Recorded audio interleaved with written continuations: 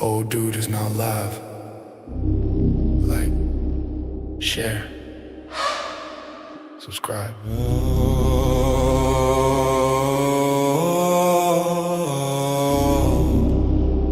It is the mind of Mr. Nagazilla. Nagazilla. Nagazilla. Nagazilla. Nagazilla.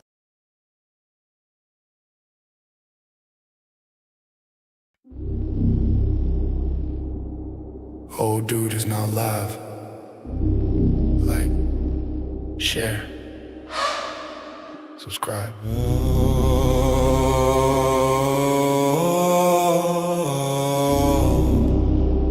It is the mind of Mr. Nagazilla. Nagazilla. Nagazilla. Nagazilla. Nagazilla. Old dude is now live. Like, share, subscribe.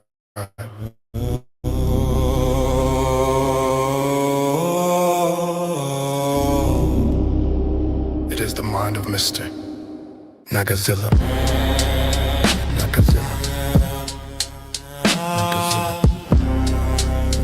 Nagazilla. Nagazilla. Nagazilla.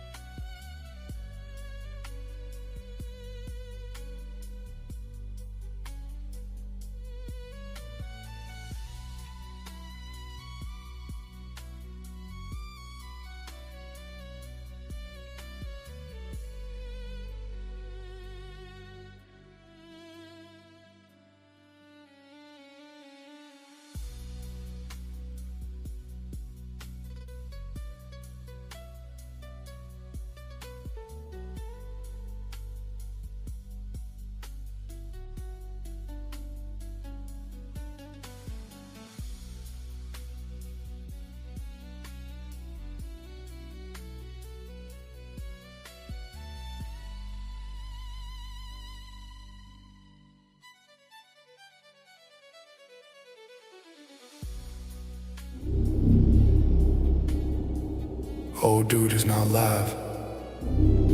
Like, share, subscribe.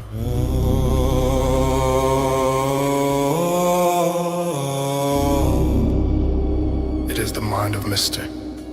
Nagazilla. Nagazilla. Nagazilla. Nagazilla. Nagazilla. Nagazilla.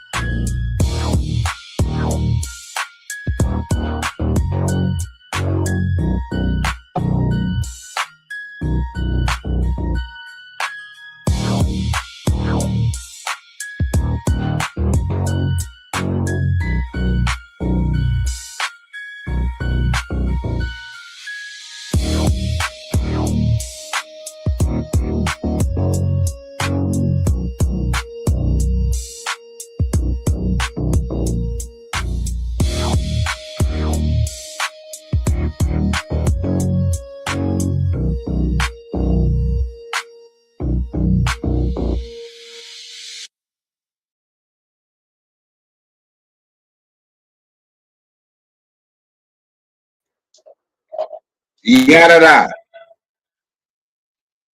What up, though? Second player.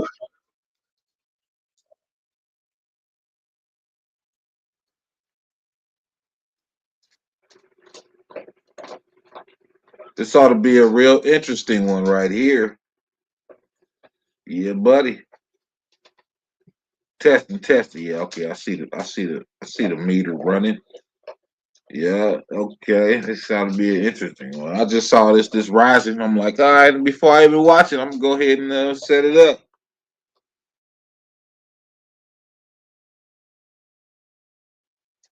while I flip this laundry. Yes, sir.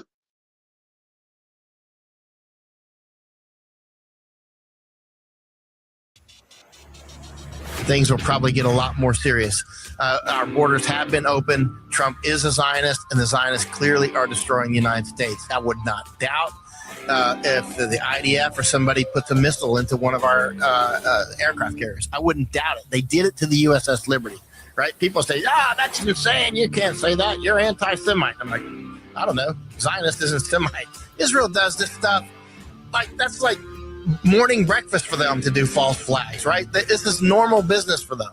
All right, welcome everyone. Mike Adams here, joined by Michael Yon. Of course, we're talking about the breakout of the new war in the Middle East. Welcome, Michael. It's always an honor to have you on. Oh, Michael, thanks for having me on. We're in Bangkok now. You know, Misako and I just spent 3 months in Europe. We were in Netherlands and Germany and Sweden and Norway and Denmark. And when we just left Denmark, we were in Denmark looking at the Danish Straits. So we were over there looking at the war issues. We were obviously not on vacation. In fact, we stayed for more than a month with Catherine Austin Fitts. And so, it was really amazing. I saw, in fact, a bunch of people sent me her Tucker interview yesterday where she was talking about going to the stallion horses together. It was pretty funny. Anyway, but So anyway, Misako and I, we had been doing quite a few interesting things. People were flying in from different countries to come see us, like Japan and whatnot. And anyway, so we ended up at the Danish Straits in Denmark, right? Because that's directly related to Panama and other routes and resources issues. Because, you know, the Danish Straits is as important to parts of Europe as Panama Canal is to the United States. It's extremely important, right? Yeah. And nearby things as well, like the Kiel Canal and that sort of thing. Anyway, so this thing started to kick up, and with the war on Iran, and as you know, we've been all talking about that for a long time. And Misako and I finally said, well, it's time to punch out of here because we might get stuck in Europe, and because we wanted to get back to Asia. And so we started plotting our routes back, and didn't look at Qatar Air or Emirates, even though I love those airlines. But we actually took Turkish Air because, we had to make a connection to get back. And so we took Turkish Air, and we landed in Turkey. I'm going to sit here and look like a lumpy bowl of cream of wheat. And we saw the IOM there loading up people to get on a flight to Vancouver. A bunch of appeared to be Middle Easterners or maybe somebody from parts of Asia. But anyway, there was a mixed group actually.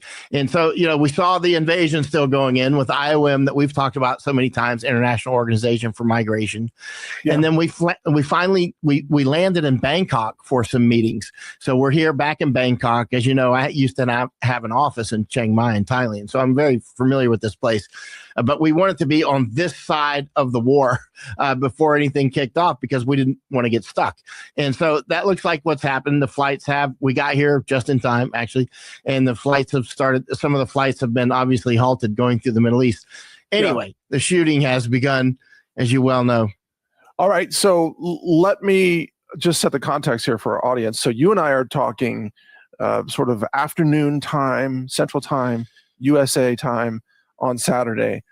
But this won't run until probably Sunday morning. So a lot can happen after we end up talking here. Obviously, this is a rapidly escalating situation. But talk to us about what we know right now. I mean, a major U.S. radar installation destroyed. And then, of course, you've been the voice warning about the closure of the Strait of Hormuz, which appears to have taken place. But you have a different take on what may be happening there. So where do you want to begin on all this? Right. It actually is Sunday morning here in Thailand. Yeah.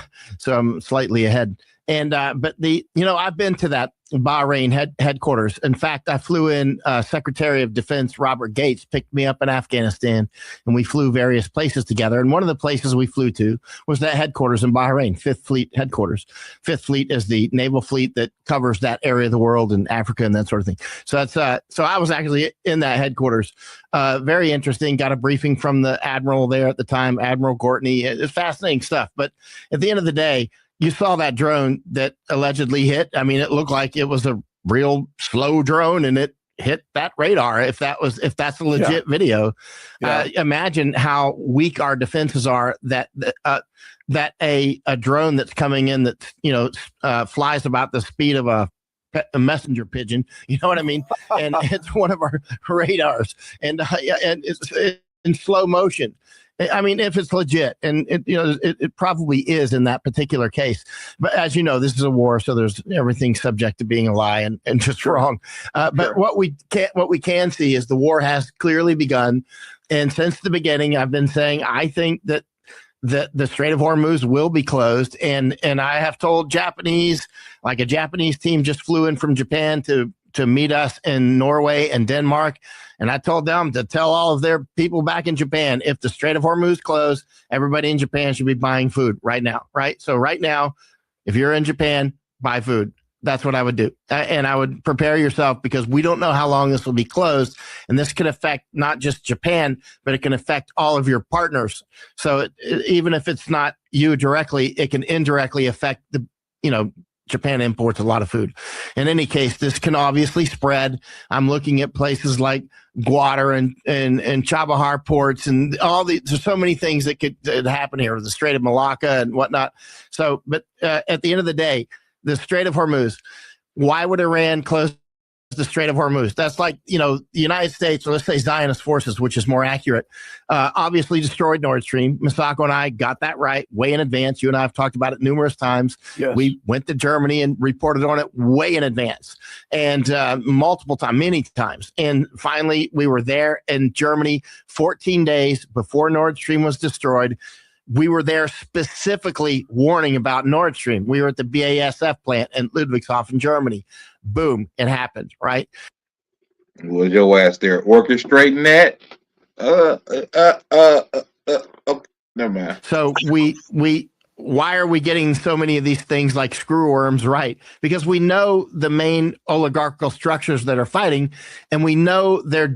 I mean, if your ass everywhere this shit happening, I was there, and then this happened, then I go over here, and then this happened, and then I go over there, and then that happened.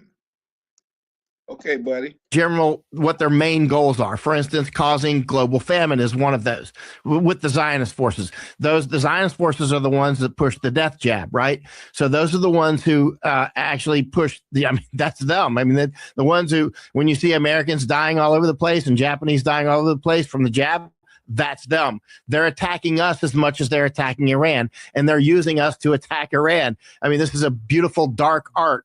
And so now, who would close the Strait of Hormuz? Why would Iran close it? That would be like saying Russia would blow up Nord Stream. When Zionist forces destroyed Nord Stream, keep in mind, U.S. presidents had bragged about, we're going to shut Nord Stream, right? There were multiple people bragging about it. It was obvious it would probably happen, and then it happened, and then immediately they blamed Russia, and people believed them. Even Germans, almost every German I spoke with thought Russia did it. I'm like, why would Russia cut their own throat? It was clearly, anyway, at the end of the day, Zionist forces did it. We all know that. They've admitted to it. Either that or space aliens. But, then it can't. And same with the Strait of Hormuz. Why would Iran close the Strait of Hormuz? They have no reason to do it. They have reasons to close it to Zionist forces' ships, military action, of course. They have reason to close it to trade that's going to nations that are fighting against Iran, but Iran has zero interest in closing the Strait of Hormuz. I mean, that's in fact, China will not like that at all. Japan's not going to like it. Many countries, including all the Gulf states, Saudi Arabia, UAE, Bahrain, Qatar, of course, Kuwait, Iraq. I understand they're that. all going to be affected. Okay, but hold on. A couple of things, and I want you to answer these to your, whatever. It's okay. You don't have to agree with me, but it seems like there's a rumor that there's been an attack on a Saudi oil field by Iran. There's clearly been an attack on the Fifth Fleet headquarters. People are getting hit in Bahrain, UAE. Other Arab states in the region are getting hit by Iran. It seems to me that Iran no longer cares about pissing off its neighbors there with the closure of Hormuz. What would you say to that? No, that's accurate. Good shot. I mean, that's important. I mean, what you're saying there is important. So it could be in their best interest to close it off in that, to close off their energy, right? Now, keep in mind, Houthis have shot quite a lot at Kingdom of Saudi Arabia before. They've had a lot of shooting go. This is a complex region, as you know. And so in that regard, yes, they could have a reason to want to shut the Strait of Hormuz. But again, China, China needs that energy coming out of there, as do Japan and many others, right? So there's reasons to want to keep it open. Russia would want to keep it open as well. Now, let's see how it plays out. Yeah, let's see how it plays out. China needs that strait to function, but China has also stockpiled a massive supply of oil for 2 years, so they could actually make it through this much better than Europe, let's say. Right. Let's see how it plays out. You know how these things go. Wars are unpredictable, and they grow and they grow. Right. And keep in mind that the North-South corridor. And by the way, Pepe Escobar came out with a great video the other day. I saw Larry Johnson, the retired CIA analyst. Yes. He sent this video. He sent me this. Anyway, his friend Pepe Escobar went over to Iran and did a video describing the North-South corridor, which is something I've been talking about for a long time. This is about. Listen, Iran for that part of the world is as important as the Panama Canal is for the United States. It's super important. Iran is a crossroads for the North-South corridor, for the infrastructure they're building up around Chabahar port and Absolutely. These sorts of things. So, I mean, this is Iran is the nexus. It always has been. We have a book in our home library in Japan from the 1700s, where a British man and an English man actually is doing a reconnaissance through the Caspian Sea to work these routes and work out the routes and resources there. It's a fascinating book talking about nothing has changed except that now that there's a larger population everywhere, and the routes and resources are more and more valuable. So opening up these brick routes all through Asia and into Europe, that's what this fight is really about. It's not about Iran wants to kill all the Jews in the world. That's actually nonsense. Jews live in Iran, right? There's Jews. I mean, why would they not kill them? So you know what I mean? A lot of these things don't make sense on the face of it. Right. Keep in mind, the Zionists obviously are a cult. A lot of Jews and Zionists absolutely hate each other's guts. Most Zionists are actually Christians. So this is, but the Zionists always conflate Zionism with Judaism as top cover, right? They always, say, oh, you can't come after me. That's anti-Semite. The white guys from Europe throwing the anti-Semite card. Right. So anyway, but at the end of the day, the Zionist cult is trying to rule the world. And part of that is depopulation, for instance, through death jabs, right? And for instance, controlling the Panama. I've said many times, including with you, Michael, that what you see going on in Panama is not so much between the United States and China as between Zionists and China. Same down in Argentina. When we went to the CPAC thing down in Buenos Aires in about roughly December of 2024, maybe November, they started the CPAC. It's the big Republican convention that they have all over the world. They started off with Viva Argentina, Viva Estados Unidos, and Viva Israel. This is in Buenos Aires, right? Keep in mind, Buenos Aires is one of the biggest actual Jewish cities in the world, right? It's a huge Argentina in general, but Buenos Aires specifically. It's a fight down there between the Chinese and the Zionists, just like it is in Panama, right?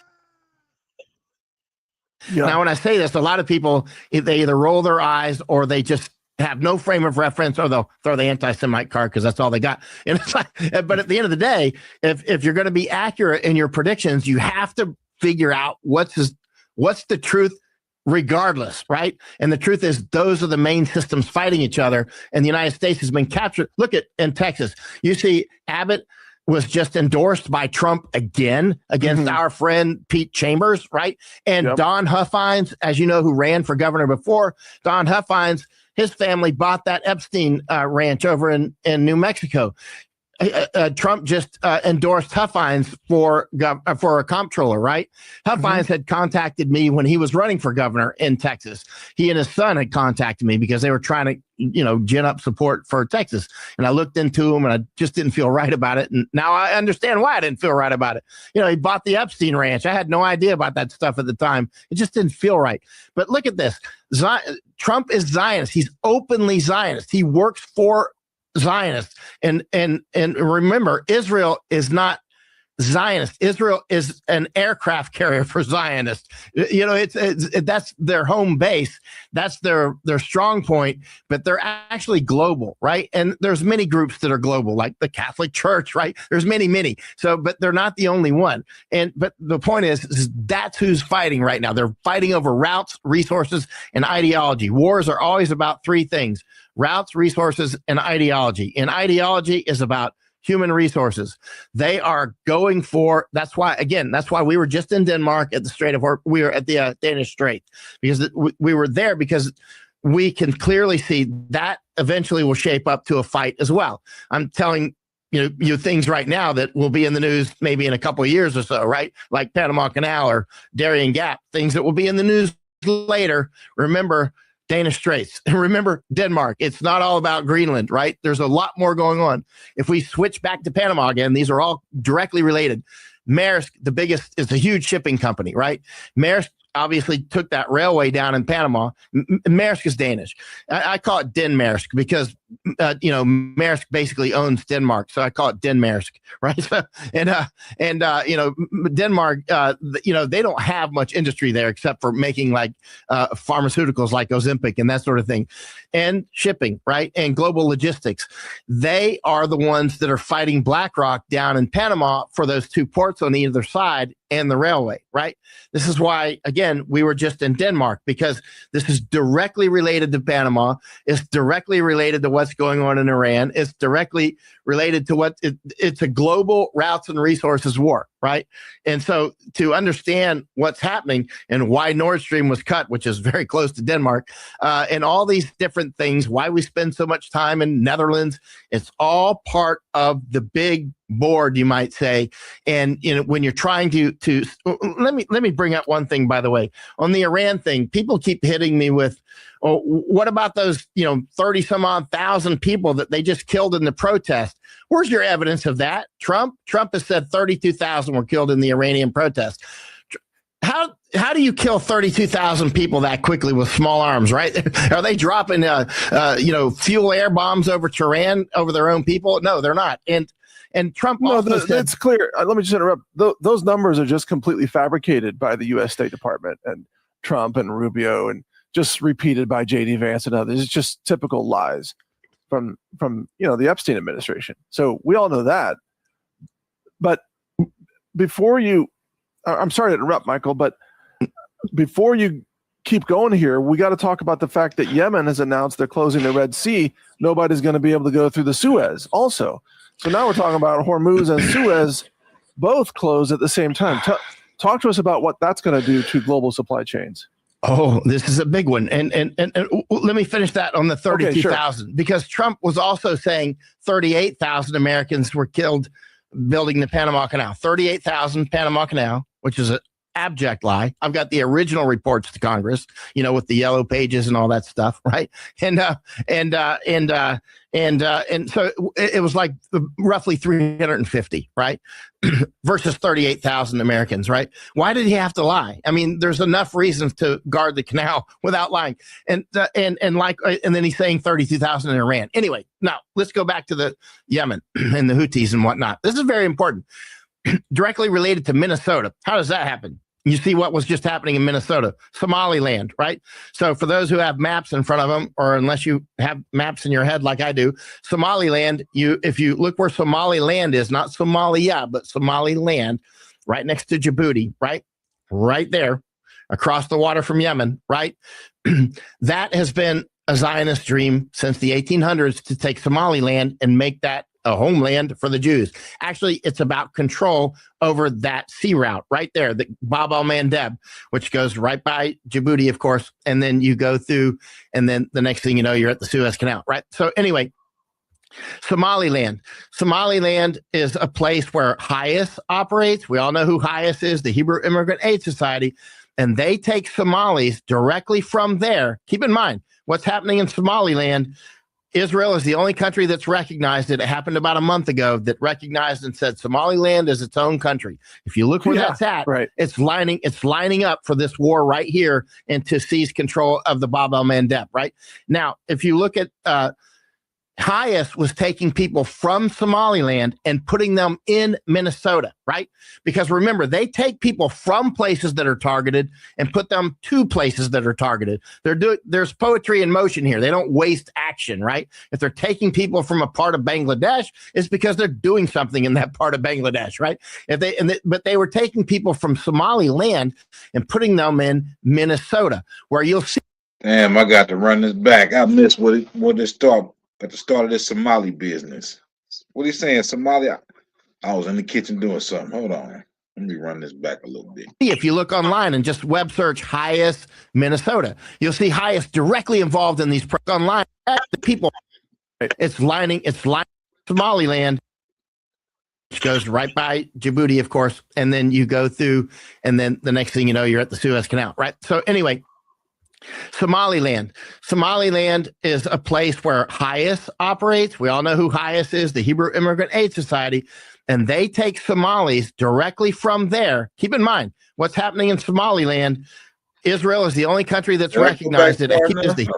Somaliland for the Somaliland is not Somalia. The original reports to Congress, with the yellow pages and all that stuff, right?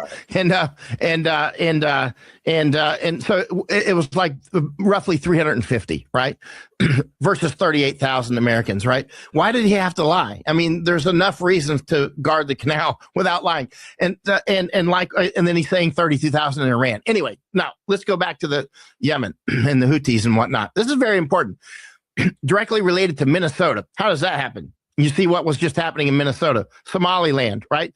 So for those who have maps in front of them, or unless you have maps in your head like I do, Somaliland, if you look where Somaliland is, not Somalia, but Somaliland, right next to Djibouti, right there, across the water from Yemen, right? That has been a Zionist dream since the 1800s to take Somaliland and make that a homeland for the Jews.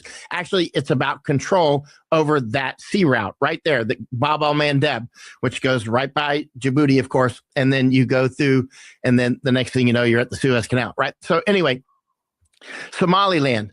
Somaliland is a place where HIAS operates. We all know who HIAS is, the Hebrew Immigrant Aid Society, and they take Somalis directly from there. Keep in mind, what's happening in Somaliland, Israel is the only country that's recognized it. It happened about a month ago that recognized and said Somaliland is its own country. If you look where that's at, right. it's lining up for this war right here and to seize control of the Bab el-Mandeb, right?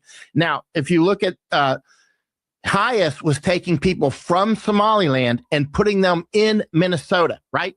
Because remember, they take people from places that are targeted and put them to places that are targeted. There's poetry in motion here. They don't waste action, right? If they're taking people from a part of Bangladesh, it's because they're doing something in that part of Bangladesh, right? But they were taking people from Somaliland and putting them in Minnesota, where you'll see, if you look online and just web search HIAS Minnesota, you'll see HIAS directly involved in these protests, directly involved in installing people in office. It's right there in the open. They don't hide it. I mean, it's in news articles, it's in their press releases. Hebrew Immigrant Aid Society, the same people that are down in Panama pulling people through the Darien Gap, that is the same people that took people from Somalia and put them in Minnesota. Why Minnesota? Minnesota, routes and resources, headwater of the Mississippi River, right there on Lake Superior, right?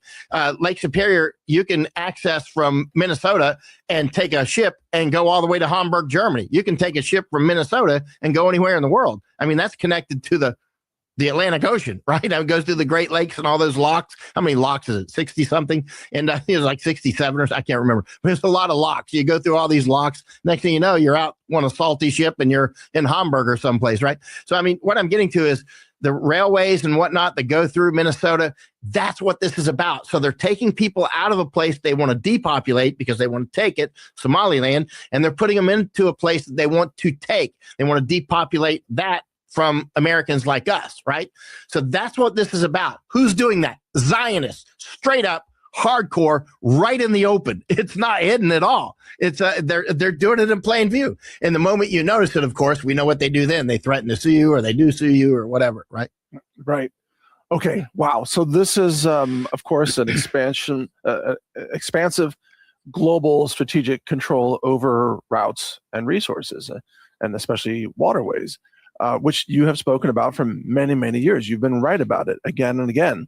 You know, it's almost like what's happening today is exactly what you laid out 3 years ago, sometimes in our interviews. But I want you to talk about the more immediate impacts right now of what happens if the Strait of Hormuz stays closed for 30 days and if the Suez stays closed for 30 days. Just what happens? Well, your readership is global. I've said many times, whatever country I go to, people come up and say, I saw you on Mike Adams show. So wherever you're at, for instance, Japanese listeners, of which there are a lot, you know, at this point, you need to stock up on food. And if it turns out to be not a big deal, good. Eat the food and it'll be done. But at a minimum, the prices probably will substantially go up at a minimum. If this is closed for 30 days or 60 days or keeps going on, this could be very significant, because it could affect, that will immediately affect energy prices, obviously. And energy. Hey, player, I always play Health Ranger. I don't be having no problems. Not with none of his shit. He don't copyright none of this shit. AI is looking for copyrights and what it may deem misinformation. Prices, as you've talked about many times, Michael, all boats of prices rise on energy prices, whether, everything. If now the subject matter is a different story. We could trigger some attention with the words they're using. The energy prices are higher, everything's higher. And so this, at a minimum, your food prices are going to be higher. At a maximum, if this goes on, it will clearly spread because that's what wars do. That's like a rule of war, right? I mean, right. A rule of war prediction is that they spread unpredictably and they last longer than people expect. This has all the components of World War III. All the components are there at the table, right? The big players, Russia, China, United States, and India, all of the big players, Europe as a collective, everybody's interested in this. Yeah, well, okay, so how are U.S. consumers going to feel this? I mean, obviously higher gas prices and higher transportation prices, so food inflation. But also, specifically, I want to ask you about supply chains getting completely wrecked here. I mean, the shutdown of U.S. domestic manufacturers because they can't get parts, things like that. Talk to us about some of those ramifications. Right. And I think by now, most people have heard stories or lived stories where you couldn't get parts for your broken car. Yep. And Vandersteel was telling me something the other day about that. I mean, some tire problem. It just takes forever to. Look, you go through that goofy shit every time the forecast is for snow or some shit. Goofy ass people go clear the shelves of bread and milk and every goddamn thing. Get tiny parts. When I used to live in Poland, I used to have an office there. I actually hired somebody who did nothing but get parts and things like that made for me for my business. You know what I mean? When something broke, we had to go get stuff made, right? Old school. I mean, a lot of Americans are going to have to start thinking about that now. You're going to have to know people that has has machining gear and that sort of thing. But that's not the way to run a huge economy. This keep in mind, whereas things may not affect you directly, or they may, they'll affect you indirectly. If you're in the export business and your target country is being devastated Brother Nasir, salute. What's packing with you? economically, well, there goes your business. Or if you're importing from them, there goes your business, right? So we're all interconnected. It's nothing new, except that now it's interconnected more vibrantly than before. And keep in mind, as these choke points get choked down, like Strait of Hormuz, like Bab el-Mandeb, then that puts more pressure on the open choke points like Strait of Malacca, right? That puts more. That's why we're in Thailand. This is directly related to that. This is again, a lot of people look at Thailand as just a nice place to go on the beaches and whatnot. No, the reason I had an office in Chiang Mai, Thailand, is because this is the hyphen in Indo-Pacific security. This is a very important place, right? Singapore is very important. Right there on the Strait of Malacca, right? And so you see the conflict between Cambodia and Thailand. That's not about that temple, that 1907 map. That is about routes and resources. Anyway, at the end of the day, how will this affect people in general? I would definitely stock up on food at this point, if for nothing else, because it's cheaper now than it will be in a month. Almost certainly the prices are going to go up. It's actually hard to imagine that food prices won't go up at this point. So just stock up for a matter of common sort of home economics. Well, along those lines, let me plug my store since you brought it up, healthrangerstore.com. We are fully stocked right now with our Ranger buckets. And we've got it right in our house. You see, and our food. I've out there. Right. And physically being unable to get supplies already bad. If those routes are getting shut down, this is way worse than the tariffs. Those were already bad. But now we're talking. Mike was real slick with this shit. While you talking about it, let me promote my store. About physically being unable to get supplies, period. That's what's happening. You're right. Right. And, speaking of shut down, I mentioned the gold, right? We were out looking at gold stores yesterday because there's signal flowing through that gold and silver, right? And Thailand is got their own gold standard, actually. It's called the baht. And I don't mean the Thai baht, the currency. I mean, it's the baht weight of gold. Yeah. And they're 23 karat gold, not 24. Anyway, it's very smart that Thailand has their own system. It's a whole different story, but it's fascinating. It's super smart way the Thais do it. Anyway, we were out looking at these gold stores in Chinatown. And went to quite a few. We're looking at them like, how's business going? Because we're kind of getting the pulse there. And Thailand has recently started selling silver, actually, which is, Thailand is not normally big into silver. Some of the neighbors are, but not Thailand for some reason. But now, and I was asking gold people in Thailand before, why aren't you into silver? Because Thais are really smart with business. But anyway, they're getting into it now. Anyway, so we're in these stores yesterday, and then we see the attacks start there in Iran and whatnot, and those stores, all the gold stores in Thailand closing. Say what? You capping? Now you quit playing. They're like, you go alive too much. Stop it.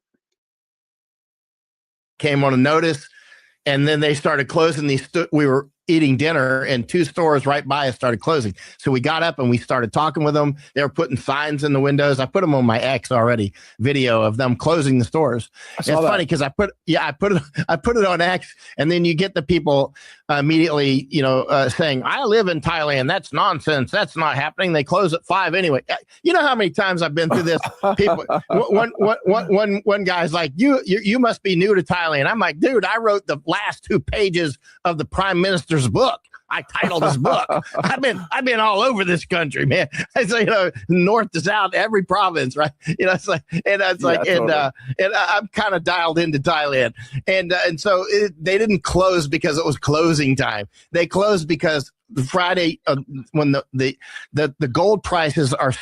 Michael, yeah, and I get it. You're always somewhere where shit's popping off. I've already bookmarked that. Steady over the weekends in Thailand. So today it was like, I think 77,600 baht per Thai baht per baht of gold, right? Anyway, not to go into, but anyway, the point is, so they keep the same price from the closing bell on. This ain't back to back. This ain't back to back to back to back to back to back to back either. There is time and space in between these live streams. Friday, the international markets, to the opening bell on Monday, right? So, so if there's a big event over the weekend and the price might be spiking right now, they don't want to sell their kilos of gold, right? Exactly. They want to, so they closed everything down.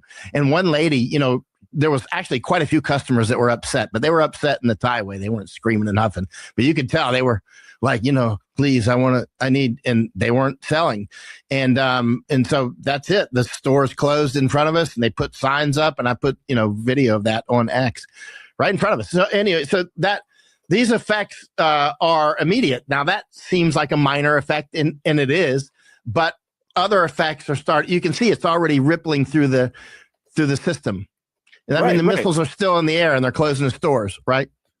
Right. So my question is then, in terms of gold and silver, well, we all expect gold to really spike on Monday, probably, or, you know, Sunday night when markets start to open. That is USA time, Sunday night.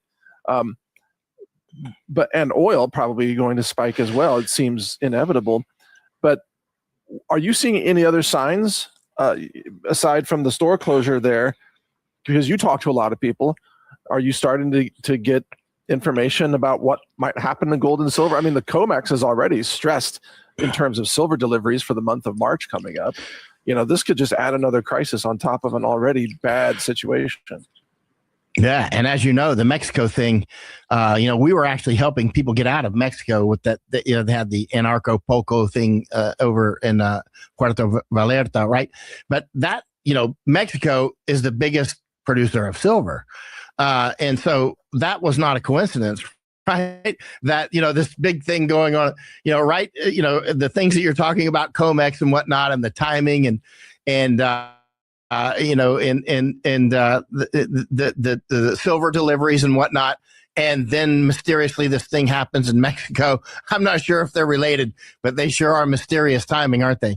You know, the thing is we've got this big shiny thing on our southern border called Mexican silver, right?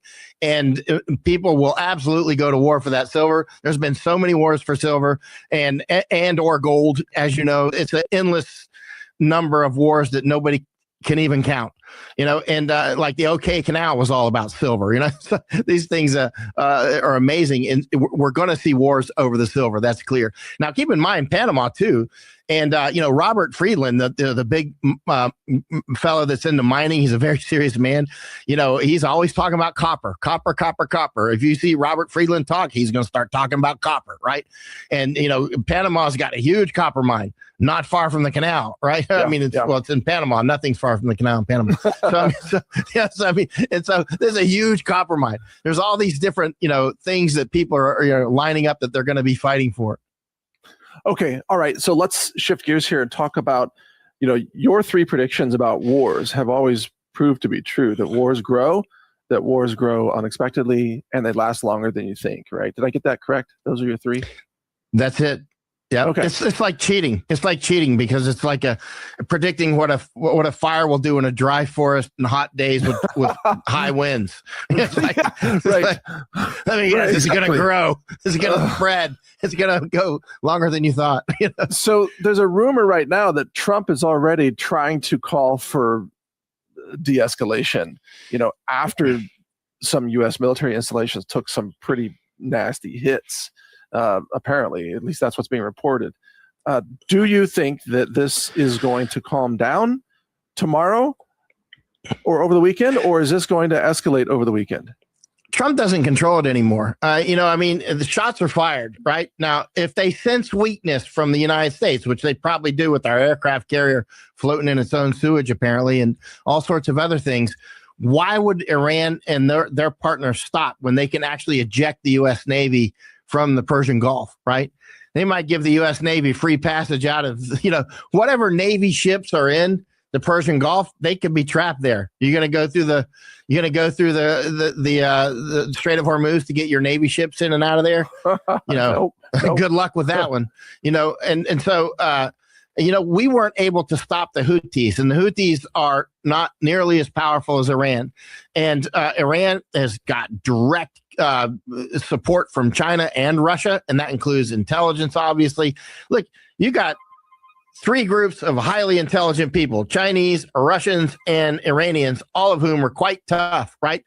Israel has not been able to defeat the people in Gaza. I see the reports coming out of Gaza daily. They're still highly kinetic there. They're still doing airstrikes every day. I mean, like bombings, right? They're still doing drone strikes every day, sniper shots every day. The people in Gaza are still fighting the Israelis, even while the Israelis rob Americans blind of more hundreds of billions of dollars, right? So even after Gaza has been flattened, they're still fighting, right? What chance do they have against Iran and the Houthis and all these others who are way far flung, or Pakistan, right? Who has nuclear weapons? Now, you saw, recently, India and Israel are snuggling up closer and closer. Obviously, India would love to go for Pakistan and that sort of thing. And of course, because India's always got that thing going against China, and Pakistan, uses that port, Gwadar, right? That's the same port that we used in Afghanistan, by the way. United States forces used, or let's say our coalition forces used the port of Gwadar down there on the Indian Ocean to bring up supplies into Afghanistan, right? So right next to Gwadar is Chabahar, but Chabahar is in the on the Iranian side, right? So you got these two major ports right there. Chabahar, you're well aware of them, and Gwadar, not far from each other. These are two major ports that are going to have a big, key place in the future. Now, keep in mind, Israel wants to build the Ben Gurion Canal. They want to dominate the routes and resources in that region, but as the BRICS people build these other infrastructures, there's so many infrastructures, we could talk about it literally for days, right? And so, but in summary, there's a lot of BRICS infrastructure being built that will just bypass. So sanctions won't work because they're doing it by land.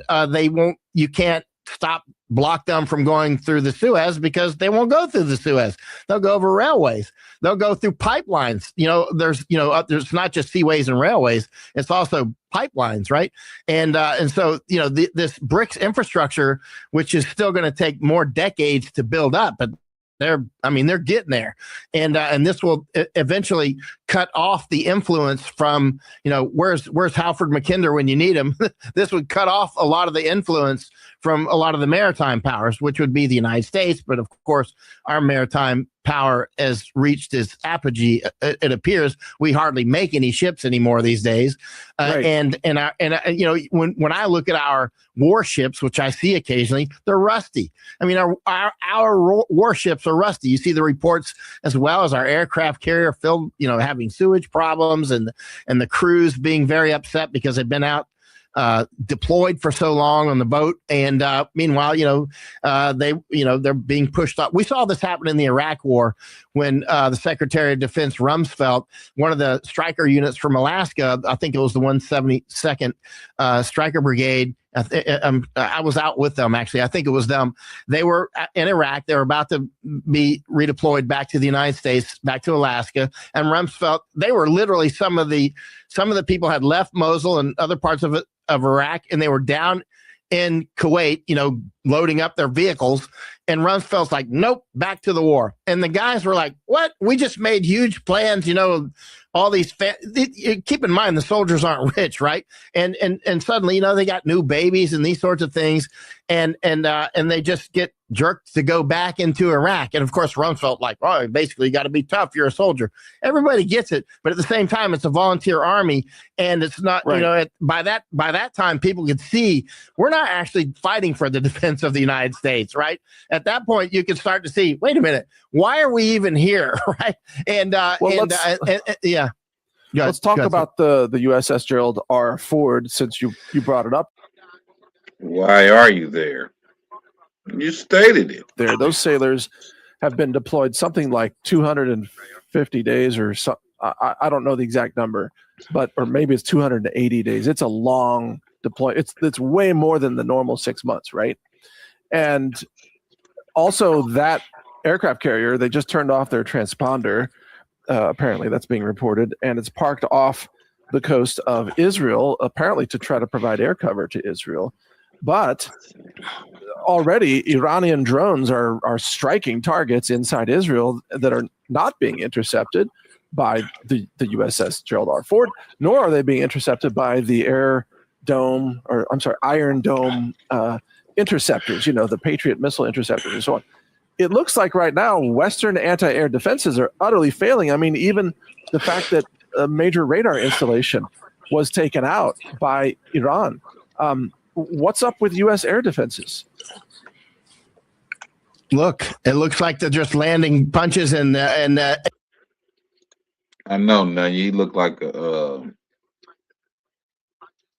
I said lumpy cream of wheat, but I'm gonna go ahead and say he looked like a bowl of lumpy mashed potatoes sitting up there now with no butter. and the defense has just got its fist hanging by its side, limply by its side. I mean, they may end up sinking one of our aircraft carriers. They may end up at least damaging. It's not going to be difficult for these people with these advanced weapons and hypersonics to take out one of our ships or more, right? And put them on the bottom of the sea, or at least make them inoperable.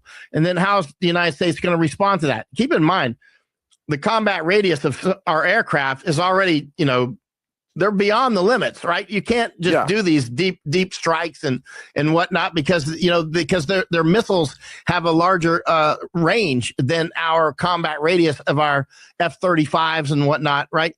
This is not going to go well. Many of us have been, Matt Bracken screaming at the clouds every day about this for, 2-3 years, I mean, he's right. And you have as well. This is just not going to turn out well. Iran is a serious player with land routes, with land. They can be resupplied by land or by air, just going over Asia, right?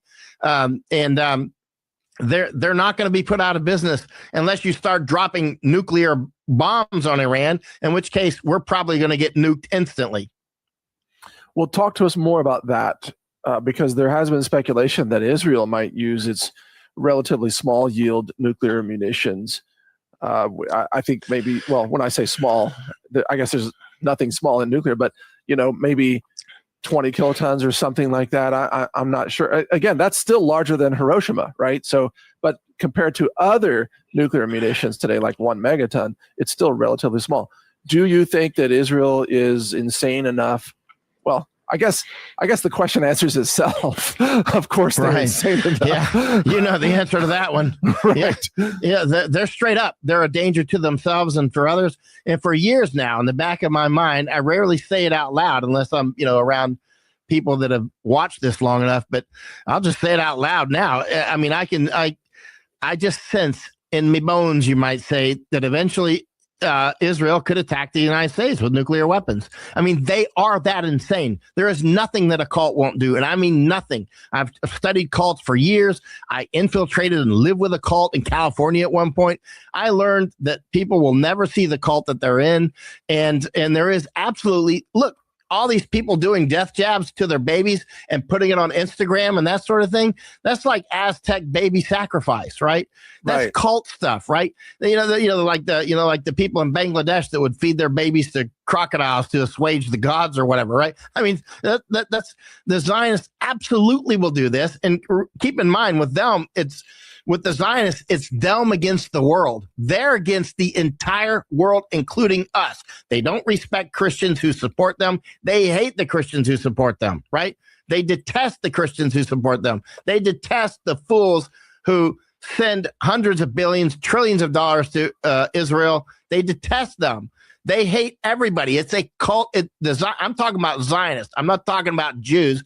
Jews and Zionists kill each other daily. I mean, they're in straight up war. Obviously, a lot of Zionists are Jews, but the ones who are the top leadership of the Zionists, they're atheists, right? And actually, the bulk of Zionists are Christians, right? Americans, right? Excuse me. And so, but the point is it is a death cult.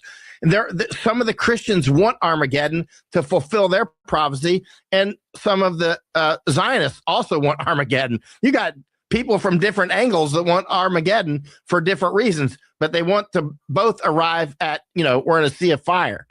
Okay, let me interrupt you here because I just got confirmation here This is at least according to Netanyahu, so take it for what that's worth.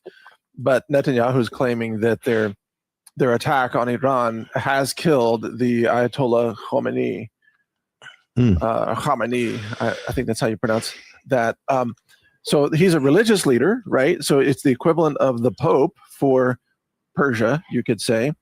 This would be obviously a grossly illegal and provocative assassination of a person who is widely loved by, most of those in Iran and outside of Iran as well.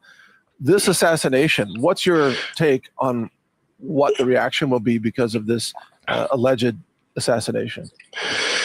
Right. First, let's see if it's true and how these things go. Right. And at the end of the day, even if they did, remember when they were killing all these Al-Qaeda leaders and the war kept going and kept going and kept going. People used to ask me all the time, oh, they just killed the next Al-Qaeda guy or whatever. Will that end the war? I'm like, nope. It's like you killed King Mosquito, right? The mosquitoes aren't going to stop. You're provoking them. You're hitting them. You're still attacking them. You want to destroy.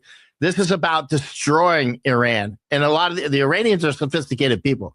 I mean, the Persians, I have never met a Persian that I wanted to go to war with. I mean, generally, they're very pleasant people, right? If you say something bad about Iran, they don't lose their mind and call you an anti-Iranite, right? They're also very highly intelligent, typically. Very intelligent.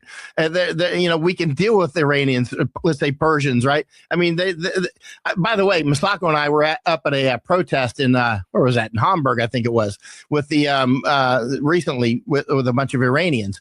And then close to that was a huge amount of Kurds that were protesting, thousands of Kurds, like, I don't know, let's say 3,000 or something. The Iranians, maybe 100 or 200. But we talked with the Iranians and the Kurds for quite a while. And but it was funny.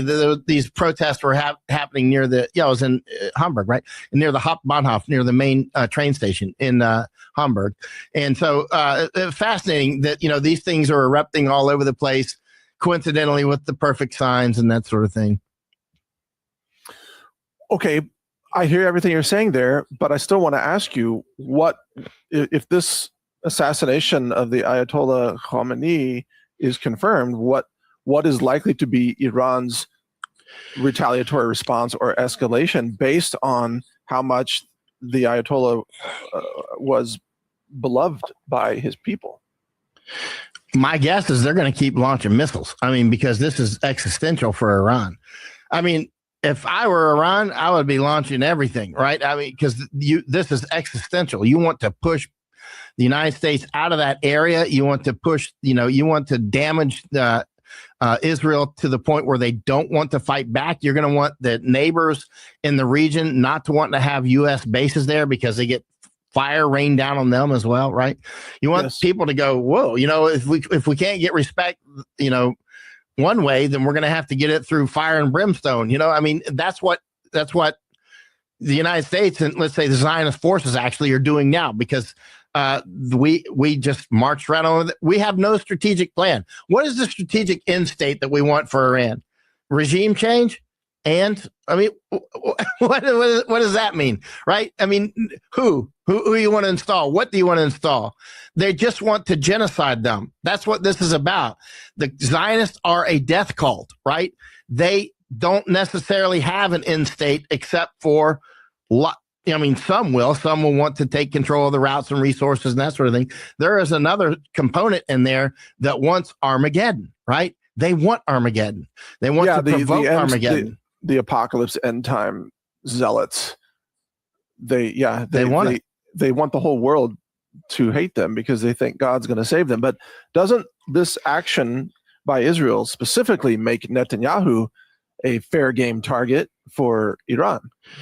He has been since day one. I mean, because they assassinate people all over the world and they brag about it. They brag about it. I mean, they absolutely brag about it. He's a military target. I mean, anybody that does things like that is actually obviously a military. I mean, that they're way beyond all that part.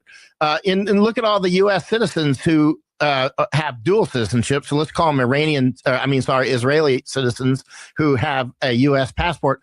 apparently I've read, I don't know how true it is, but about 12,000 Americans have fought for the IDF in the Gaza fight. I mean, that's a Wow. big deal. And there's no way, I don't know what the true numbers are, but let's just say it's some big number.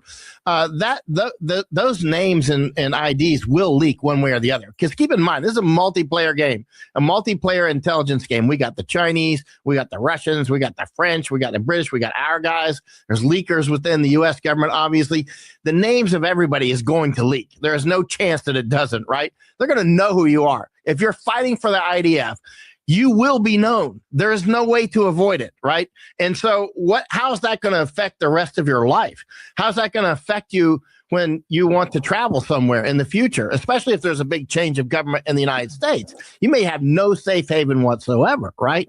Right. You may have no safe haven in the United States. You may have no safe, and keep in mind, HIAS, Hebrew Immigrant Aid Society, is, Zionist, is one of the groups that are trying to put the United States in the position where, weirdly, Jews and Zionists have no safe haven, and Christians have no safe haven in the United States or Europe, right?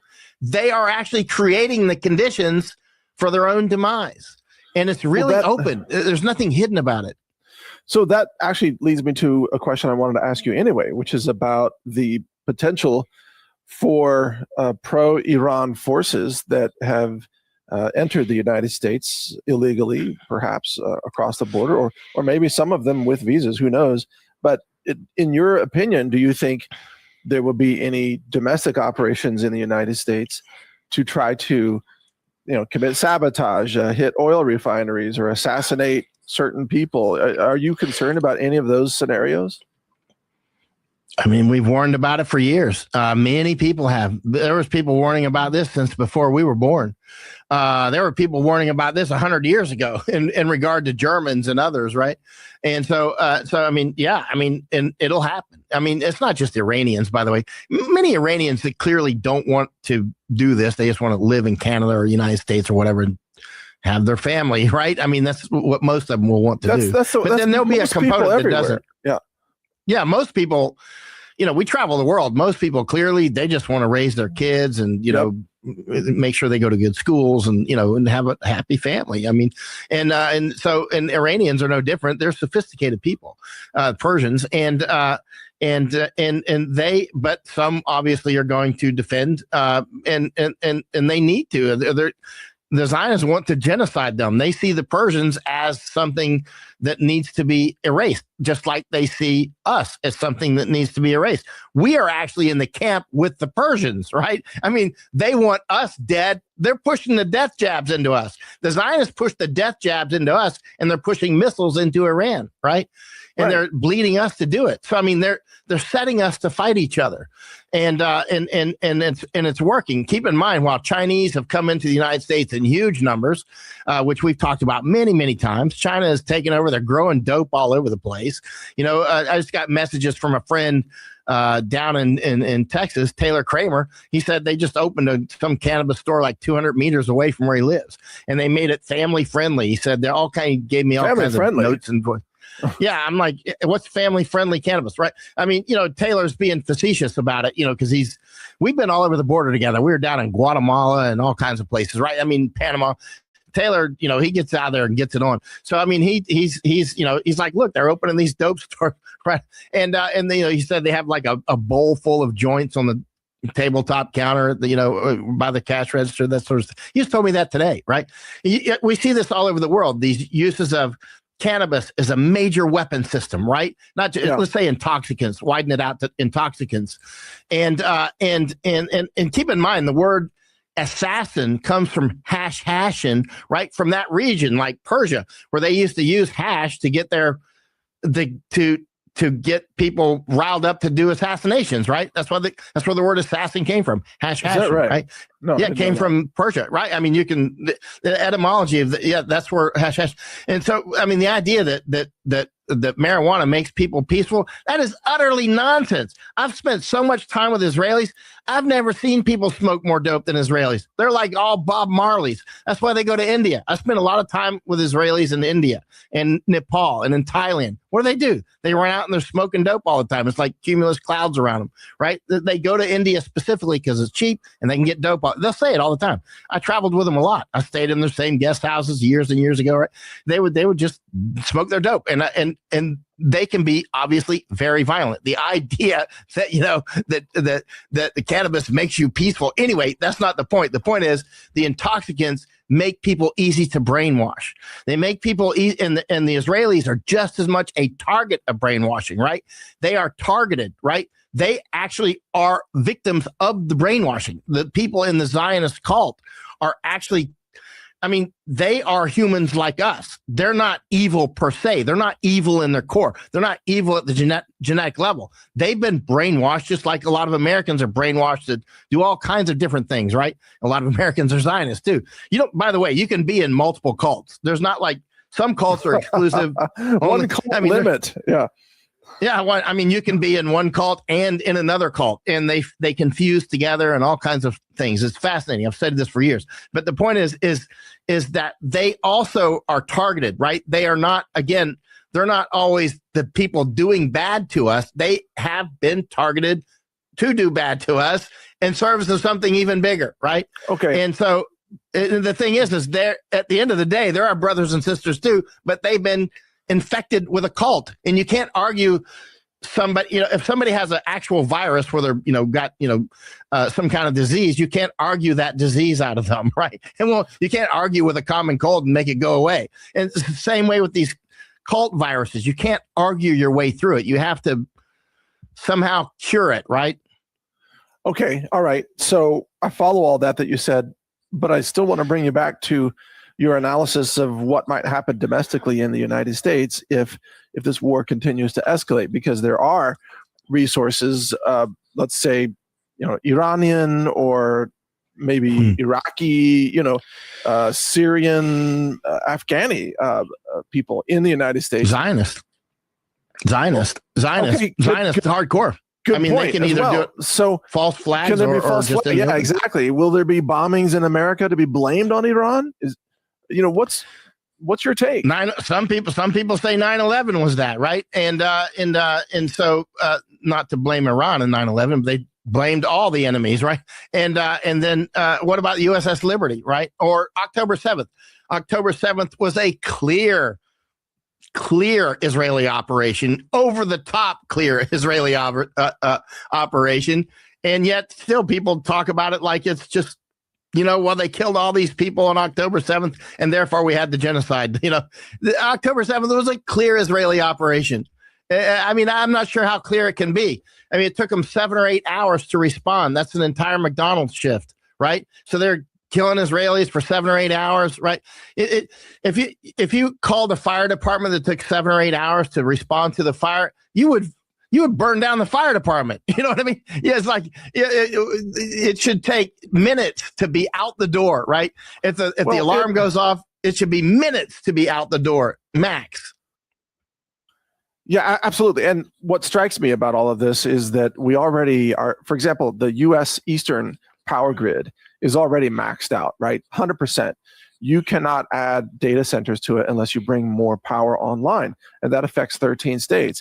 So if there were to be any nefarious forces, whether they be Zionist or Iranian or whoever, or even the government itself, who knows, that wanted to cause blackouts across like Virginia, that's not actually very difficult for someone to achieve if they were so motivated, right? We are quite vulnerable, especially our power grid, it seems. What are your comments on that? Chinese could do it, as you know, and obviously Zionists could do it. Keep in mind, I keep going back to this one thing. It was the Zionist architecture that was pushing those death jabs and continues to do it, right? So there's no way to get around that. That's a big mountain in the middle of the road, right? So any idea that they're on our side and still death jabbing us is out the window, right? They're not on our side. They are parasitoids, right? That's what's happening. And so they might do it. Who might? obviously want to depopulate us. I'm talking about the Zionists, right? And the Chinese would love to depopulate us as well, right? So, but keep in mind, the Zionists and the Chinese also fight each other. So it's not like that friend of my friend is my, or the whole enemy thing. You know this thing. But at the end of the day, the Zionists and the Chinese fight each other, and they both want to get rid of us, right? Right. And I'm not talking about all Chinese, of course. I'm talking about Chinese Communist Party, right? They clearly want to get rid of us. They're clearly as racially superior. The Chinese Communist Party are racial supremacists, just like the Zionists. The Zionists are hardcore racial supremacists, right? They are the biggest racist on planet Earth, or somewhere gold and silver is Chinese Communist Party and Zionists. You've said this before, that the key conflict for the future of our world is Chinese versus Zionist. Clear. It's clear. And they are fighting each other on a level that most people don't even comprehend, and they don't even sense that it's happening, even though it's Woo, I was hearing a whole bunch of shit talking about weed. Leave the weed alone, Michael Yan. If you just hate weed, then you just hate weed. That's all it is. Now they probably putting some shit in there. I wouldn't trust Chinaman growers and shit like that, but ain't nothing wrong with the weed, dog. happening right in front of them, really nakedly right in front of, again, death jabs. Who did that? That wasn't China. That was not Iran. Iran did not do that. That was not a bunch of Muslims who did that. The Muslims did not push the death jabs on us, right? It wasn't Buddhist. It wasn't Jains. It wasn't That was our own Sikhs. government. Yeah. It was. And it was coming, a lot of it was coming from that Zionist architecture. Clear, obvious, right? Trump is a hardcore Zionist. He's a very obvious Zionist. And Operation Warp Speed. So Trump used the military. And of course, the DOD ran the original research on SARS-CoV-2, which was then laundered through Wuhan for the gain of function editions. And then some derivatives of that were slipped into the jabs that were distributed by the military. So that was a military operation against the American people. Right. And hardcore. I mean, it was a very hardcore military operation by our own military, right? But which is captured. Again, there are many. Who is doing these airstrikes on America's behalf? How many of those are Israelis or Israeli citizens or dual citizens or whatever? Our military is not like, there's this idea that our military is something that it's actually not. It's a huge blend of people, right? Our intelligence agencies. I had some knockdown, drag out discussion last week with several Zionists on this private call, and one of them threatened overtly to contact his friends in the Department of Homeland Security to come after me. I put it on X. It's pinned at the top of my X right now. I saw that. Yeah. I mean, that guy threatened me overtly in clear terms. He'll have his people from the Department of Homeland Security. Hey, I bet he grew up in the house. His parents was like, "You better not be smoking the devil's lettuce, boy." Come look into me. Right? That's a hardcore Zionist right there. And he put it in writing. He's either that stupid. You see the size of that nose, though? Many of them are a combination of they're not as brilliant as they make themselves out to be, and they're arrogant. So when you mix those two things together, that supreme arrogance and that supreme sense of entitlement and the supreme sense of victimhood, all professional victims are predators. And that goes on a personal level all the way up to cultural level, tribal level, national level. When you see like Chinese Communist Party, they always play professional victims. Zionists always play professional victims. That's how they then have reason to do anything that they want to do, because they it's us against the world. Everybody's mean to us. Everybody hates us. Everybody's trying to steal from us. Therefore, it's not stealing when we go for them. We're just evening up the score, right? That's how they keep that. That's how they keep those structures together. Right. Okay. So let me shift gears here with you again. Let's talk about the political fallout of this, because if the Strait of Hormuz stays closed and the Suez is unusable, supply chains begin to crater, inflation kicks in because of the higher cost of transportation impacting, let's say, groceries and food, etc., everything. what do you think the fallout's going to be for the midterm elections, the GOP, and the Trump administration in particular, or shall I say the Epstein administration at this point? What do you think? Yeah, the Epstein administration, like in Texas, which is obviously one of the most important little places on planet Earth, is Texas, right? Look, Abbott has been endorsed by Trump now, 4 times? I think 3 times in writing, and then Trump just came down to Texas. And meanwhile, Doc Chambers. I find it funny they're trying to put the Epstein administration, like putting a focal point to it, like it's just this administration. This shit been going on for decades, man. How the fuck you just go put the focal point on this administration being the Epstein administration? Get the fuck out of here with this shit. Is running for governor and getting a huge groundswell. And but what does this mean for politics? I mean, do we trust even the voting? I don't actually. I mean, unfortunately. And so I don't know what to think of it at that point, because if you don't trust the actual voting mechanisms, then what can you trust? But it is true that Trump has come down to Texas and he endorsed Huffines, right? Again, who his family bought that Epstein ranch in New Mexico. What's up with that? You know what I mean? I mean, it's the whole Epstein ecosystem here. Trump, and it's interesting. How many people will give Trump a pass on Epstein? They'll give him a pass on anything. Like Trump said years ago, he could just shoot somebody in the street and you just walk away from it and get away from it. Yeah, they've got the cult going. Yeah, okay. So, but there are also a lot of people turning on Trump right now. So he's plummeting in the polls even before this new war kicked off. I think his support numbers are now maybe 30% or something like that, and that's going to continue to plummet. But isn't it clear that the demise of the popularity of Trump and the collapse of MAGA, the pro-peace ticket has collapsed, that this is actually going to be catastrophic for the GOP in the House and Senate, both coming up? And that means that if the House is a pretty thin majority right now, doesn't that mean that next year Trump's going to be facing an endless parade of impeachments? See, isn't that a perfect strike on a core of the conservative Americans? Trump came in, packaged up the conservative Americans, and then split them. I mean, that's what those narcissists do. They do what's called splitting. Psychologists call it splitting, and it happens on personal levels, and it happens on larger levels, like cultural levels. You can see in this political sense, they pulled all the MAGA people together, which if I were going to, call myself anything, it would be like MAGA in a sense, like I'm very conservative, right? I believe in family. I believe in, the whole, picket fence idea of America. That's the America that I want, right? That's the America that I yearn for. He pulled that yearning in together and threw gas on it, right? And now you've got a lot. And again, the days that I've supported Trump remain at zero, right? You can see yourself and you can see your opposite in people, right?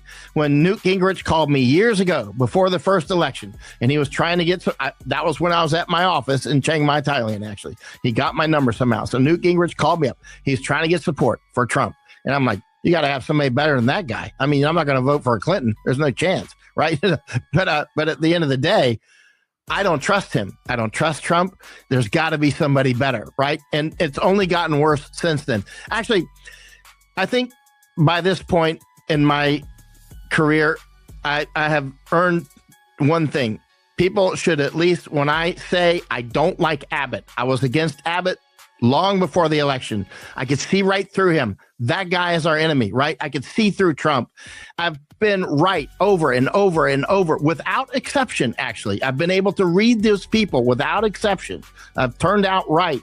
So in the future, when I say that guy's not good, I'm more able to spot the ones who are not good than the ones who are good. It's easier to spot not good than it is to spot good. Good, the only way you can spot good is if it's under high stress.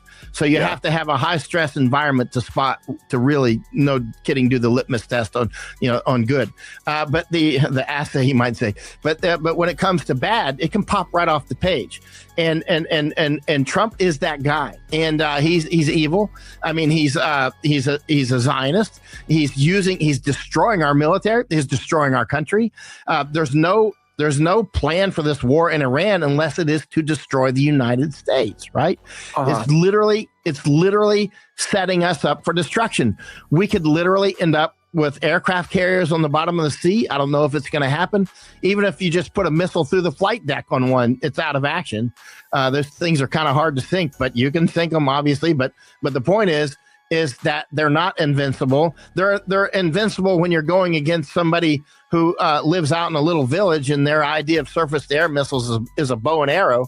But now we've got people with hypersonic missiles and targeting. It doesn't matter if the Ford turns off its transponder. We got Chinese and Russians out there, man. We got the Turkish. We got fishing boats all over the place. There's no way that aircraft carrier is hiding out there. There's zero chance it's going to hide out on the open seas against Chinese, Russians, Turkish people with fishing boats, yachts, everything else. There is no chance that aircraft carrier is hiding out there. If they want to target it, they're going to hit it, right? And so that's what it comes down to. And they want, obviously, to widen the war with Turkey. And obviously the Turks, picking on the Turks is not a good idea. But the Turks are right there on the Bosphorus, right? They got the Turkish Straits. So if you can control the Turkish Straits and you can control the Danish Straits, where we were just at, actually, and you can control the Suez Canal and the Bab el-Mandeb and the Strait of Hormuz, and the Panama Canal. This is massive, right? This is massive. But they're not going to, because they're insane. They're not as intelligent as they're made out to be. The Zionists are not. They're insane. You can see that by their actions. They're clever. They're very clever. They're clever enough to do a lot of. It doesn't take as much ability to be an arsonist as it does to be an architect. That's so true. One arsonist can outwork 1,000 architects, right? There are social arsonists. I noticed that with Al Qaeda. Al Qaeda was very good, let's say in Iraq, with taking towns. They could take like Bakuba or whatever, take it over. They did. I was there, right? And then they couldn't run it. They couldn't keep the water going. Any veterans that were there at the time, like Operation Arrowhead Ripper and all that, I was there. I was in Bakuba a lot, between 2005, 6, 7, I think 8 as well. But anyway, the point is Al Qaeda took it for a spell, made everybody hate them, just like everybody now hates Zionists, and they couldn't keep the water on, couldn't keep the electricity on, and so we beat them. And they beat themselves, actually, is more accurate, right? They did this over and over and over, and they created a lot of hatred, and then they didn't have water for the fish to swim in, let's say, if Mao were around. Like, the Zionists don't have any safe haven except in the minds of people like Trump and an increasingly smaller and smaller group of Americans. And they know that.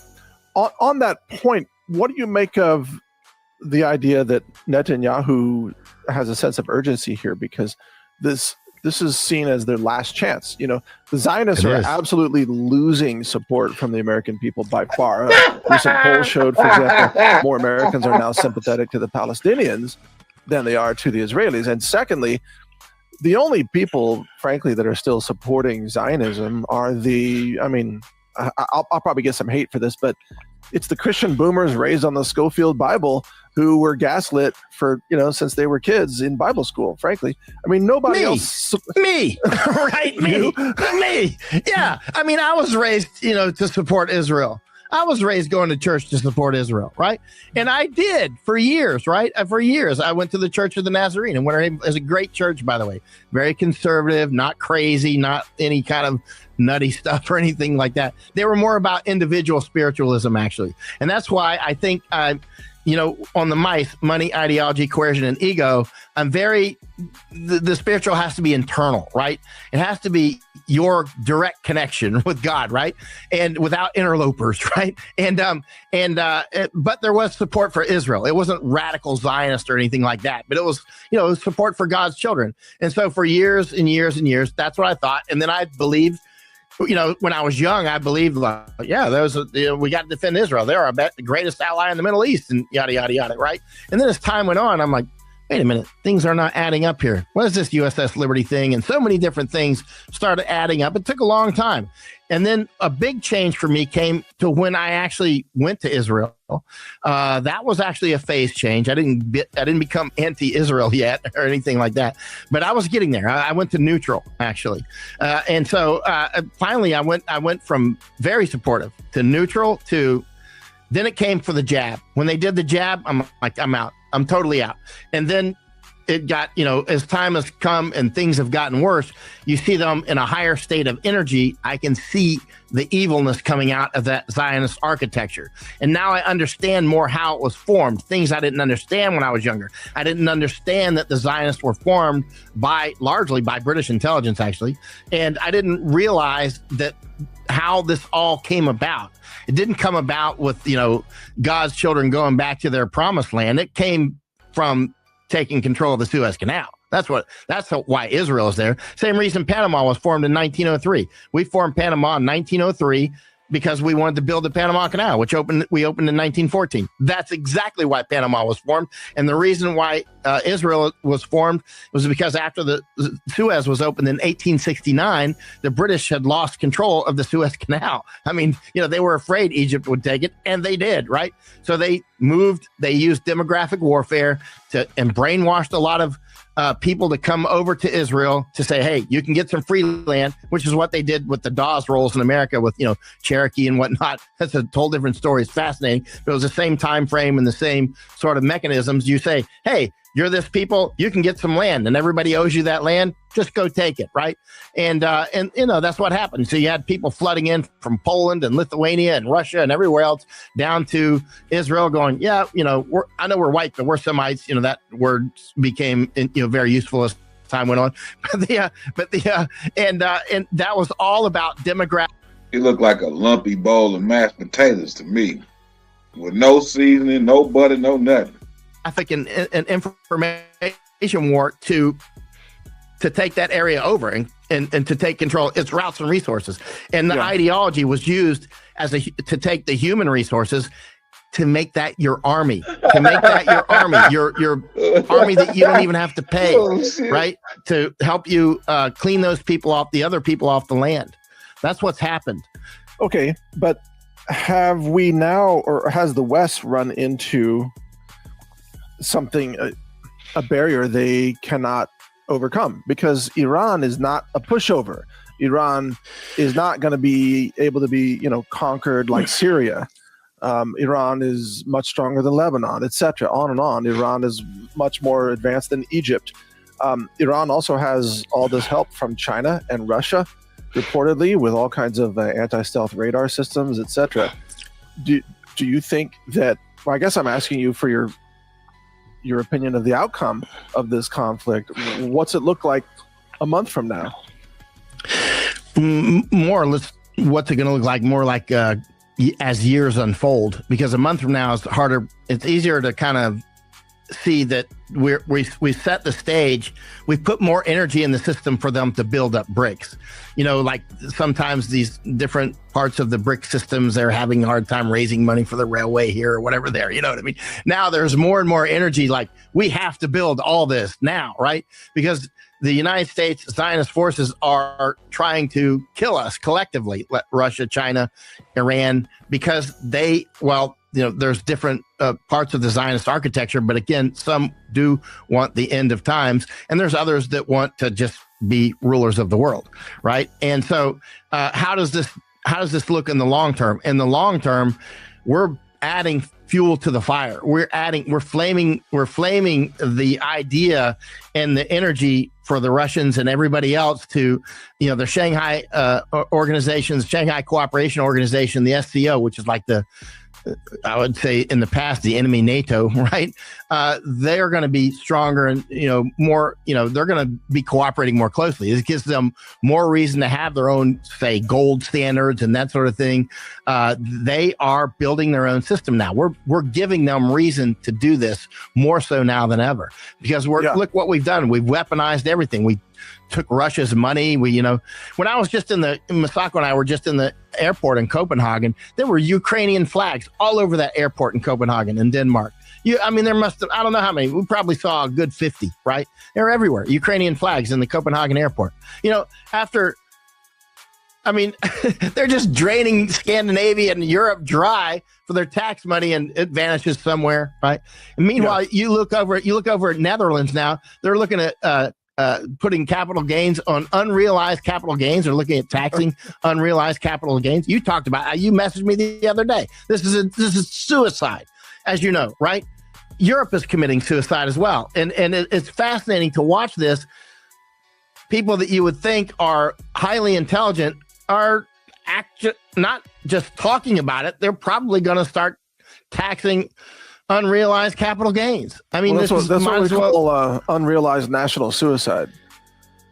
Yeah, I mean, I forgot what message you sent the other day on that, but I was like, yeah. I mean, you were just like you were mentioning. Look at what Netherlands is doing, taxing unrealized capital gains. You can't make up this stuff, right? Yeah, that's like protesting gravity by jumping off the Golden Gate Bridge, right? Right. It's like pretty much gravity wins. Yeah, yeah, right. Okay. So, look, a couple of things. We're about to wrap this up, and I appreciate you spending all this time with me. But I want to, first of all, I want to invite you to mention your channels. You know, you have your Substack and X and whatever else you want to mention. Do you want to go ahead with that? Right. I'm on X, and I go there almost daily, and on Substack. Substack is where I put the more major stuff.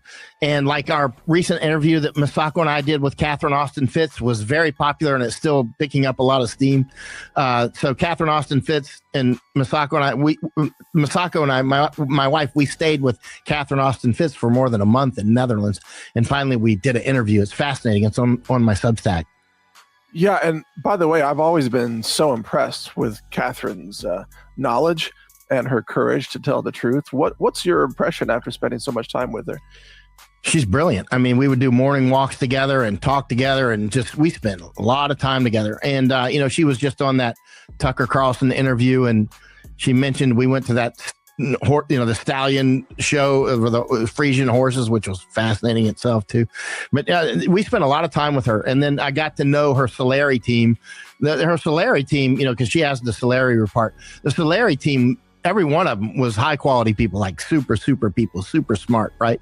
And they study hard. And anyway, the Solari report is worth reading, by the way, and that's Catherine Austin Fitts. That's I'm plugging Catherine Austin Fitts because I've learned a lot from her in that month. I spent more than a month with her. Yeah. Okay. Yeah.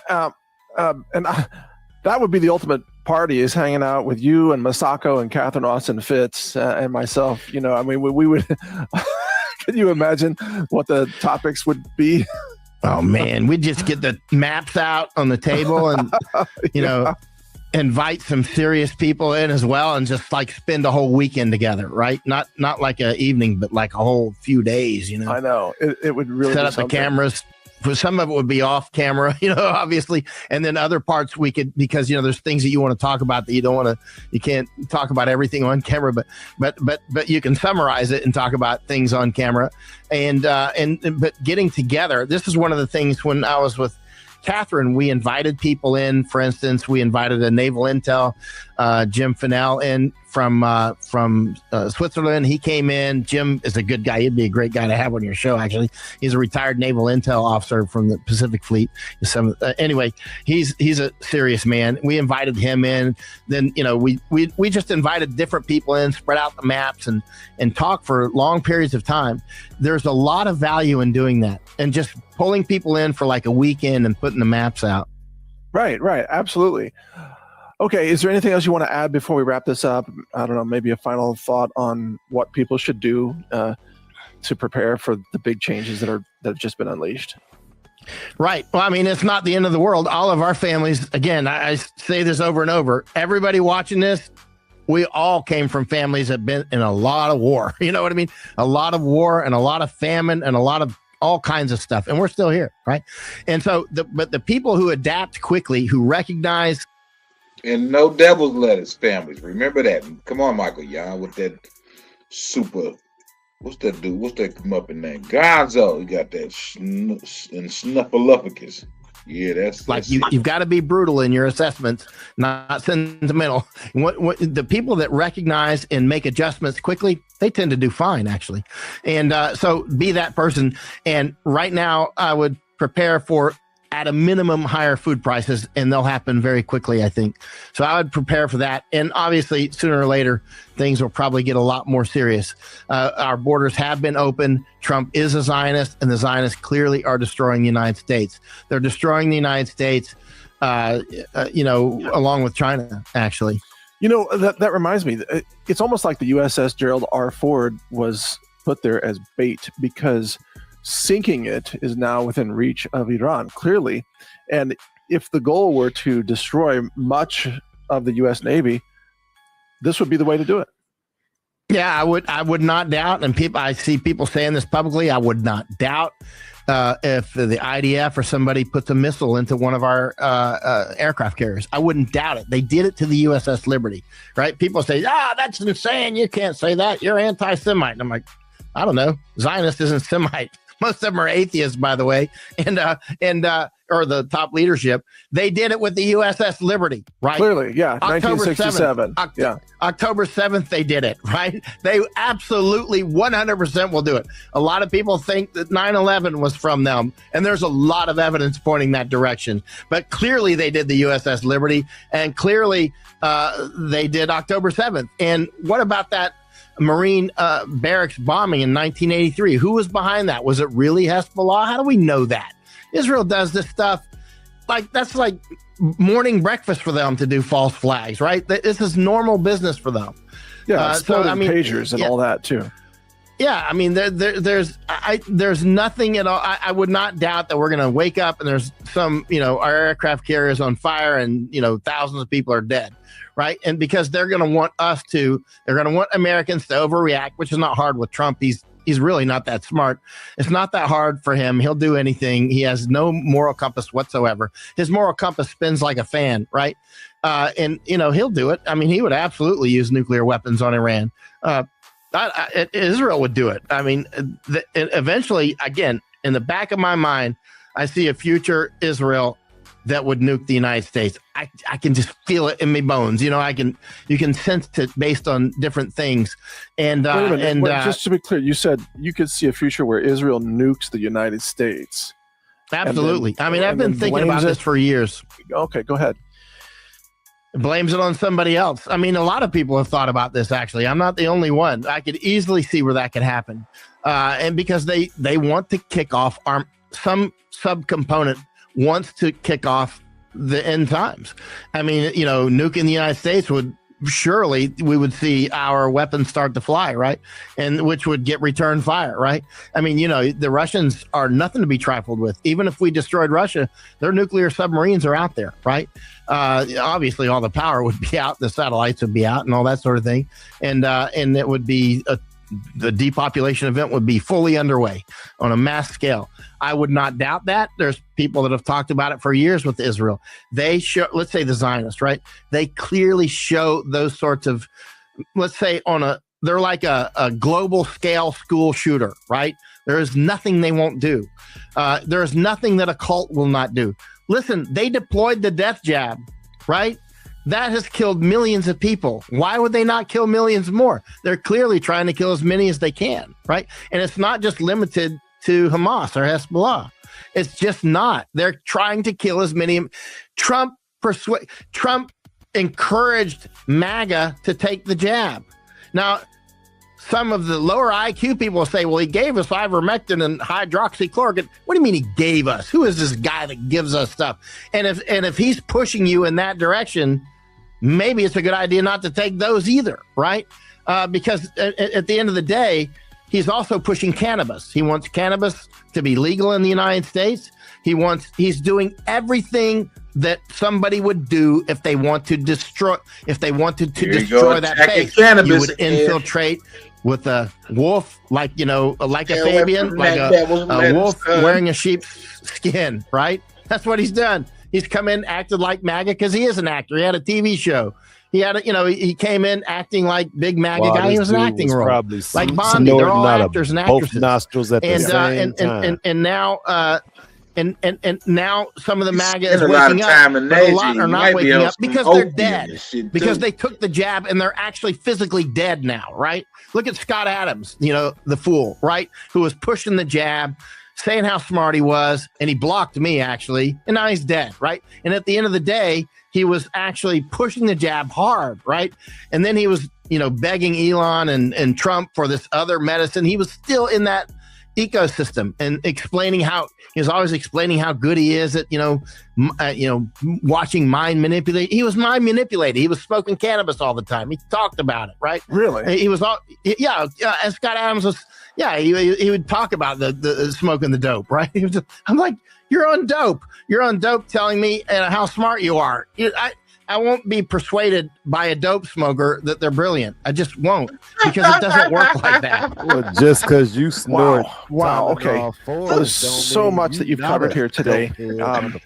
Obviously, our audience needs to be very. Hey, yo, he wildin'. Oh my God, dog. This dude is tripping when he comes. Well, he got some kind of deep inner hatred in that shit for some reason. I tell you, his parents probably programmed him that way. This motherfucker doing drive-bys on the shit. Like, dog. It's constant. He keep hitting the block on him. It's circle back around. He could be attacking too. Right. What the fuck? He mad because he ain't in the business getting money off of this shit or something. Probably blackballed from it. I guarantee you his parents was them devils let his people. You got to get indoctrinated that way as a youngster. Probably so, but I'm quite sure when they were standing outside his bedroom door, all they heard was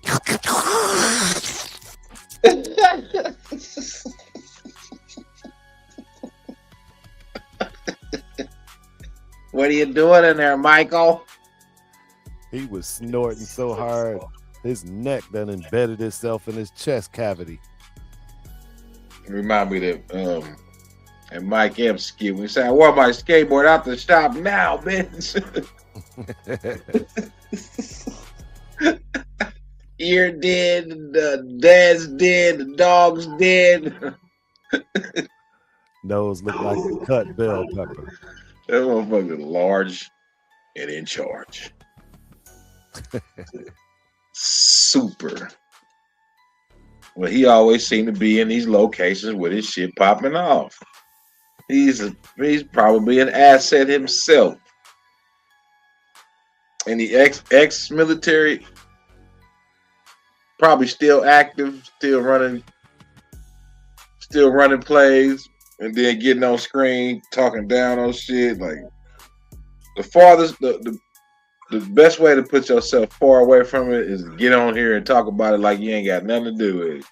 Exactly. You know what I'm saying? He probably the black tar heroin connect for his whole crew. Right. Hella, he stay in Asia. He keep his ass in Asia, back and forth to South America. Let that say something. Mm-hmm. In Central America, Panama Canal. He always talk about that shit. Like he always in these locations. I had to get out of there before they shut the airports down. Like you just knew that shit was gonna pop off, huh? Where you get this intel? I've always like side-eyed dudes that got that hard lisp like that. Yeah, he do have one, don't he? Yeah, it's strong too. I don't know what it is.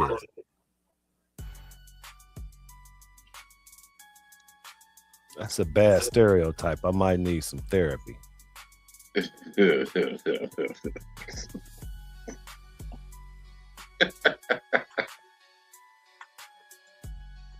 What we have here? Since we own them folks, I might as well stay on them folks. What you gonna do? Take down my video? Take down my live stream? Because other people talking about y'all? The views and opinions of the videos I'm playing are not of the No worries. They be cooking themselves. Right. Cook their damn self. Mm-hmm. Tucker Carlson asked you to join his channel.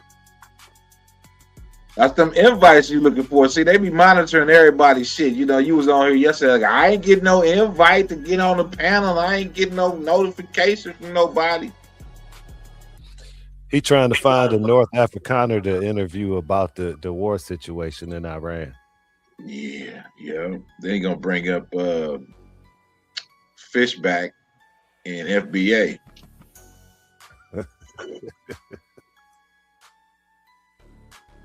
Gonna put you on the chopping block, literally.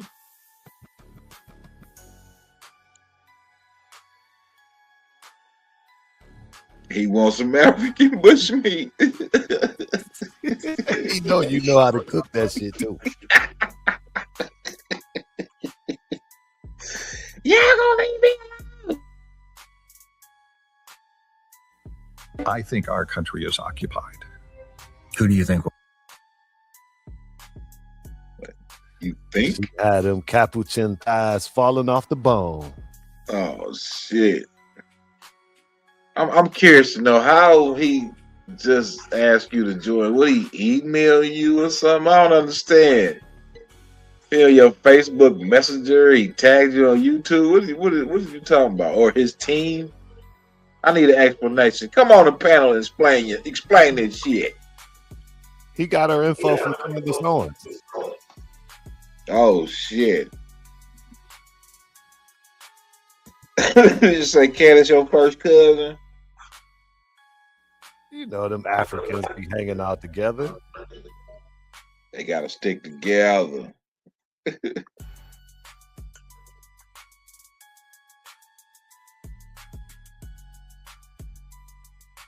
What platform? Hardy hard.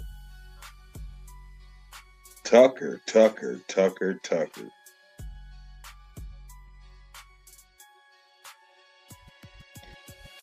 You follow Tucker on any platform?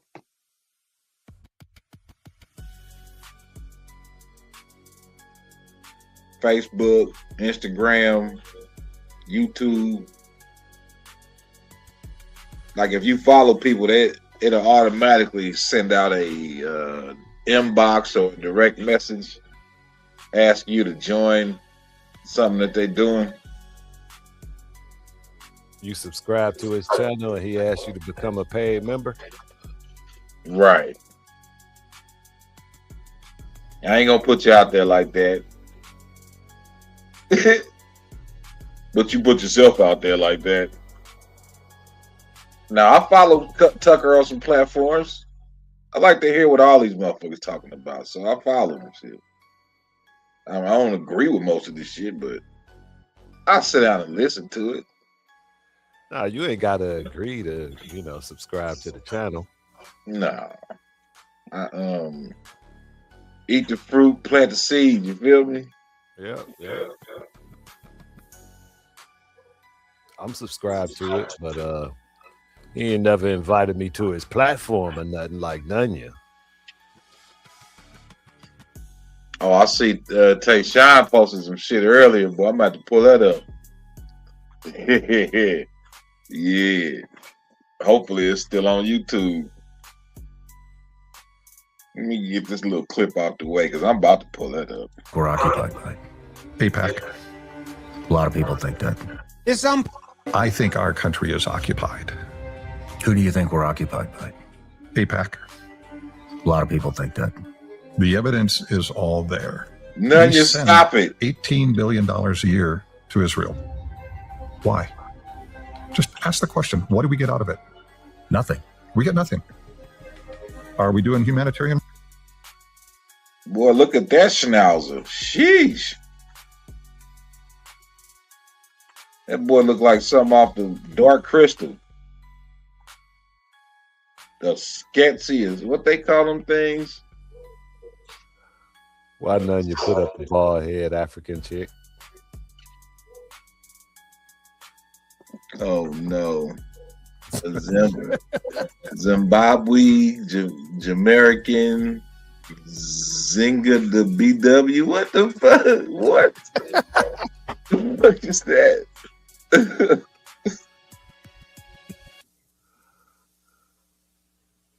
This for Cash App. Instagram. IG. Yep. No, they're charged with genocide. They're killing off Palestinians. Are we helping them survive? Well, they've got a higher standard of living than we do, a longer lifespan than we do, free education, free housing, free healthcare. That is diabolical. He ain't lying. I ain't detected no lie yet. Well, we're sending them money.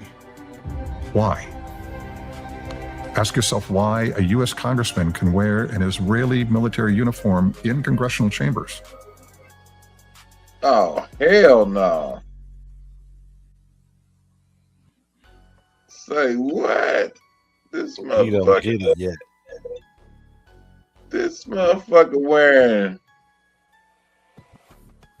Republican Brian Mast, Republican from Florida, Representative Brian Mast, a Republican from Florida, wearing an Israeli military outfit in Congress.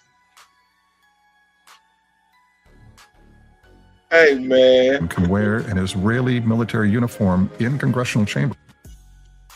look at him! Look at him! Same people own the United States own Israel.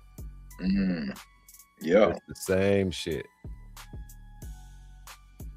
that's treasonous. That's treason. Not when you got the same owner, I'm telling you. Well, yeah, I get it, but on the surface it's treason, but behind the closed doors it's not. Right. You know what I'm saying? And people just ain't peeping this shit like that's treason, dog. That motherfucker should have been escorted. Why one of his eyes look like it's lower than the other? What the fuck wrong with this dude? He got them Terminator Part 2 ears and shit.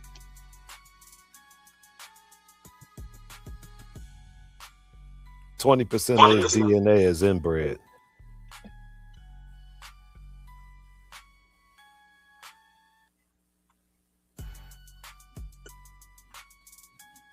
This is While crazy. they talking about the Iranians is inbred, the Ashkenazis is inbred too.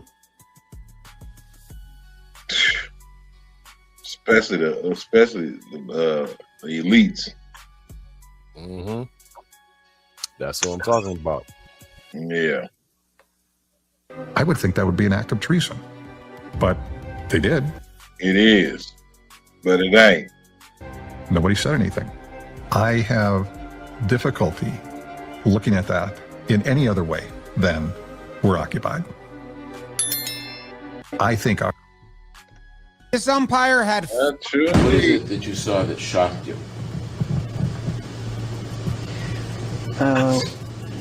Mark directing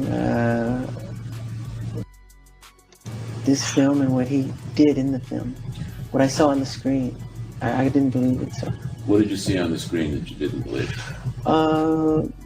he was directing two guys. They were completely naked from head to toe, and he was directing, telling one what to do with the other, and he grabbed their penis or something. Oh, It shocked shit. Well, because I was surprised that he was in that business, which he never told me. And it was something that is not appropriate, you know, for what I was projecting with my work. So it just didn't match. It's like, you know that. So you use the word pornography. What do you mean? Well, how come I've never seen this? It might have came out the Epstein files. That say TMZ on there though, don't it? Do it say Moonwalker? Subscribe. And who exactly is he talking about? Weinstein? I don't know. Gotta be like a movie director or something. That's why I figured it might be Weinstein. It might be. Mean by the word pornography? What do I mean by it? Right. That's what it was. Because at first on the screen, they were doing one thing. And That's what it was. The fuck? Naked He was motherfucker. like directing the whole thing. That's pornography, I think. So you're actually not trying to make a legal definition of pornography. You're just saying that you saw naked men holding each other's penises and that bothered you. Well, I'm just telling you what I saw. Nah, he's Just saying tell they you what was I filming saw. it, You said you motherfucker. were shocked. I'm trying to figure out what Well, I shocked was shocked because he didn't tell me. you. Had you ever asked him what he did in the past? No, I would think he would tell me. Don't try to make a mess of this. Come on. You sued him, Mr. Jackson. Come on. And Mike finna go full nigga on him in a minute if you don't cut that shit out. Right. All the bass come out his voice. Right. You heard what I said, You motherfucker. You heard what I said. I'm thinking make a mess of this shit. I got an image to uphold, goddamn. So, you never asked Mr. Schaffer what he did before he met you for a living. What is it that you saw that shocked you? Mr. Who? Damn, I missed the name. Mark. What is it that you saw that hold shocked on. you? All right, here we go. The name. It said at the end. Hold on. Don't try to make me mess up this. Come on. You sued him, Mr. Jackson. Come on. So, you never asked Mr. Schaffer what he did. Mr. Shaffle. I don't know who the fuck that is. Mr. Shaffle.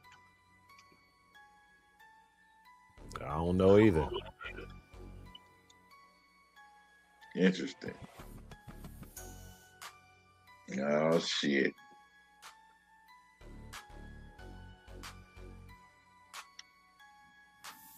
Damn, this motherfucker, yeah, he might give me some copyright strikes or something. I don't know if I can play that.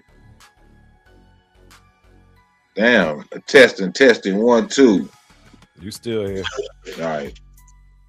My browser lost connection with the share screen audio. Oh. That motherfucker said, you playing too much small hat stuff, sir.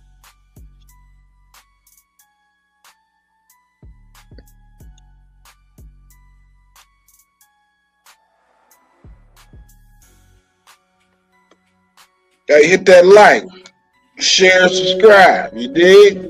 It is gross as fuck. Play what again? You didn't hear that mic video?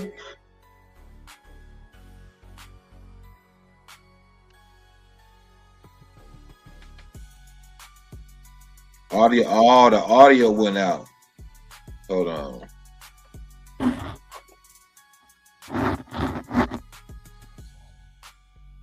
I don't know if I want to play that again. Hear that shit again. Let me see if I can just play it to you real quick. Somebody surprised Mike on some kind of filming where they had two naked motherfuckers. The director up there telling them what to do, grabbing on they whatchamacallit. Okay, you heard me. Trying to really he hands-on directing, I guess. Mike should have went ballistic in that motherfucker. He'd have been on the news for a real case. Michael Jackson, earlier news. The pop star Michael Jackson unalive 3. Mr. Shaffle and 2 unknown actors were found dead on the scene. Okay, so he's talking about Mark Shaffle. Mark Shaffle, director, film, video. Is this a music video, or is he like a former business partner and producer of Michael Jackson? Yeah, he worked with Michael on the What More Can I Give charity single and Private Home movies.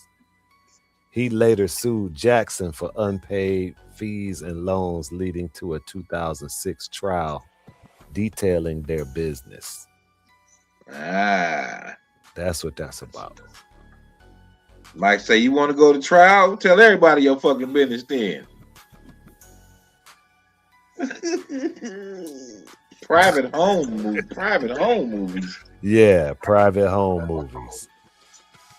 What the fuck? Was that the dude at the Neverland Ranch filming? Maybe. Yeah.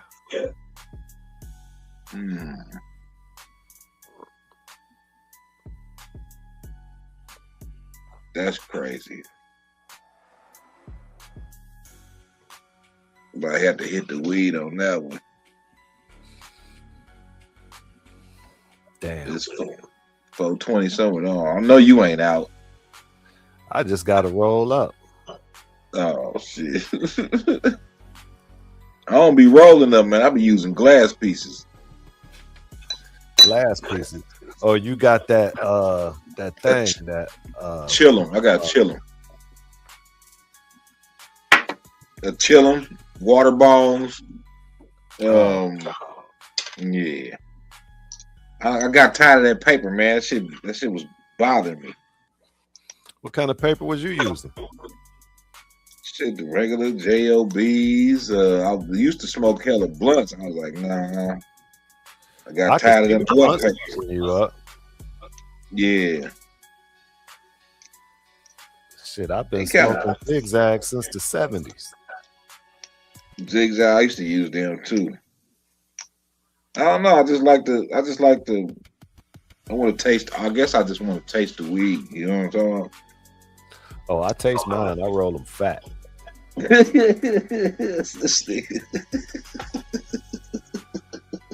My J's look just like a cigarette. Oh well, man, I'm gonna stick to my chillums and shit. I ain't up on no chillums, you know, and I don't always have that sticky shit. They got these glass tubes here, you know, but you need that sticky shit where you put that. I think it's called Canagar. Oh, you talking about the dabs? Nah, it's look up Canagar. It's got to be something similar to what you got.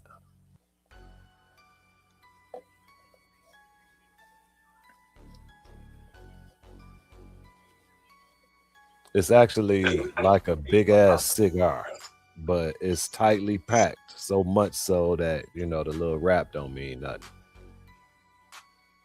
I wonder if they're gonna hate on me for playing this video. This dude go in this city and expose the shit.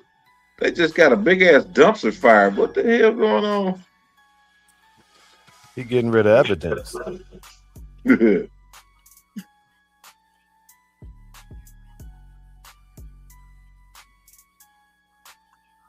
Hey, now I'm lighting up this devil's lettuce.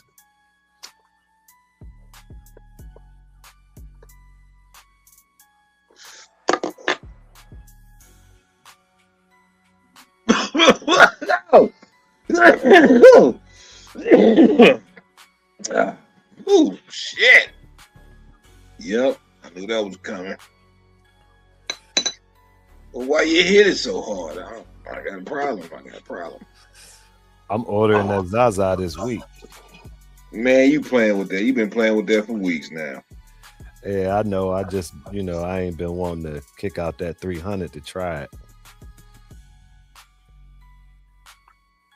Oh, yeah, I feel you. That's crazy. You can just order shit over the internet now, dog. Yeah. That is crazy.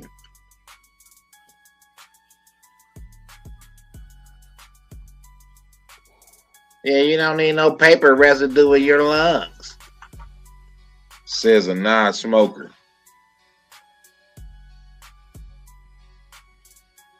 Now you're gonna get my channel struck with this video. She sent it to me.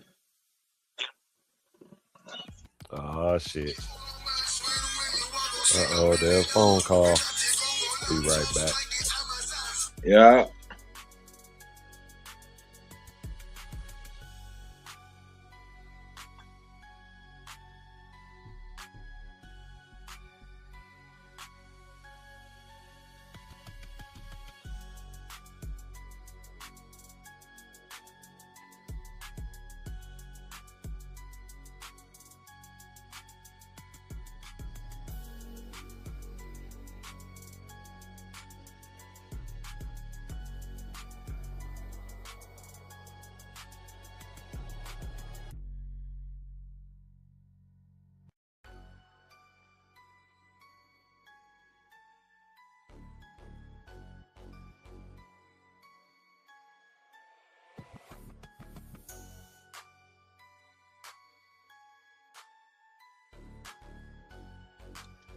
Hey, did he really say, can I call the cops on you? Can I call the cops on you? Oh, shit.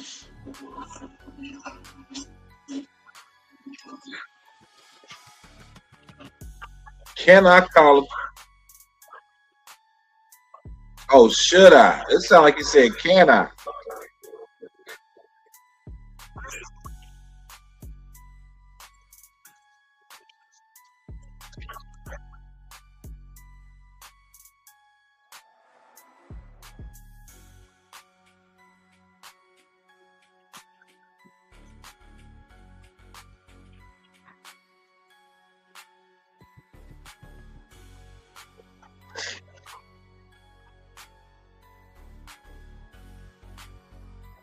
Oh my. You don't say.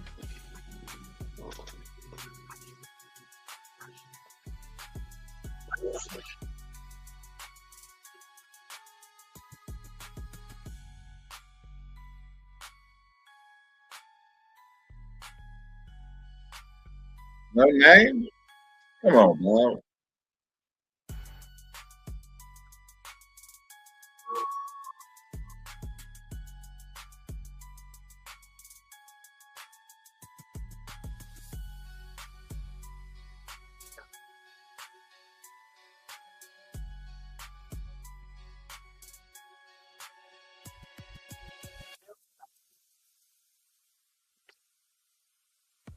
Welcome back, my nigga. Oh shit, is that who I think it is? Who is that?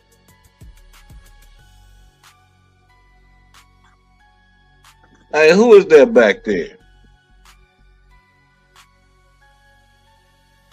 I can't hear you. Soul Brother, what? That ain't. Is that you, Straight Smoke?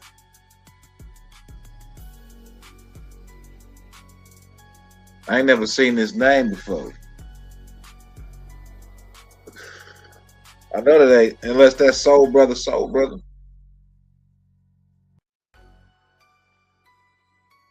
What you mean no sound? Hey, turn your camera on real quick if you can, or something.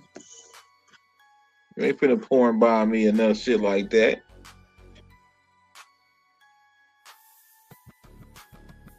Let me see.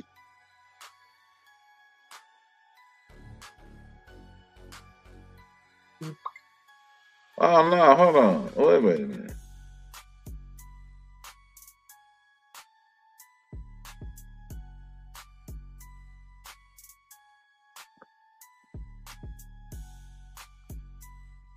Or say something. I can't. Hold on.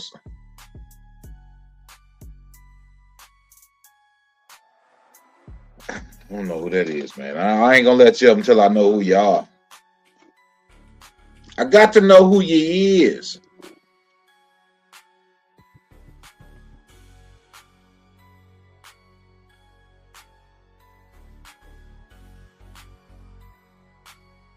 Or was you talking about the video had no sound?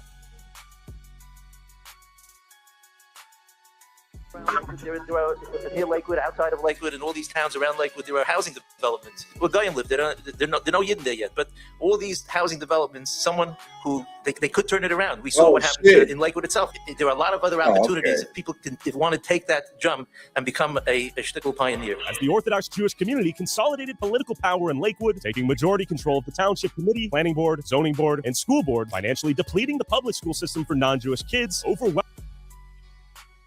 I just pulled you up. Oh, okay. All right.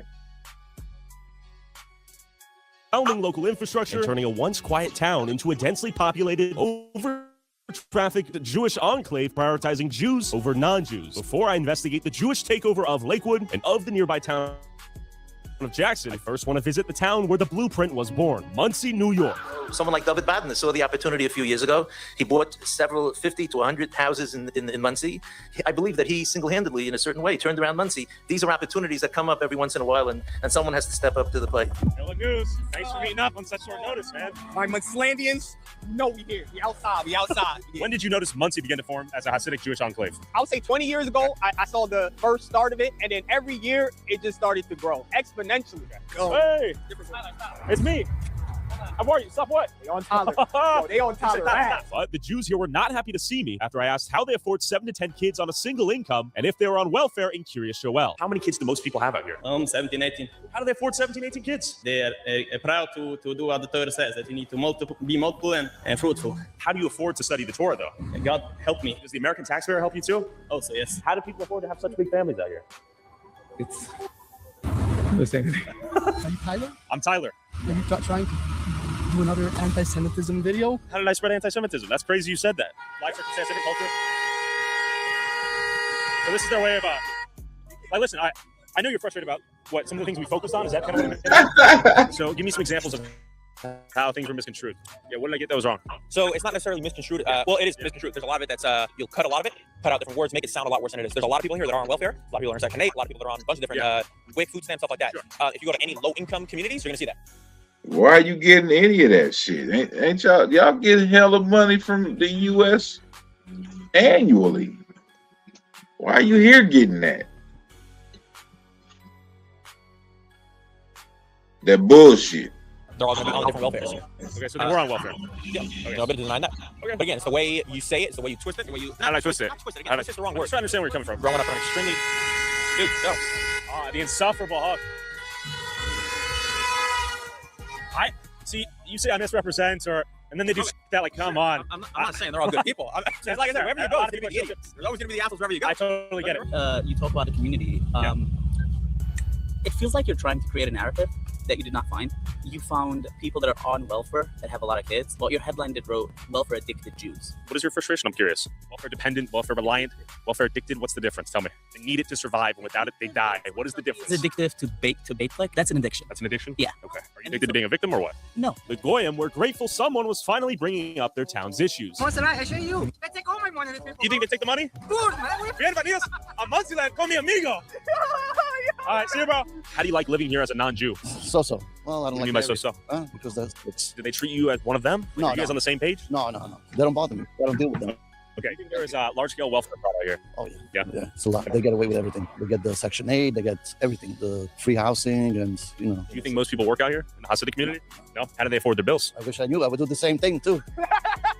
And what are your thoughts on the driving out here?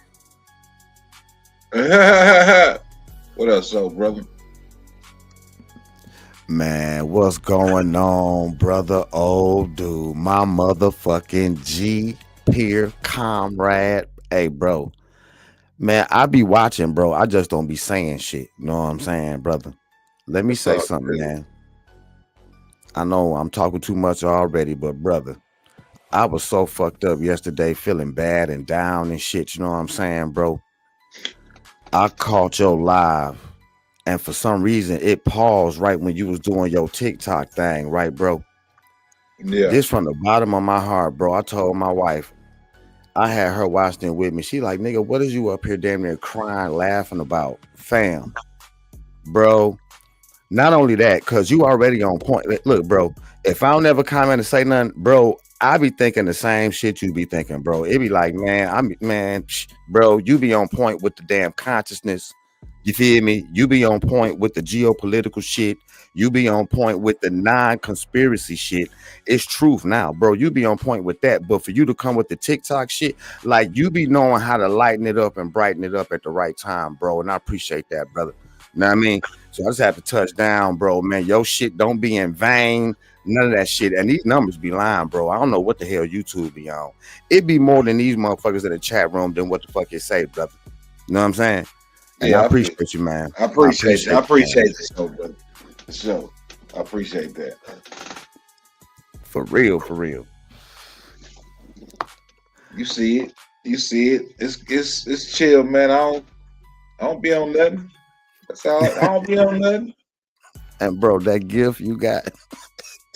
I don't be on And this you if you looking at running past the live, bro. All that shit matters, bro.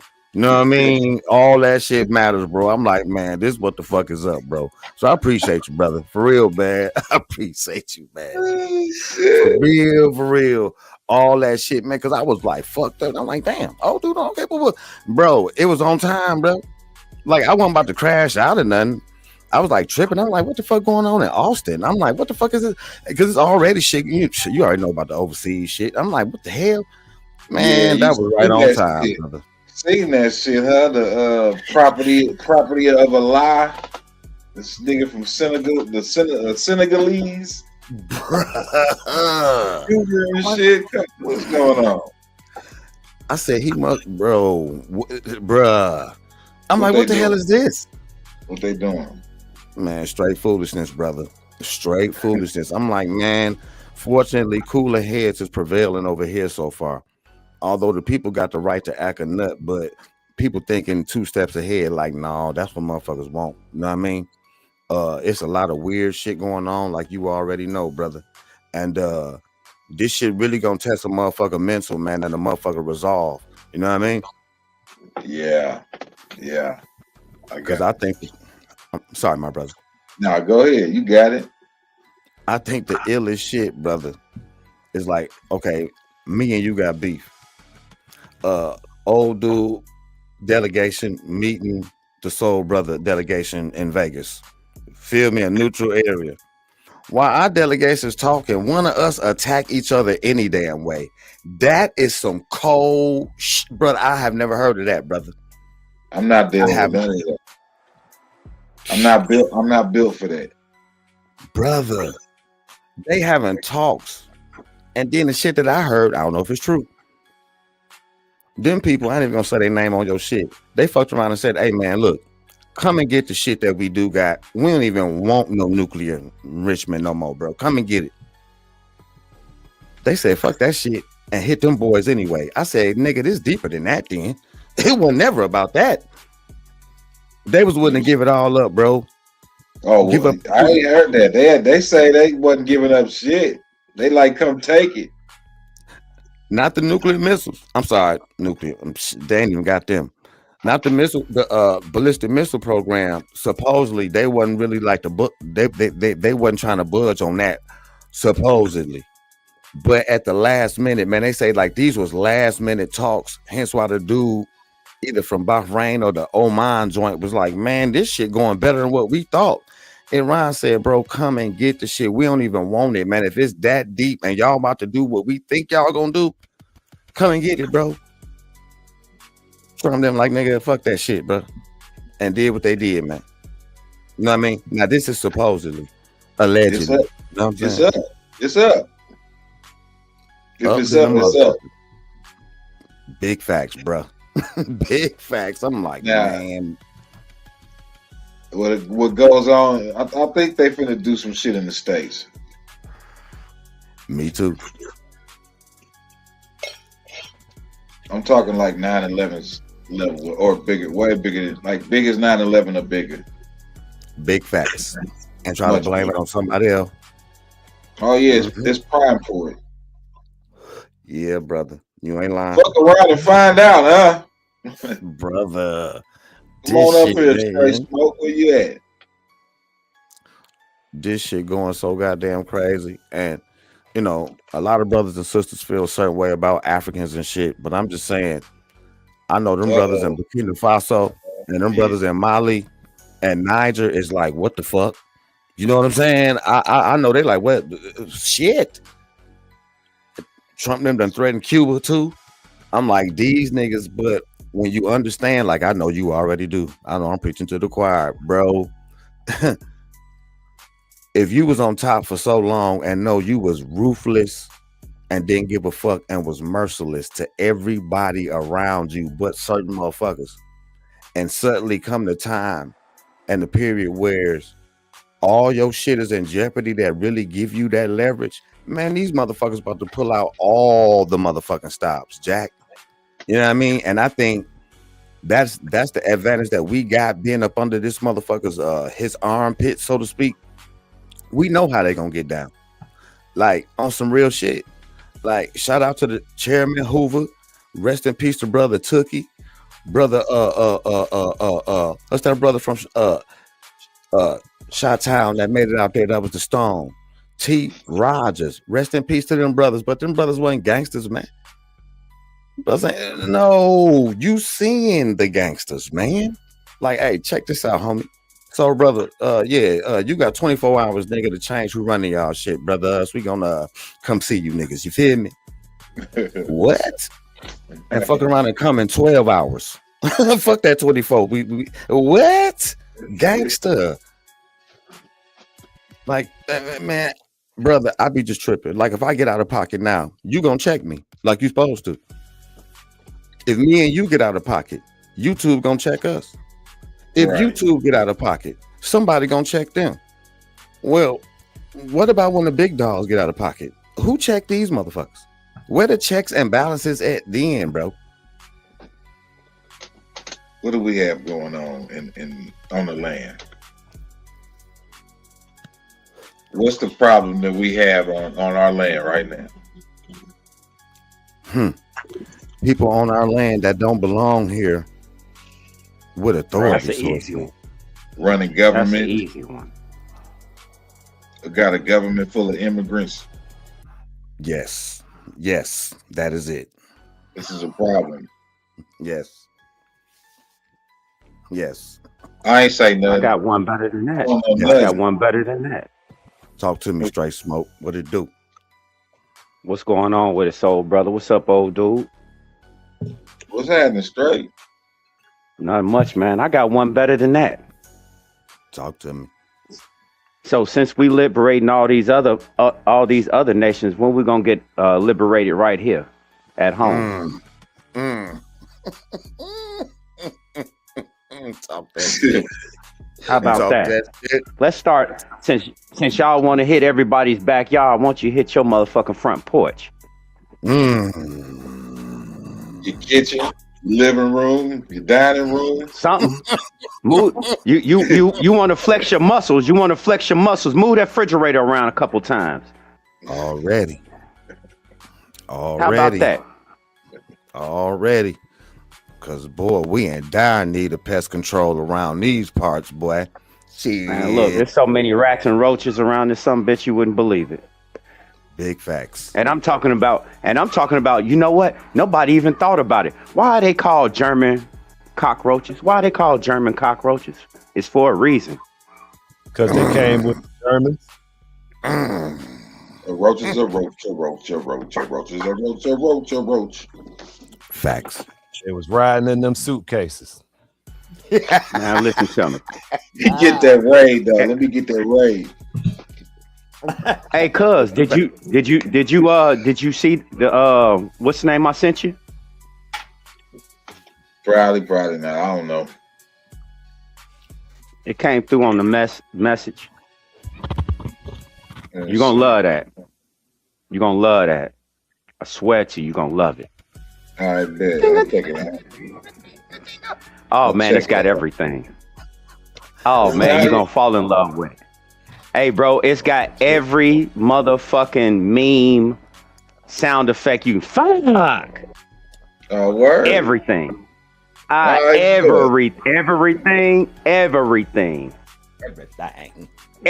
for free. Look at him high. On the free app.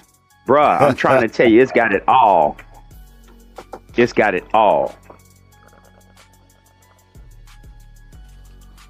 I done found so many little sites that I'm gonna kick you down on when we get a chance to rap again. And now mind you, all of these are free, bro. All these is free. I'm about to make my graphics just go above and beyond. No AI.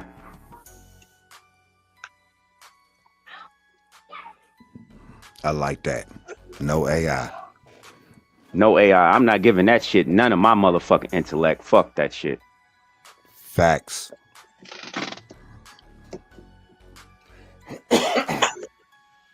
We fell for that bullshit one time before. Look at you. Running past the live with your bitch ass.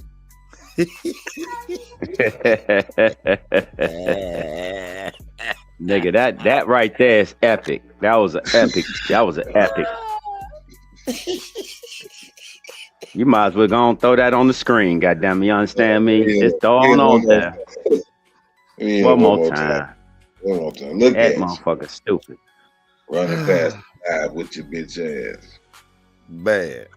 Terrible. Terrible. Straight terrible. We got to keep that till old dude get to 10,000. That's the whole opening thing right there, if you ask me. Mm-hmm. I love what you do with the Nagazilla and everything like that, but bruh, running past the live. It go together, man. It's all a part of the same thing, man. It's all relative. Yes, sir. All relative. There you go. Yes. So you want to do an updated version? Man, the potential is endless. So we ain't even gotta talk about it. Just be about it. I'm just saying, after that new joint I just sent you, I'm gonna throw the up there. It's straight up. That shit crazy. And y'all gonna make me grab my flask. Man, nigga, I'm way above you. Cut it out. I'm way Both of above you. Boy, I got this tall boy going right now. Got this tall boy going, got a J roll. Man, whatever you call it, bro. I think it is time to partake. Man. I mean, man, come on, man. It's only gonna make your night even better. It ain't nighttime though. I know It's 2:30 in the afternoon. Nigga, sometimes you gotta do some day drinking. That's right. During business hours, dog. What's going on? Hey, hey, I got the smoker rolling and I got the brew flowing. Let's go. Okay. There it is. So you already working. All right. And my work I'm just waiting on old dude to tell me open up the lab. That's all I'm waiting for him to tell me open up the lab, create something. Right about now. Snap. Man. Let me get a request. Let me get a request. I'll take a quick music break. Let me get a request. I don't even know what you want to hear, Nunya. Yeah, Rise from the ruins or something like that. It's only right.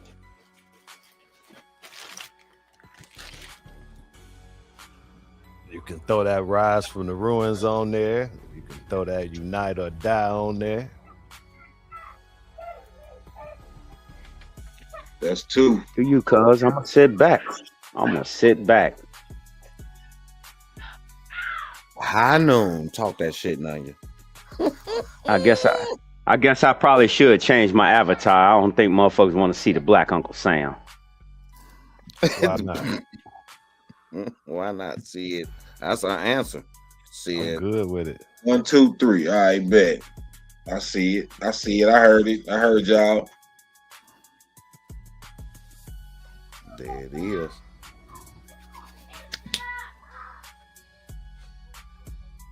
Oh yeah.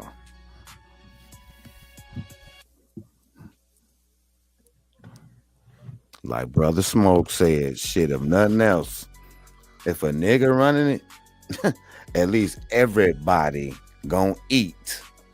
At least that, goddamn. Like when you try to weaponize food, my nigga, like that's beyond diabolical. Like you like ruthless. Oh, let's get it.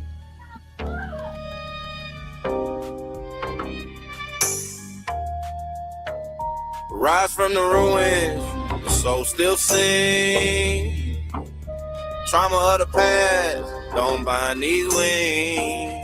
Through fire and shadow, truth ascend. From reckoning's ashes, soul defend. Fire shit. We on cuz history and paid the heaviest pyramid stone. Promises ghosted, exposed, marrow, broken bone and dry. Making the contract a phantom, voices from the wall, echo, whisper, silence, holds the anthem, broken legend, peep the lecture, who signs for the scars? Generations built kingdoms on land and sea, now they got us out of space, reaching for stars. Rise from the ruins, the soul still sing. Trauma of the past, don't bind these wings. Through fire and shadow, the truth ascends. From reckoning's ashes, soul defend. Balance tip, the scales lean. You dirty crook, justice not found, pockets deep. Overlooked, why you shook, paved streets of gold, but who paid the toll? Riches in their coffers, but they borrowed the soul. Restitution, a word heavy with weight. Who writes a check when history's late? It's only fate, mark the date. Game over. Game over. Rise from the ruins, soul still sing. Trauma of the past, don't bind these wings. The fire and shadow, the truth ascends. From reckoning's ashes, the so defend. Rebuild from the wreckage, brick by brick. Hands that heal, no more Houdini tricks. Restoration of soil screens for seeds. No greed, a garden blooming with truth, not just pulling the weeds. Blueprints drawn in blood, sweating and tears. Keep your stride, fix the foundation and step inside. Bitch, we arrive. Rise from the ruins, so still sing. Trauma of the past, don't bind these wings. The fire and shadow, the truth of sting. From wrecking these ashes, the soul defends.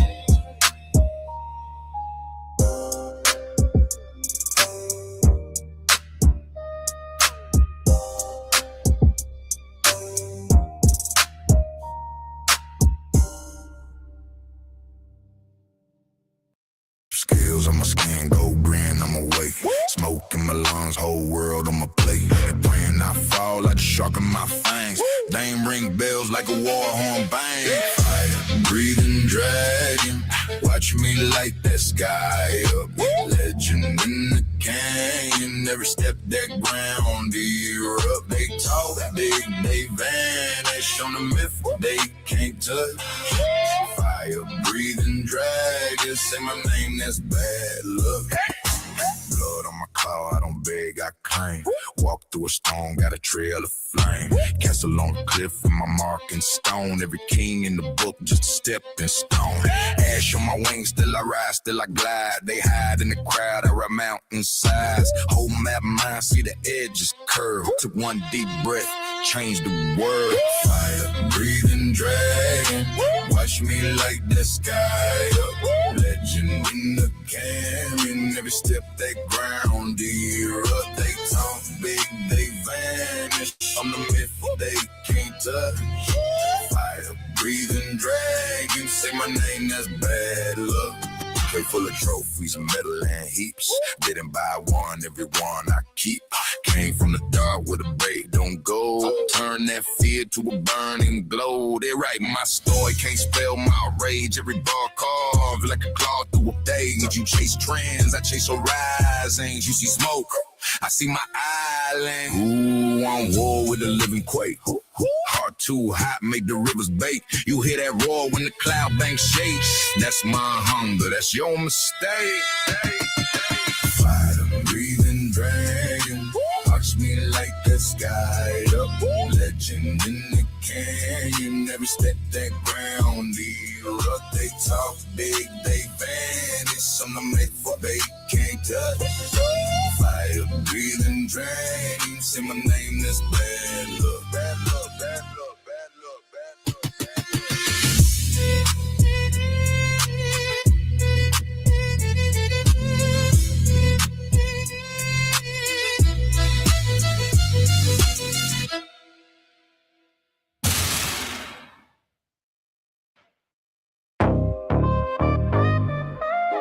Yeah. Listen up. You have to pick a side. Yeah. Yeah.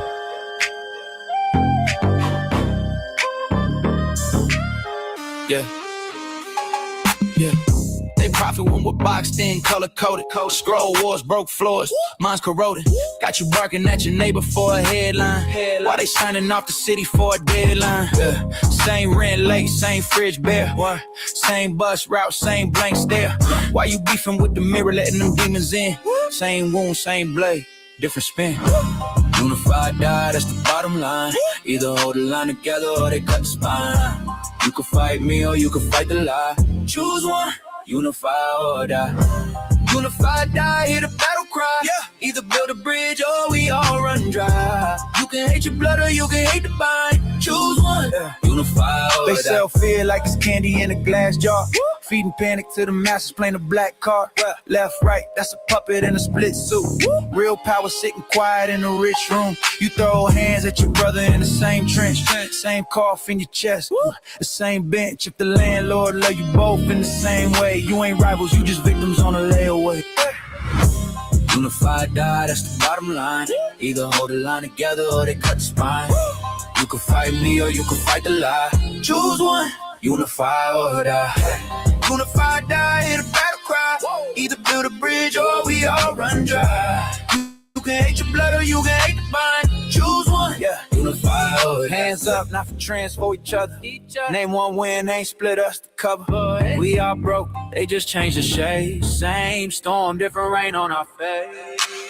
I'm from a place where they rather see us vilify. Scrolling through the pain, pick a side, then we signify. Algorithm war, every comment like a battle cry. Either we expand the circle or we simplify. You keep telling me I'm right, that's a lullaby. Rockets all to sleep while the roof sitting over fire. Leaders talk tough, but they courage only monetize. I'm just trying to build a bridge higher than the border signs. Kids growing up thinking empathy is obsolete. Hearts on red receipts, love lost in the data sheet. History repeats when we treat truth like a product line. Either share the water or we watch the whole garden die. So I look my people in the face when the sirens cry. Pull each other up even when we don't see eye to eye. Hands in the middle, swear we live in what we testify. Say we rise together, this the code, unify or die. Unify or die, that's the bottom line. Either hold the line together or they cut the spine. You can fight me or you can fight the lie. Choose one, unify or die. Unify or die, hear the battle cry. Either build a bridge or we all run dry. You can hate your blood or you can hate the vine. Choose one, unify or die.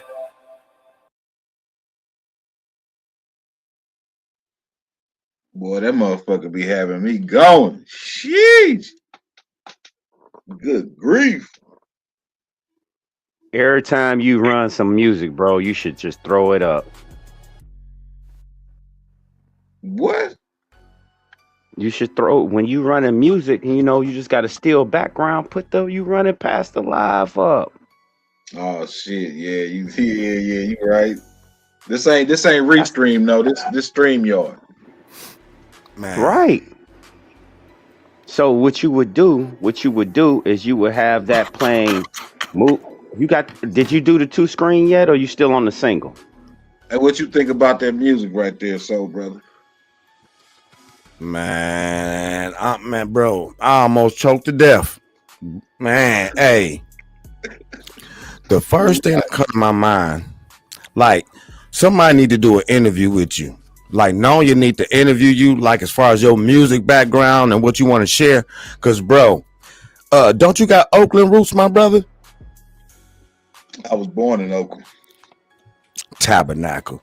Man, y'all funky as fuck, man. It's like in y'all blood, bro. It's in the water, something. It's like the funk and not the, disco type funk. And I ain't hating on the disco commercial type funk because some of them funky jams like Strawberry Land of 22, that was funky. You know what I mean? But y'all got that. I smell tobacco, alcohol, weed, catfish. I hear somebody in the background arguing about some shit. You know what I'm saying? Man, I'm serious, bro. Y'all got that shit, man. The back, man. Salute to y'all, man. For real. And for you know what I mean? Because I know what else y'all done did too, and I ain't trying to get the channel fucked up, but hey, y'all done. Thank you, brother. Seriously. And if you know, you know. You hear me? But y'all funky than a motherfucker too, man. I just want to get that up out there. I love the tracks, brother. Facts. I love them, brother. Man, that bruh, I did a little too much grooving, and I got on headphones. I just imagine if I had my big speakers on. Oh, bruh. Yeah, that shit slap. Bruh. I like that, brother. Salute to you, man. And salute to the Bay, man. Salute on you. Salute the whole panel. Salute, you know what I mean? Salute, man. For real. Much appreciation. And that shit dope as fuck, bro. Do not stop, because these motherfuckers need guidance. And it's just so funny not to keep running my mouth. On my way to the gas station this morning, man, I'm bumping that nigga Richie Rich, man. Cut that he got with E40 and shit. I said, man, them niggas are still cold, man. Funky as fuck. I don't know if it's in the water or not, man. So I feel like an interview, so niggas can get to know the musical, creative side if they already don't. Because, bro, you cold with it, bro. For real, brother. I be telling them I'm half country and West Coast. You feel me? That's what I say. I'm half country and West Coast. Man, that's what's happening. Finax. Shit. Finax. And then you saying, like, you know what I mean? It ain't no bullshit. You know, you gotta, content matters, bro. Content matters. Content Facts. matters, bro. Especially lyrical content. Yeah. Facts. Yeah, Man, we done heard Bay enough Area. of It's something about the ley lines in the Bay Area. I never looked at the ley line map, but it's probably something going on with that area, I suppose. Bruh, if you don't run it. Need to see it. I need a laugh real quick. You need to laugh real quick. Oh shit. Here we go. I need a Let me laugh mute up. right now. Here we go. This man right here. If I can find the shit, hold on. Yeah, Create a that's probably Knockzilla it. folder. That's probably it right there.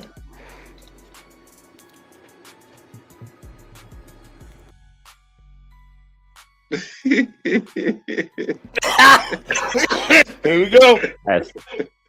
Here we go. It's the look over the shoulder that fucks me up, bro. Ain't it? Ain't it though? Look at you running past the line with your bitch ass.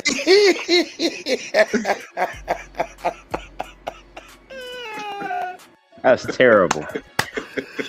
That's terrible. That shit tickles me to death, nigga. Damn, boy. That shit is terrible. Only thing about StreamYard, it won't loop like Restream. You know what I'm talking about? I ain't finna keep sitting here pressing this play button on this shit. It won't. I don't have a nope. I didn't. I'm not using that, nigga. No, that's not what I'm using right now. I know what you was finna say, Straight Smoke. I ain't gonna say nothing. I already know what you was finna say. But look at them running past the line with their big head.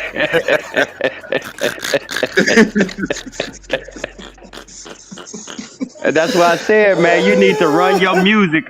Run your music with this right here. God damn. Damn. Man.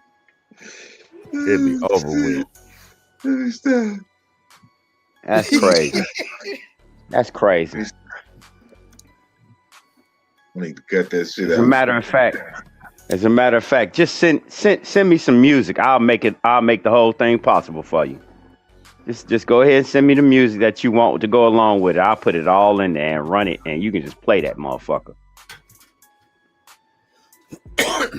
Son of a bitch. That's crazy. That's crazy. Yeah, I might just do that, player.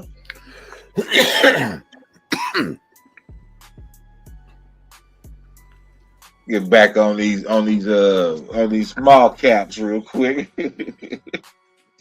Not the small caps. Exposing their little doings up. Where they at? What is city at? In New Jersey, yeah. Oh, that's the biggest hub. I don't want to talk about it. The driving is crazy. Okay. You got a stop sign over there, they don't even stop. They just pass. You know, that's why so much traffic and accidents, and it's crazy. You saw the Curious Joel video. Why was that video good? That video was good because I've been in East Ramapo for as long as I remember. I also went to Spring Valley High School. I've been in the school system, and we've definitely seen a lot Hey, how'd she get up in there? of things, especially since our school board was majority private school owners, mainly Jewish white men, and most of our How you school doing? was not Jewish. And they had control over our public school system over like the past 10 years, purposely voting no on our school budget vote so that we would fail, and we lost about 3-2 schools. Basically, through block voting, Orthodox Jews won enough seats to control the East Ramapo School Board and went on to eliminate hundreds of public school positions like teachers and social workers, while approving millions of taxpayer dollars to be spent on their children's religious private schools, ultimately gutting the public school system for the estimated 9,000 black and brown public school students, while diverting that money to their Right.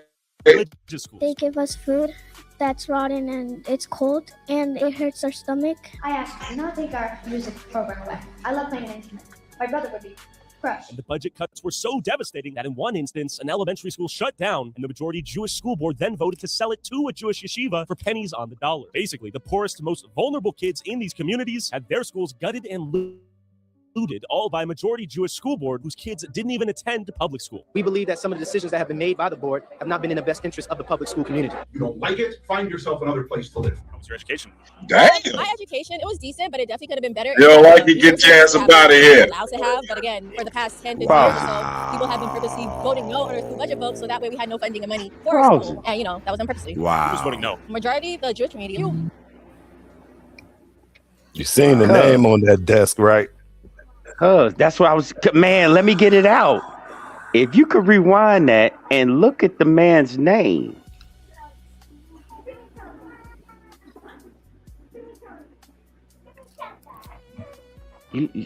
This is strictly for you to actually understand who's saying this to Majority you. Jewish school board whose kids didn't even attend. And bam. And bam. Well, damn. Will I be, huh? Can anybody else say anything else that you need to know?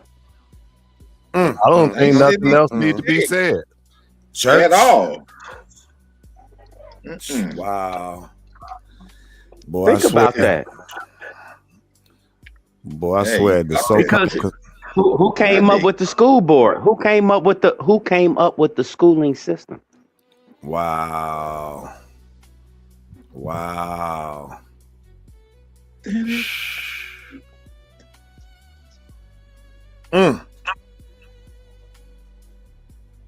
There it is, fam. Oh, Nathan. Public school. We believe that some of the decisions that have been made by the board have not been in the best interest of the public school community. You don't like it? Find yourself another place to live. How was your education? My education, it That's was decent, him but right it definitely there. You heard what he said. You don't like it? Get your ass up out of here. For the past 10, 15 years or so, people have been purposely voting no on our school budget vote, so that way we had no funding and money for our school. And that was done purposely. And who was voting no? Majority, the Jewish community. You drive around here, you'll literally see signs saying vote system to be able to get 3 seats for the wars. But if it wasn't for that, we still would be majority white Jewish men voting for public school students that they don't care about. Yeah, and they purposely go out their way to isolate us. They're basically isolated to the point where we feel like this isn't our home. A lot of people like to say they're ducking taxes and all that. There's truth and lies to that, but I could only tell you that I've only seen the bad part. The bad part is I've seen. Hey, where all these niggas coming from? Damn. Oh, what you thought we wasn't everywhere? You thought we wasn't everywhere or something? I just asking a question. I was just asking a question. Oh, it's plenty niggas in Jersey. Houses get broken down. I've seen certain. Of course. Spaces, buildings get destroyed for. Man, we everywhere.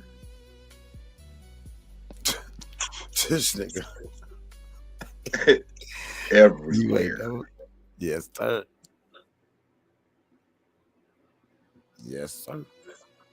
Let's just say for more kosher customs. You feel me? So I want to thank you for showing our community. I don't believe in hiding. I believe we have a tremendous amount to be proud of. And like every community, we're different. We have our goods. Other communities have their positives.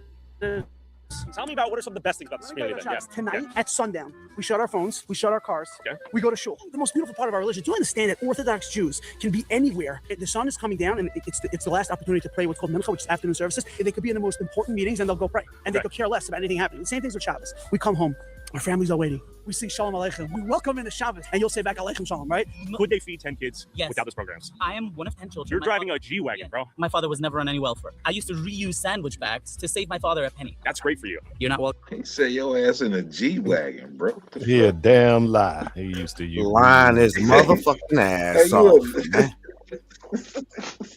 See, now you know where your taxes be going. Boy, boy. What I'm saying is like they get hella we send Israel hella money already. So why you here tapped into this shit? Oh, that's an easy question. That motherfucker ain't never did no Hold work. on. Why is he tapped into the welfare system part of it? Because he's receiving it on both ends of the stick. Do you think that they're not sending money back to their dedicated people? They do have checks that come back to America for their people. You might want to start doing a little bit more digging into what you're actually looking into, because the welfare system is there for them, and they receive checks on the back end coming from their native land.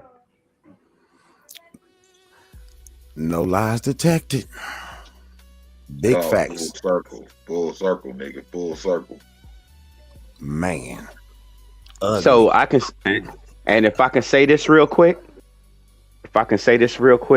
the only reason that you're seeing all of this right now is because this is where your money is going to. It's the same thing with any other nation that has put any other of their people in this country. The first thing they do is exploit welfare, and they still receive the checks from abroad, because just like with Mexicans, they do it too. All these people, they will send money back home. It's not to fortify their people. No, it's to get what they need to get a cheaper product to bring back into here. It's full circle. That's crazy, man, but that's facts. Dang. I can give you something even better that nobody even thought of. Just off the muscle. Nobody even thought of this. Out of all the things that you have seen, any political whatever TV show, whatever, the two things that you have never seen an Asian person on TV. Huh? What you mean? Think about what I'm saying. Okay. Let me think about it. You do not see Chinese food commercials.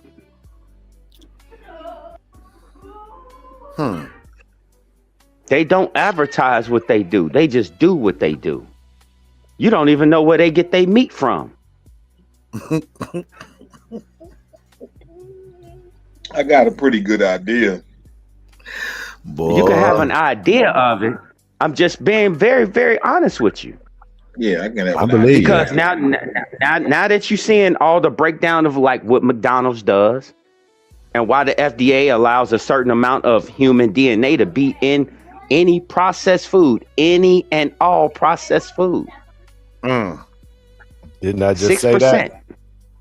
6%.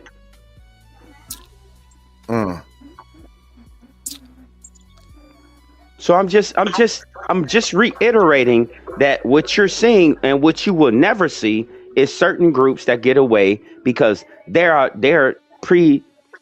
clandestine to get away. Like, I can throw this out there for you. Why is there no hate crime bill for black people? Facts. Because black is dead in the eyes of the law. Okay. I hear you. I'm just saying. The label itself is gonna keep it from getting what it needs. I get it, bro. I'm just saying. That mean for us to be the punching bag. That mean for us to be the stepping stool. That mean for us to be. You're the court jester. Yeah, you can't get no lower than that. I'm not FBA, You're the sir. court jester. No, I'm not FBA. I'm not FBA, sir. Nah, cause them boys on some extra. I'm trying to throw Africa back in there. Man, he gone. Oh, dude, I gotta be totally honest with you. Because up until a certain point, I never even heard of dude. Never even heard of him. And I'm sitting here like, how does one person just come out the gate and they already have this stronghold on these words, acronyms, and meanings, right? How is that actually possible? Without no prior anything, you just come out the gate and you just got all of this. I can't call it predictive programming. I can't call it that. Facts. The Simpsons was predictive programming. Well, that's what This was a plant. That was a plant. No, you're talking that shit. This was a plant. And I can go even further with it and say It was such a plant that who look we at talking? what happened throughout time. Who's the new Jesse Jackson? Reloaded. You talking about Birdsong? Who you talking about? Who Tariq? coined the term? That Dr. Umar? Who you talking about? They both coined terms. Captain FBA. Exactly. Tariq. African American. They both work up for the same person. American, Tariq FBA. Nasheed. Yep. Yep. They both working for the same person. Yep. I can see that. Most definitely, I can see that. That non-fact. Mm-hmm. And What's whoever was blood black- name? Who? What's you know, the guy that infiltrated every black thing back in the day? What was his name? Shit.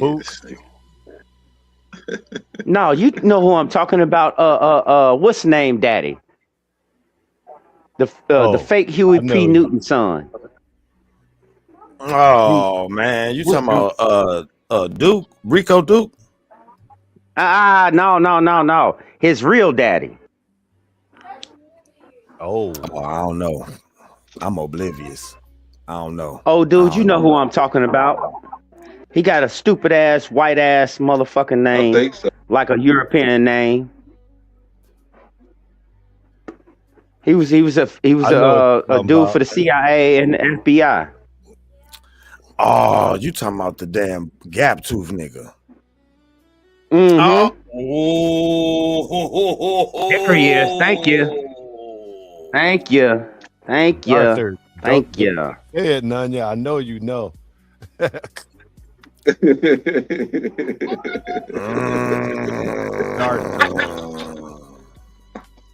Who the hell named they son Darthur? Agent. Damn. A foreign agent. Damn. We got Houston. We got a problem. Damn. Houston, we got a problem. Damn. Damn. Same forehead. Hey man. Oh hell, damn. Some shit don't even need like words added to it. It's like, look, you know. Look. All I can say is be like, hey, look. What the hell? Don't do me. Do your hair.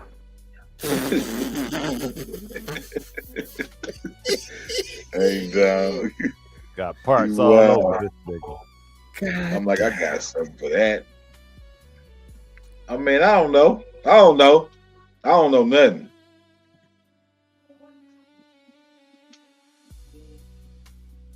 Marinate. Let it And again, marinate. the express consent of Straight Smoke does not reflect Odu and Odu's channel. This is just the express consent of Straight Smoke. Fuck you, nigga. You Darth Vader ass, Perry ass nigga. Damn.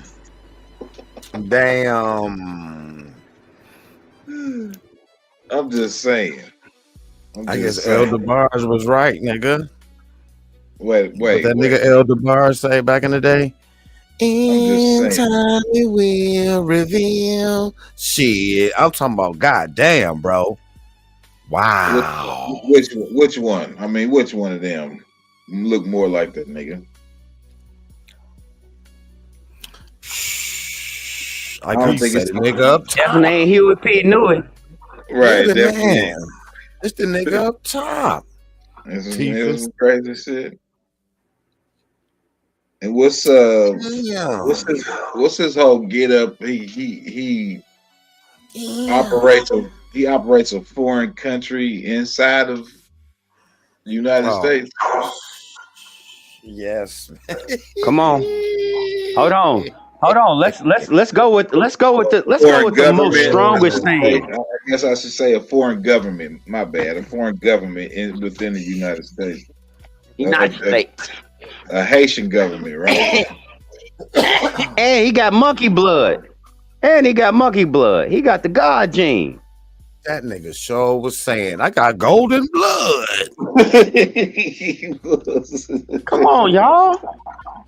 That was Where's the serious. retention at of what these people say? Damn.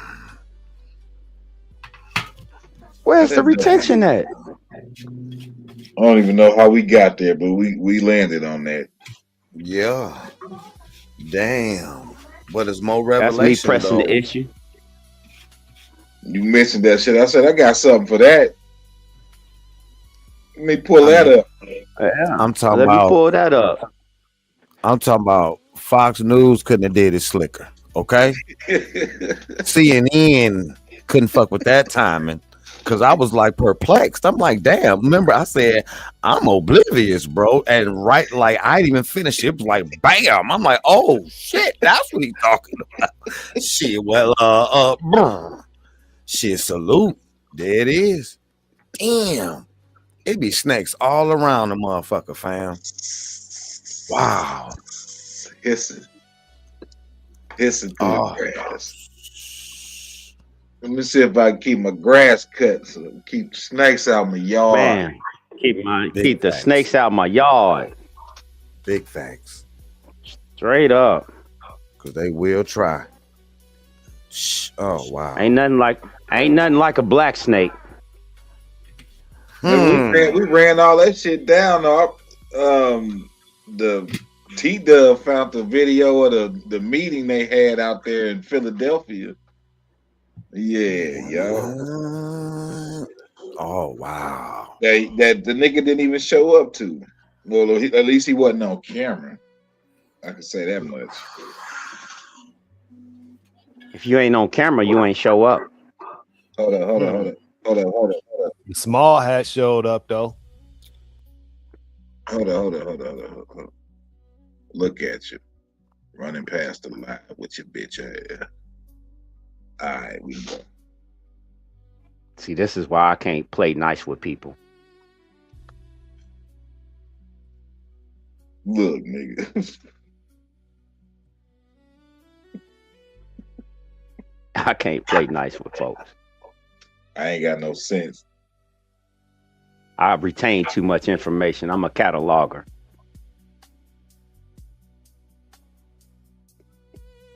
Don't let it be the reason. He only interested in Panthers, not Lions and shit.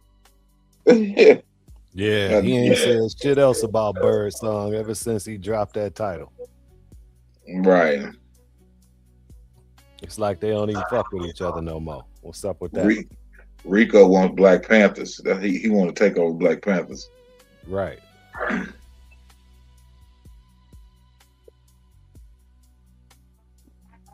Good luck with that. Man, I'm seeing every one of them so-called organizations, bro, be on some bullshit, man. Like it started on some Hey, you cool want to hear shit. something really crazy? You want to hear something really crazy? Talk to me. A third of the population is retarded. Did you know that? I can see it. I give it higher than a third.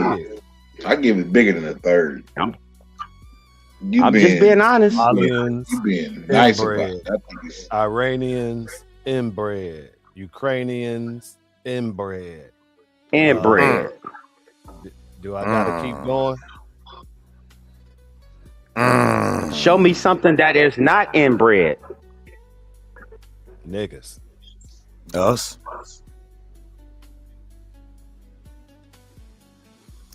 Everything else. Do you understand where I'm going with this? Mm-hmm. These motherfuckers done, boy, bruh. You don't have defects in humans unless you're what? Fucking with family. Oh no, it's not so much as fucking with family. Or You fucking are with Gene. fucking with deep family. Close. Immediate. I mean, really close. Really close.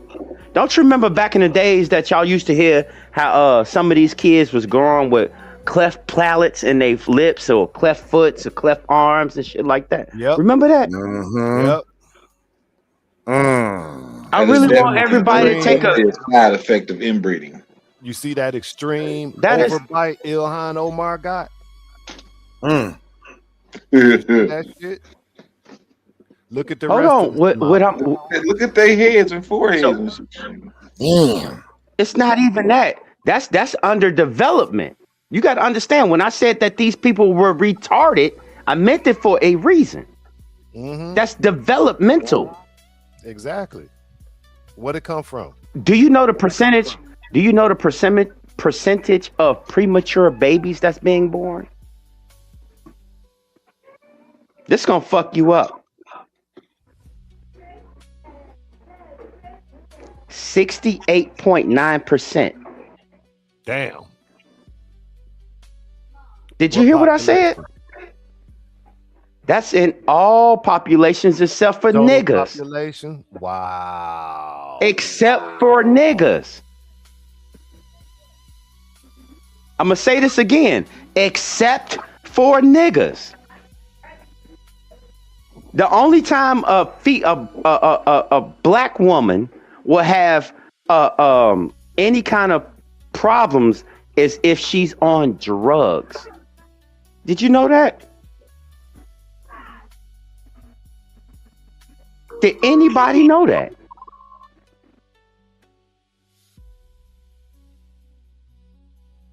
Say it again, Smoke. The only time a black woman will have any kind of problems dealing with her baby, she has to be on some type of drug, alcohol, anything of that nature. If it was just a straight up pregnancy, she would never have a problem. You cannot say that for any other race. You can't say that for any other race because their inbred is too strong.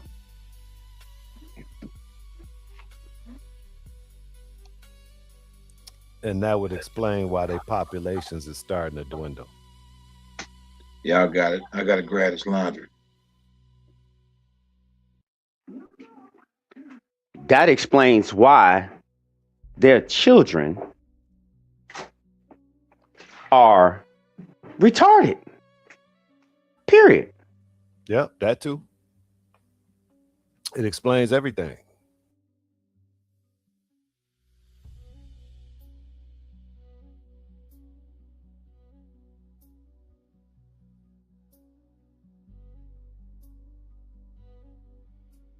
Now, mind you, let's be very clear about something. A lot of these people do not consent to any Western medication. Okay? Which I don't either. I don't either. But the reason I say that is because they're still practicing inbreeding.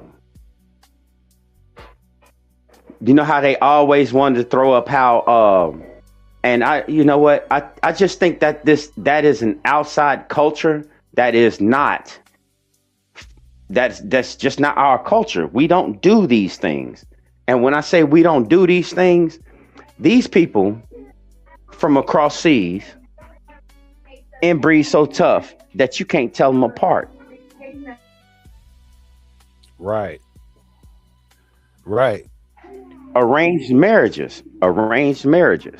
That's arranged between cousins, first cousins. That means that you got two daughters. Their kids are gonna have kids. Think about that. That's what these people do. There is no outside sourcing. There's no outside sourcing. So of course they're going to harbor genetic defects that no other population will have.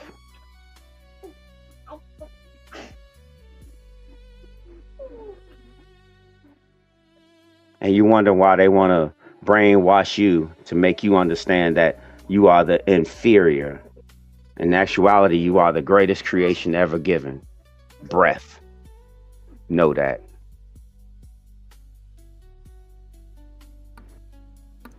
Word.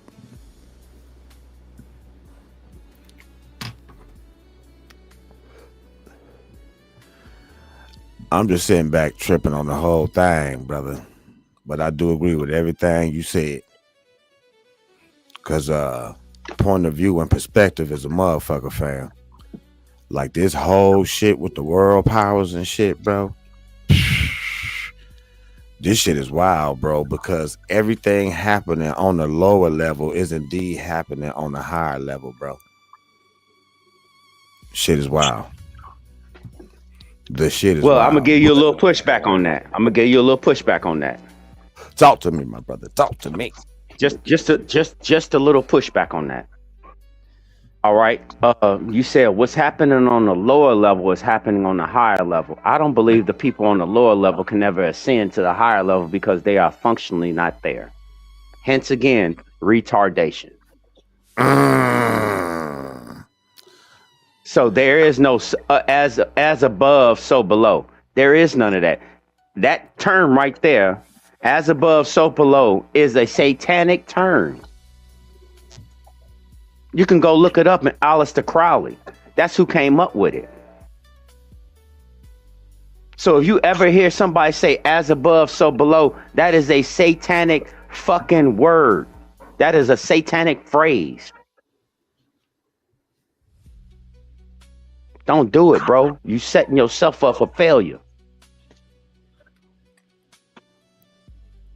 I hear what you're saying, brother. And you got some strong points in there. But check this out. Let me use this as an example. Look at what's going on in the so-called Middle East right now. Feel me? The same shit going on over there, going on in Compton, going on in Vegas, going on in motherfucking the DFW, going on in New Orleans, Shreveport, H-Town, Jackson. You feel me? In Naptown. The same shit. They drop a bunch of poverty on top of weapons with a cost of living. Whether you educated, could read, write, got one arm, 4 fingers or not, everybody got something that start with a B and it end with an S. And you could include bullshit in some type of way in it, but no. Bills, my nigga. The whole Muslim world, they got missiles, nukes, all type of shit, right? Tanks, radars, submarines, explosives, headquarters, bunkers and shit. And who they get busy on? Muslims. Did you see the play? It's like 17 motherfuckers against one motherfucker right now. But everybody think it's 2. And the majority of the motherfuckers is, you guessed it, Muslims. Just like the hood. Niggas. And where the Hispanics at? They ass. Same shit. You put poverty as the base. Certain people got it, certain people don't. Everybody got a lack of education or a whole lot of education with no resources or a whole lot of resources with no education. Throw some pistol play down there, some sabotage. Come on, man. And then you fucking with an entity like, fuck the United States. Fuck Israel. Nigga, you got the CIA and the Mossad. These niggas could go rogue if they wanted to and probably live like 13 years minimum. Why? You even dropped this, brother, Straight Smoke. I'll be listening to you too, nigga. You be kicking the game. I'm with you, brother. You said that was the OSS, correct? Well, who and whom would make up the OSS? It would have to be some motherfuckers in many places that are in many places. These your bankers, your merchant bankers, your merchants, motherfuckers all over the world with access to these ports and these markets, ear to the street. That was the coldest shit anybody could have came up with in the first place. The same plays they running on these Arab countries, they ran on who first? Y'all already know who I'm about to say. This how they got Dr. King them. I know niggas don't fuck with Dr. King them. I get it. But if Dr. King them ever had a chance, even in being pawns, they want to make sure that shit ain't go down. If Malcolm X even had a chance, if the Nation had a chance, if SNCC had a chance, if the Black Christians had a chance, no, nigga, we gonna stir up some motherfucking bullshit. We gonna pay a couple niggas to do this and do that. You feel me? I'll give you the best man. I'll give you the best man. I'll give you the best man that you should ever use to show what you talking about. That's Fred Hampton. There it is. There it is. That's the best man you can possibly use. Is Fred Hampton. There it is. There it is. That was a military operation, brother. So that's why I say as above, so below, because they do the same shit to create division. And it's easier, I know it's cliche, to work a motherfucker when niggas is kind of on the outskirts. You feel me? It's kind of, you know what I mean? Soft-headed groupie? But what type of soft-headed groupie would go against his own to help somebody else? I'm getting tired of being sold out by folks, bro. That's the $1 billion question, brother Smoke. That's how we lost the land. I'm tired. I feel like yeah. When that brother Top Cat tell the story, and I know niggas be tired of me saying that, everybody know the truth, but how he told the story, bro, leading up to the years and the wars and certain motherfuckers in certain places. Man, to make a long story short, this is what I gathered, and I may have misunderstood what the brother said, but to make a long story short, niggas on the outs that wasn't even full-bred niggas was vouching for the whole of peoples they had no business even vouching for, bro. Signing shit they ain't had no goddamn business signing. Talk to me. Can I stop you right there? Let me stop you right there, because this is where I come up with all everything. You know what I'm saying? I'm not gonna point out no one person. I'm gonna come to my own conclusion as a man. Okay. So we got to look at it. This is how I look at it. There was a bartering system back then, right? Let's just I'm gonna keep it at this. It was a bartering system at that point. If somebody feel like they got undercut from the sale, they gonna have a little displeasement about it, okay? They're gonna have some displeasement about it, you know. That's like you selling something, you go in with another dude, y'all selling something to somebody else from across the way, and he give you 80, he give you 20 off the 100. Sound familiar? Yes, it does. Talk that shit. He give you 20 off the 100. That ain't gonna always work. How long you think I'm gonna take 20 off the 100 for? These were a bunch of disgruntled people that said, you know what? Fuck him and fuck them. I know what I can do. I can go over here to these people and say, I can get it this way, and this way. This is all the basis of underselling, bro. A disgruntled person that knows the same trade as you, if you was ever collaborated, or someone in your family. Facts. They gonna do you dirty to anybody else? What are you talking about? Facts. I figure it had to be some shit like that, and that's why I don't like ousted niggas. Had to be. For like stupid shit, because them ousted niggas still is y'all. You know what I mean? Whether they on the outs or not. And the new outside or not, they still you. Man, ooh-wee. Man. That's what I come up with. Yeah. So you mean to tell me everybody forgot? Hold on, everybody forgot what was the average household back then? You want to know what the average household was? Talk to me. It was 8 to 10 kids or more. Think about what I'm saying. So when it's a property dispute and you need all 10 kids to sign off on that property, it's gonna be a problem. He ain't lying. He ain't lying. Shoot. The majority of the families I It's gonna be know a problem. got bullshit behind that shit right there. Well, once they I insert can't make this up, bro. yeah, for sure. Shoo, bruh. I can't make this shit up. I've even caught a I couple mean, come stories on, man. Let's YouTube that was tragic. think about what like, I'm saying. damn. I'm talking about thousands of acres, That fam. property. Thousands That's what of I'm talking acres about. up. And like I said, and you go back in time, the family size was a lot larger. Mm-hmm. Mm-hmm. Damn. Mm-hmm.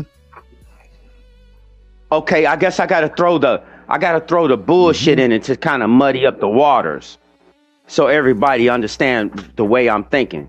What was the legal age? What was the legal age? Was it what, 17? We got a problem.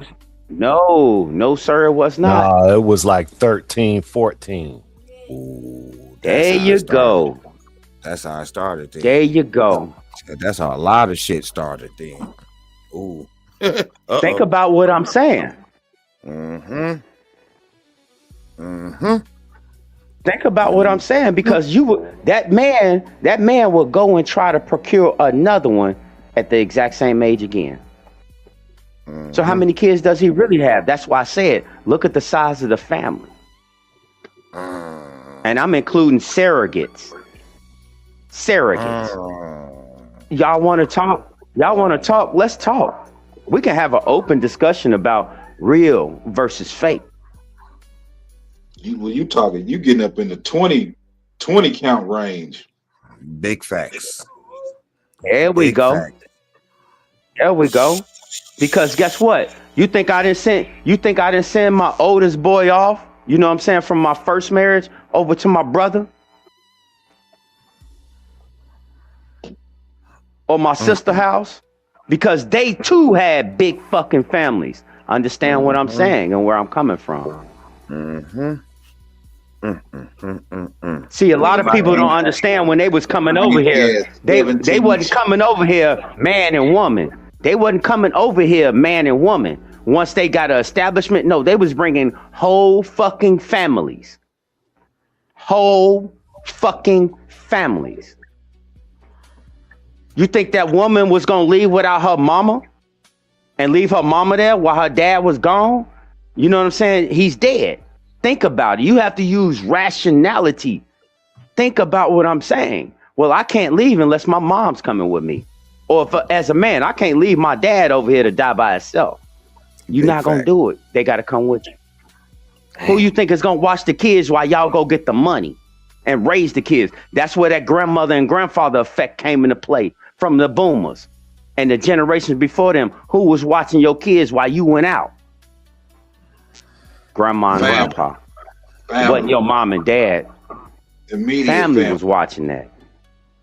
Exactly, bro. So that's what I'm saying. If you encapsulate everything that I'm saying, you'll see that the part that I'm looking at makes total sense of the fuckery and debauchery that was going on, because these people were so primitive and retarded in some cases. Straight up. If you think the retardation level is at an all-time high now, imagine what it was motherfucking 50 years ago. You think you didn't still have retards walking around? Yes, you did, because there was a lot of incest. Them people had incest, bro. They think talked about what I'm saying. The military put out a documentary on it. Let me be quiet. Nah, cook, bro. Cook. The military put out a documentary on their level of retardation in their communities. If I think of the title of it, I'm gonna bring it up. You heard of the Appalachian Blue people? Bro, I understand where you coming from. Trust me. Trust me. I understand where you coming from. Trust me. I really do. That's what I'm saying, man. Yeah, look it up. The people, to me, it's just like, yeah, you can. They in Kentucky.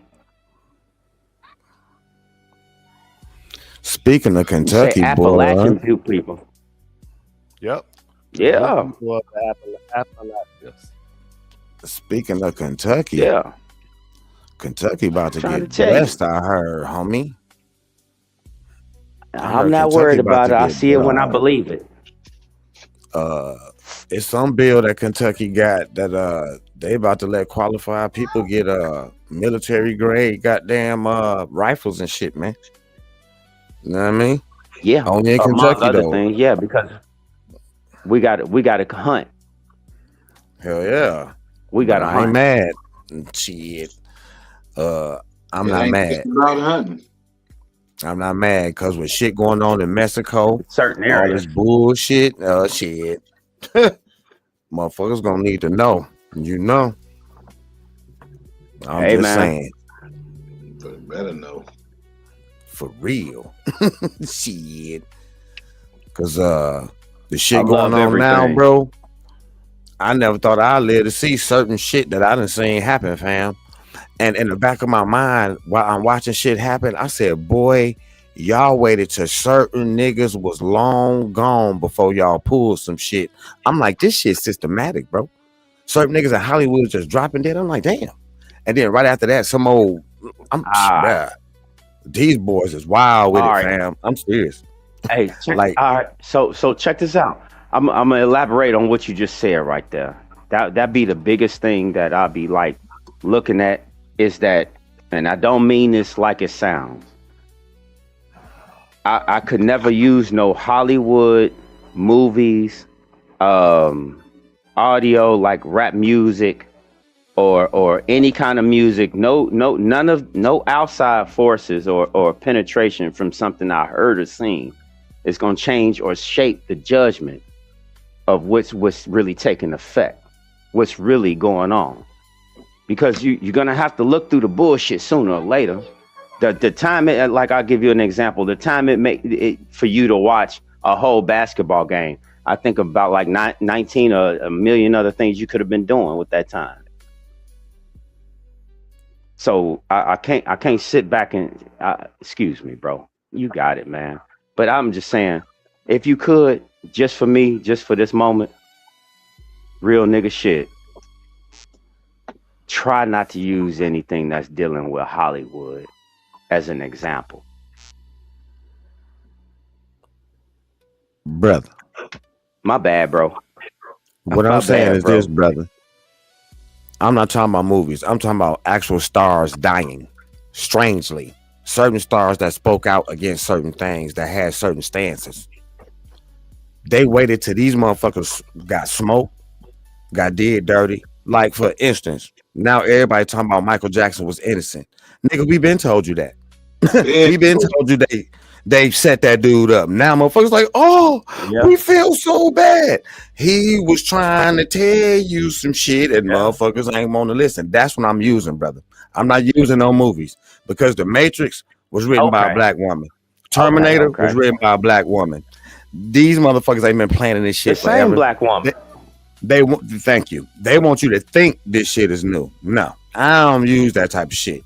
I'm saying they wait till certain motherfuckers is gone to pull some bullshit because these people is known for great protest or using their name or their fame to gather protests, and that ain't what these motherfuckers like. They don't like you shedding light on what the fuck they doing. And I peeped this video, man. Oh, dude, I'm gonna try to email it to you, bro. This dude Netanyahu said some shit in 1990, bro. That's some crazy shit, bro. And he was talking about the United States. And bro, it is exactly as this motherfucker said, bro. They using this motherfucker, man, to do they bidding, bro. And that's very, very fucked up, bro. Very, very fucked up. This where all the money going, bro. You know what I mean? Like that who? little number that They using who? All the said what they call it, funding that they give them, you know, aid. Man, that shit is way more than what the fuck they telling us, bro. Bro, it's a reason this bitch 79 trillion, 81 trillion in debt. Bro, them wars ain't cost that much. They ain't spending that much on welfare, fam. Get the fuck out of here, bro. They lining somebody pockets, bro, on some real shit. And this shit is very, very wild. And I'm gonna say this, and I'm gonna let the mic go. So far, if this was a baseball game, the conspiracy theorists is batting 1,000. Goddamn it, they ain't been wrong. And hold on, pause. I'm not talking about these people that finally had to go through Rona to realize something was wrong. I'm not talking about these people that watched the movie Get Out and figured out something was wrong. I'm talking about people like myself that was talking about this shit when this shit was getting shared on videotapes.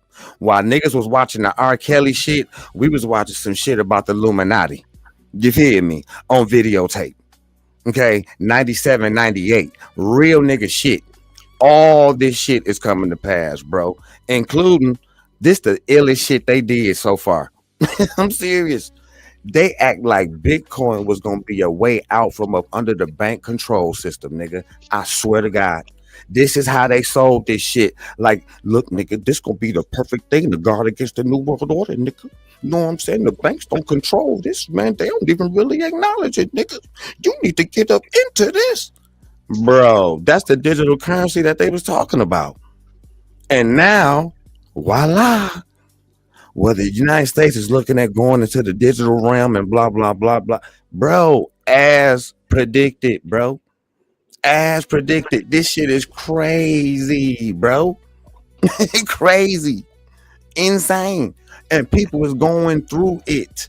Now, I'm going to end with this. I know I said I was going to end 4 hours ago. Hold on. This is why I'm not with the rapture shit.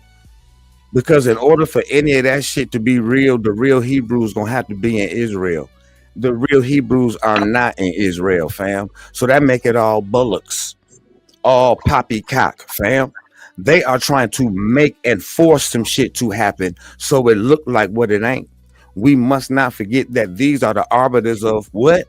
Hollywood, who you just told me don't use none of their movies to reference shit. Exactly. But they doing it in 4D, my nigga. I yield the mic.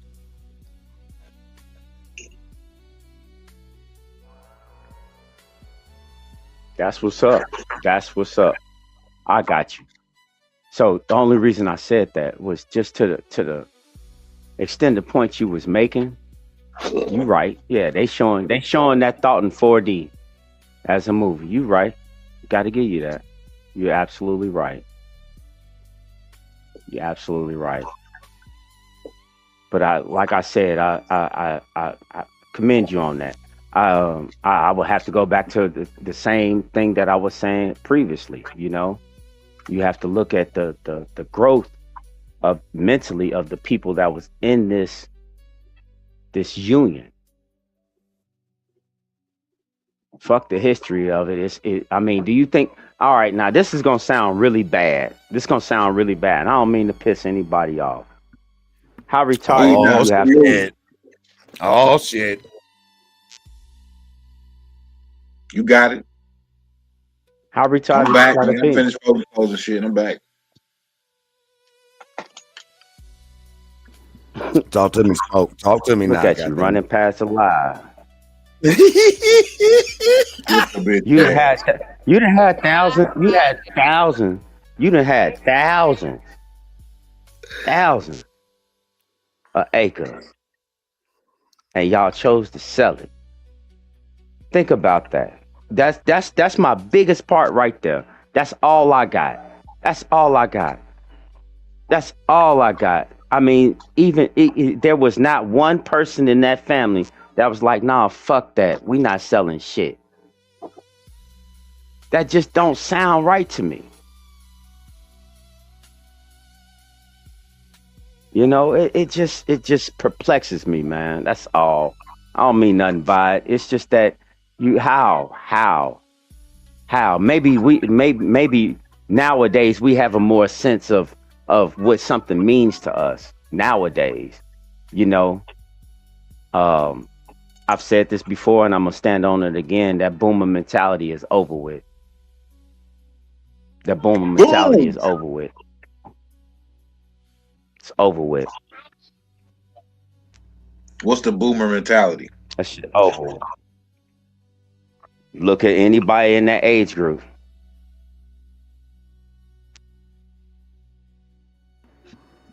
Salute to Probably Enoch. 90%. It's probably 90% of everybody running everything around you. I agree. And they got the nerve to say that Generation X is the generation that never grew up. I said, y'all got me fucked up, nigga. Niggas was selling dope and or working and or getting goddamn good grades at 13, 14, lying about our age so we can have decent school clothes. Y'all got us fucked up. No, nigga, we was paying. You feel me? Generation X is the generation they really need gone before they can unfold their plans. Big facts. Yeah, that's the truth. They need us gone because we gonna act a fool. Big facts. You ain't gonna be able to do it. It's a different kind of fool. It ain't like the digital. It ain't the digital generations. We the last of the feral niggas. You know what I'm saying? Facts. We grew up in the wild. We wasn't in the digital world like that. Facts. I'm talking about didn't give a damn.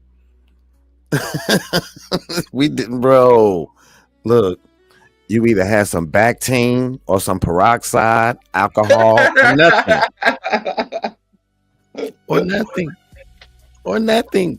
And you took your ass where, y'all? What you say? Bactine. I ain't said nothing. That Bactine. I ain't said nothing. Now look, that was for the families that was doing a little cool, goddamn it. You know what I'm saying? Salute to y'all, goddamn it, because we ain't had that all the time. Now that peroxide, that was a little more prevalent, but that alcohol seemed to always somebody always got some goddamn alcohol. Niggas was dodging heroin, crack, cocaine, everything. What? I mean, a lot of us fell to it. A lot of us fell to that shit, but it's some of us that navigated that shit greatly. You know what I'm talking about? That's a fact, brother. That's a fact, brother. I'm talking about. I remember the classmates. I remember the classmates. Let's say, by September '85, you know, my nigga and his sister, they cool. I mean, they parents trying, but you know, like I was just telling my wife the other day, I was just talking about my nigga, man. I hope he cool, man. Man, we in 5th grade, bro.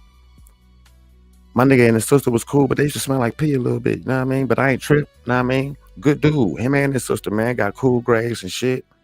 Boy, his pops must have got sick of that shit, cause boy, oh dude, I'm about to take you back. None of you. I'm about to take you back straight. I'm about to take you back.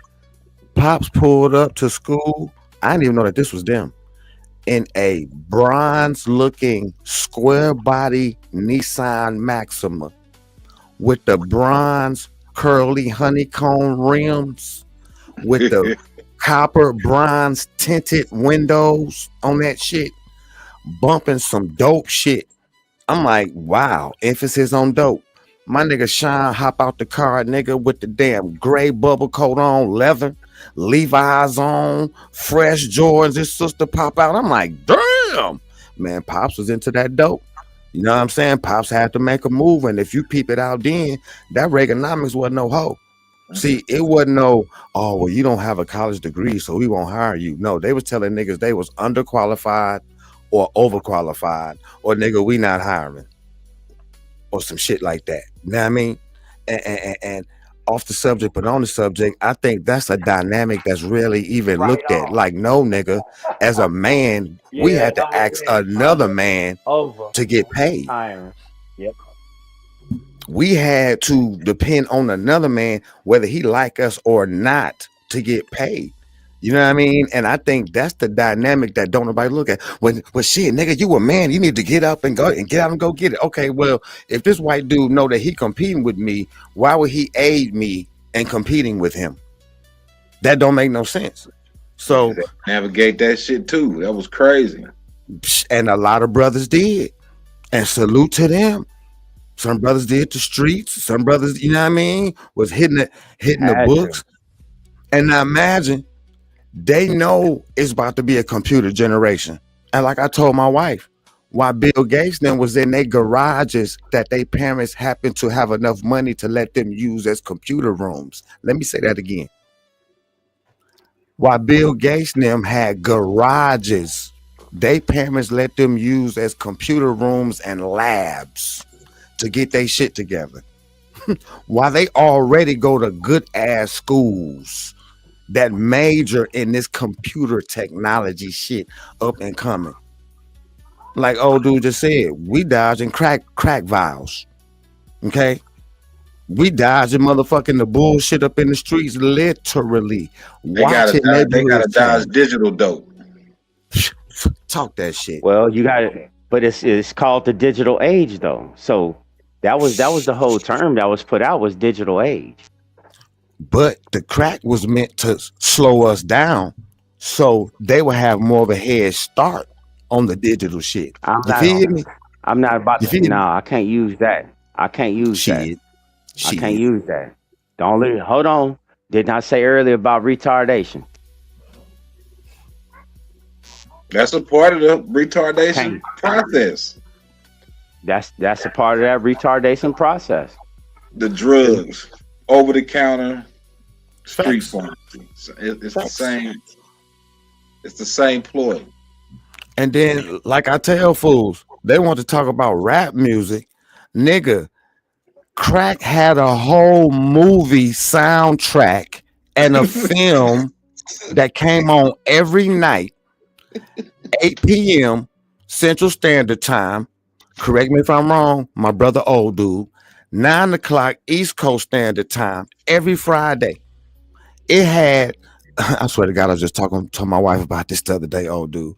I said, babe, this white woman had the biggest, most beautifulest titties at the beginning of Miami Vice when that shit came on. And right when the bongos hit, boom, boom, boom, boom, boom, boom, boom, boom, they showed her titties and shit. I'm like, nigga, they were smoking crack in that motherfucker. Calderon them was selling bricks in that motherfucker. They showed motherfuckers ODing off crack on that every fucking Friday, man. And ain't nobody say shit. But when these niggas from Compton come out, hold on. Watch this, Smoke. Let me see how conscious you is, Smoke. Who named gangster rap? Do you think niggas named it that or white folks named it that?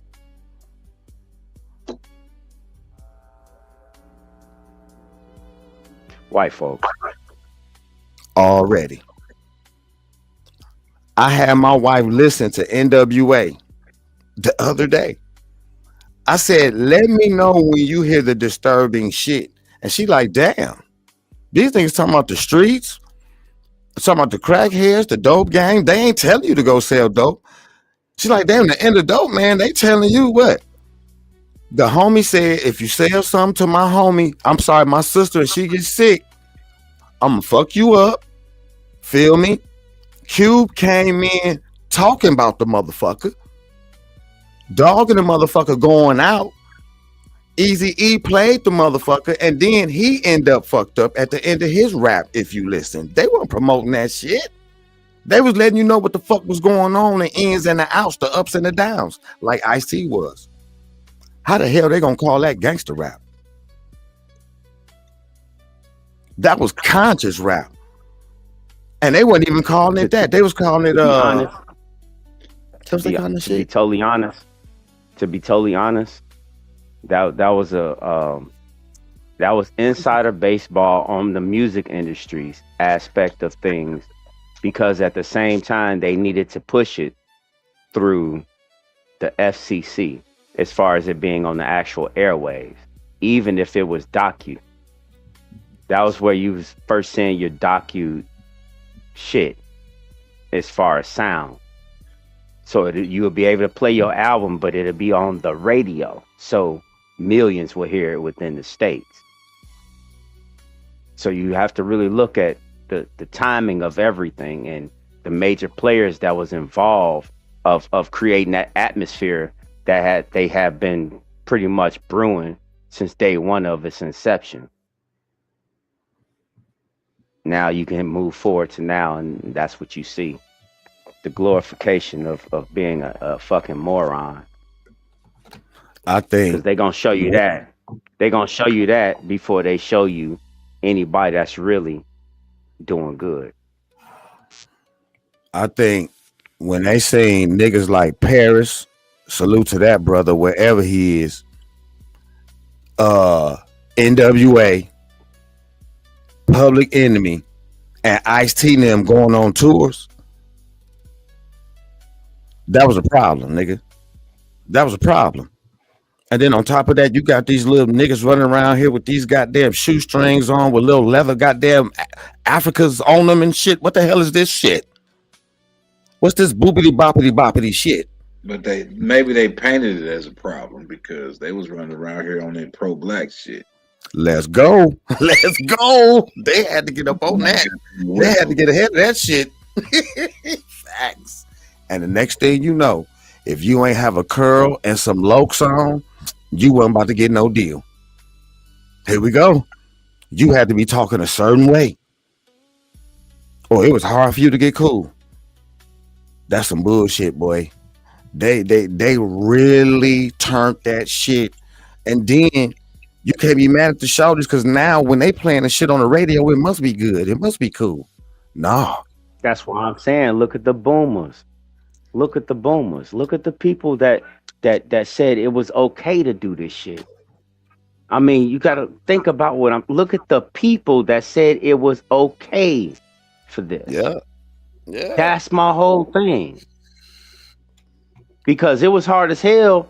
You know what I'm saying? You had to have, you know, your man, for you to, man, have you ever hit a TV before? You ever flick through cable when it first came out? And certain channels you just couldn't get, but you can make them out? Mm-hmm. Yeah. Real nigga shit. I remember watching Tyson fights. You know what I'm saying? Man. These Come on, bro. Man. Yeah, man. Like I don't say, think a lot of people seen when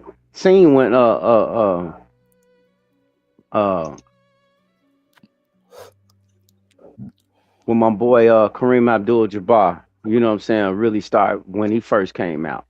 You know what I'm saying? Or Dr. J or some shit like that. I don't think they seen shit like that. Seen shit like that. You know? The Seen motherfuckers shit mesmerized like that, you know? when they stepped foot on the shores. Look how these Bro, niggas live. but I'm saying, you looking at the societal failure of understanding and learning, I can see how we got here. Societal failure. Could you imagine the immense brainwashing that had to happen?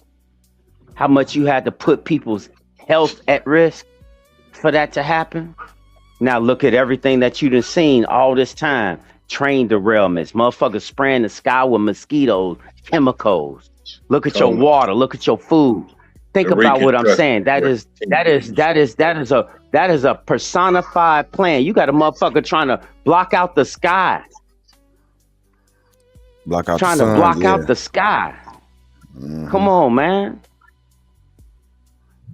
Come on, man. I don't need to look at anything else but shit like that. Who is doing this shit? How people just going along with this? Well, motherfuckers is scared. Number one, because it's a lot of subconscious shit that be playing through a motherfucker head. Number two, that's why the young motherfuckers be so fiery. Not that they ignorant, but they like young, goddamn it, and they got that real shit going on, but they ain't got wives and kids and families like that. And you know what I mean? Like when you get older, bro, you be worried about leaving motherfuckers behind and shit like that. So that softens motherfucker stance. Like I always say, demons use love as leverage, fam. And that's what they've been using the whole time, man. Whether it's your love of life, your love of your employment, your love of 4 walls and a roof with a warm place to shit, piss, fucking suck. I mean, excuse my language, shit. Hey, like I said earlier, bills. This why the CIA is the coldest gangsters in the world. But notice the one thing you didn't say. Hold on, family. You know Hold what the on, one family. thing that you didn't Hold say? on, family. Let me finish one thing. I say they the coldest gangsters Yes, in the sir. world because they understand everybody got bills. So that means everybody got a price. 9 times out of 10. Go ahead, my brother. Peace. I mean to cut you off, man. It was just like it just stuck out to me to say that. Go ahead, go you ahead, know, go ahead, go ahead, because go ahead, of my what you brother. were stating at that one part. But none of it said that you wasn't supposed to love yourself. You know what I'm saying? First. I mean, that's None of it automatic said to that. It me. was always about you. But hear me out. Hear me out. You know, it's all these things. It's all these things that you allow to play a part on you. It's up to you, right? So I'm don't get me wrong. It's not like I have never did anything. I have, but whatever. You know what I'm saying? Just when did it move from it being the growth of you versus the growth of everyone? Shit, when I had a family, bro. Facts. When I had a family and I know what I that's do what for I them, think. and I know like how, you know what I mean? And I'm like, damn. So if everybody feel like this, or if everybody see me, I'm assuming motherfuckers give a fuck about something. And I know everybody don't. You know what I'm saying?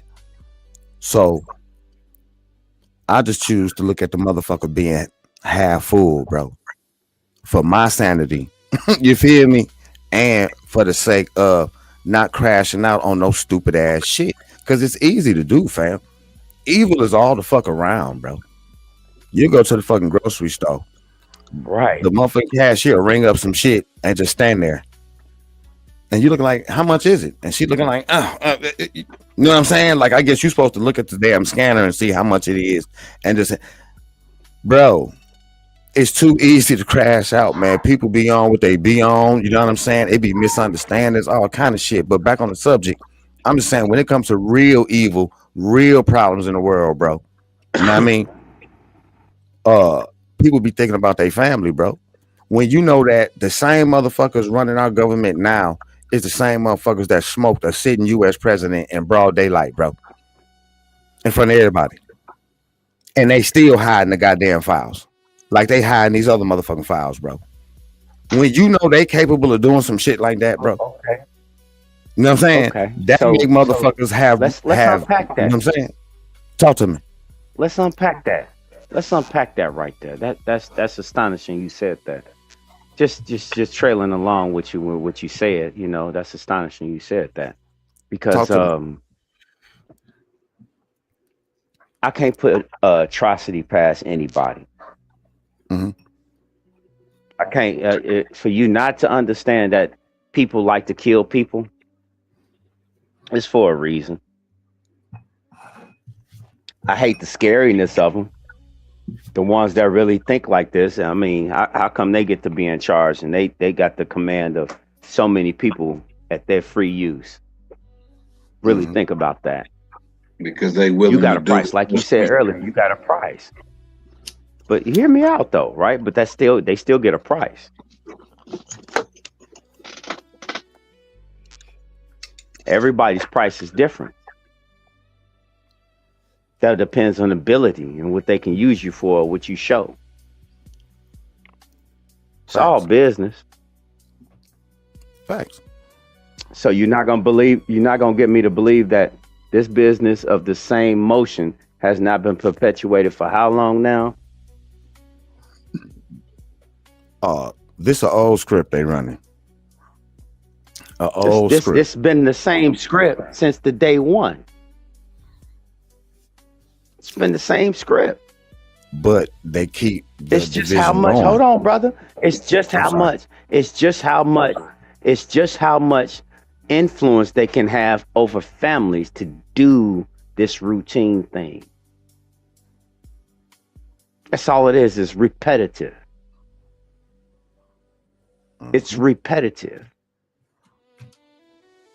I don't think that all it is you've seen the growth the growth of your money that's being siphoned from you illegitimately and used to make your life worse. Dig that. You're paying to die. Did you think about that one? Hell yeah. You're paying to die. And you still gotta pay to die. You gotta pay to die. Or you just gonna die, but you still gonna die. Think about that. How don't you get past that conception right there? You ever heard of That's old where I cat start at saying right they there can't every afford to morning. die? He said I can't even afford to die. Trying to Talk tell that you. shit. Yeah, Talk you that ever shit. heard him say that? I have heard him say that. Big Yeah. facts. Big facts. Yeah. Yeah, man. Come on, man. Yeah. Put shit in reality. Stop playing with the time you have. Real nigga shit. Stop playing with the time you got. You can be really constructively doing something.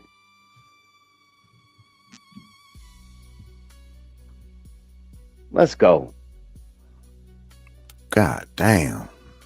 Boy, them explosions, boy. Bruh. Shit looks serious, don't it? Can you believe your eyes? Bruh. Bruh. God damn.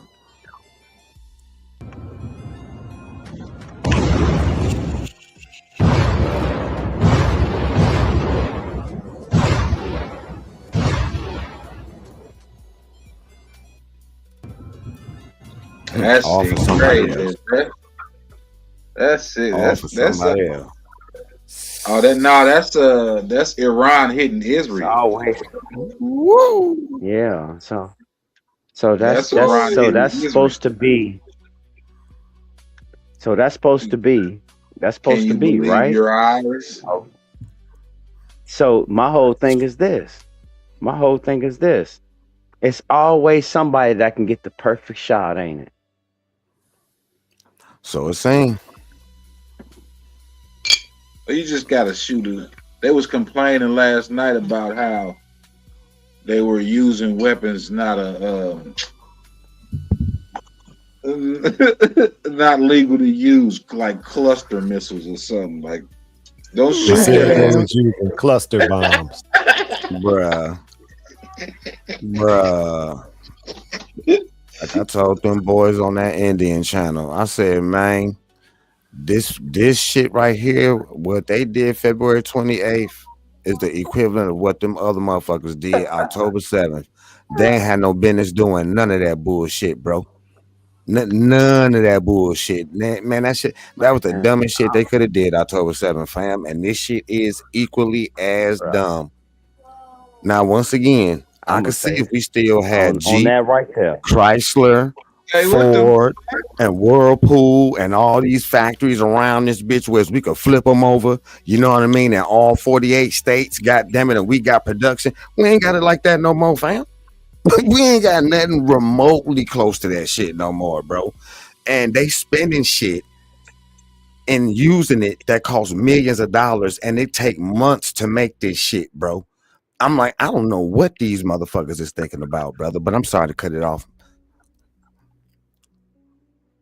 Wow. Nah, you good. You good. They whooping his ass. Wow. Hey, it's say meanwhile earlier today in England. Everybody getting it in. You're watching Everybody. scenes involving lawyers in an English courtroom in Birmingham. This is UK now. Hey, they going at it. Oh, Who was touching kids? Which one of y'all was touching kids, motherfucker?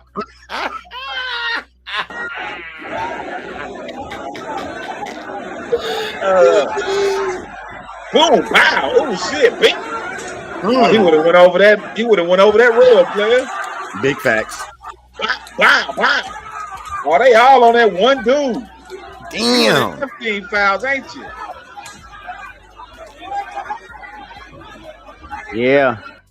Ain't it crazy how they doing going in down. other countries? Can you believe your eyes? Yeah, can you Can you believe your that? eyes? They whooping his ass. I know that man. It's going down, Jack. Look. It ain't over yet. You finna catch a couple more strays. Bop, they go astray. Bop, they go another one. Damn. He still got to make it to the car too. Damn. He must have voted wrong. Nah, them real punches. Them real punches right there. Damn, he started punching them too. You voted wrong. You voted wrong. You already know what it is. That's The what they UK mean got by flipped parliament. over, bro. Like real shit. The UK got flipped over. At least Off they that arrested Epstein him. shit because they know the ties that they had. Right. They know the ties they had. You know what I'm saying? That was a shift in policy for them over there. You got to understand, before all that migrant invasion shit happened here, it was already tested over there. Already tested over there. They just moved it to over here. Damn. What happened? Officials from the Pentagon has announced and confirmed that the United States military has sunken all the 11 Iranian military ships in the Gulf of Oman. I don't know if I believe that or not. Me neither. Me neither. But they want to talk about that aircraft carrier getting a little blow to it though. Boy, I'm telling you, boy. All for what though? That got denied by CENTCOM. That did get denied by CENTCOM. Of course, they gonna deny it. They ain't about to tell you one of they $1 billion motherfuckers that got swole up on some bullshit that ain't got nothing to do with us. That we gonna have to pay for? Hell no, they ain't gonna tell you that, bro. Every brother, every ship has a visual. Every ship has a visual. That's not true.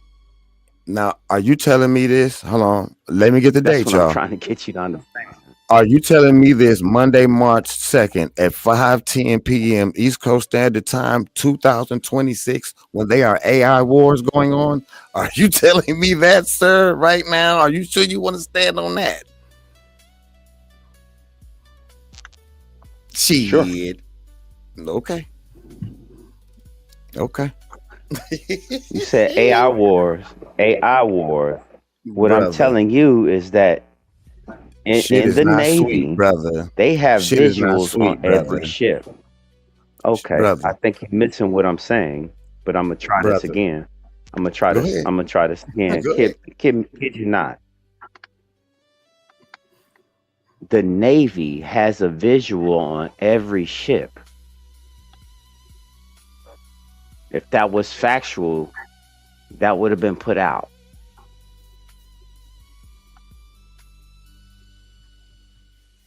That's just the truth.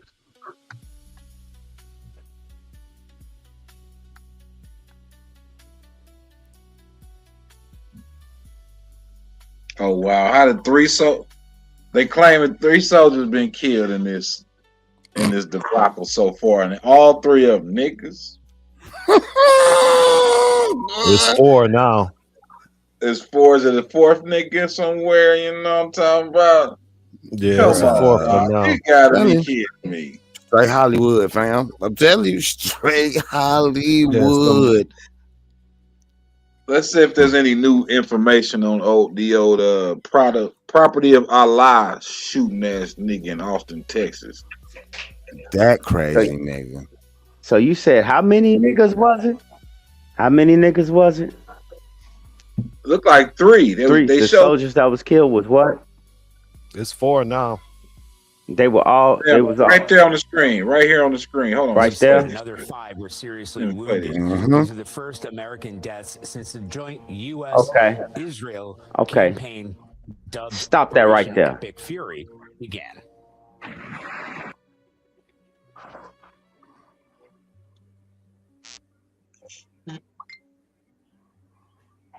Can you hear me, guys?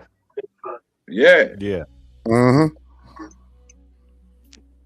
All right, so what you seeing yet again is the same predictive programming to gain support. Okay. Oh yeah. Isn't this who Israel said was the greatest threat to them? Facts. Yes.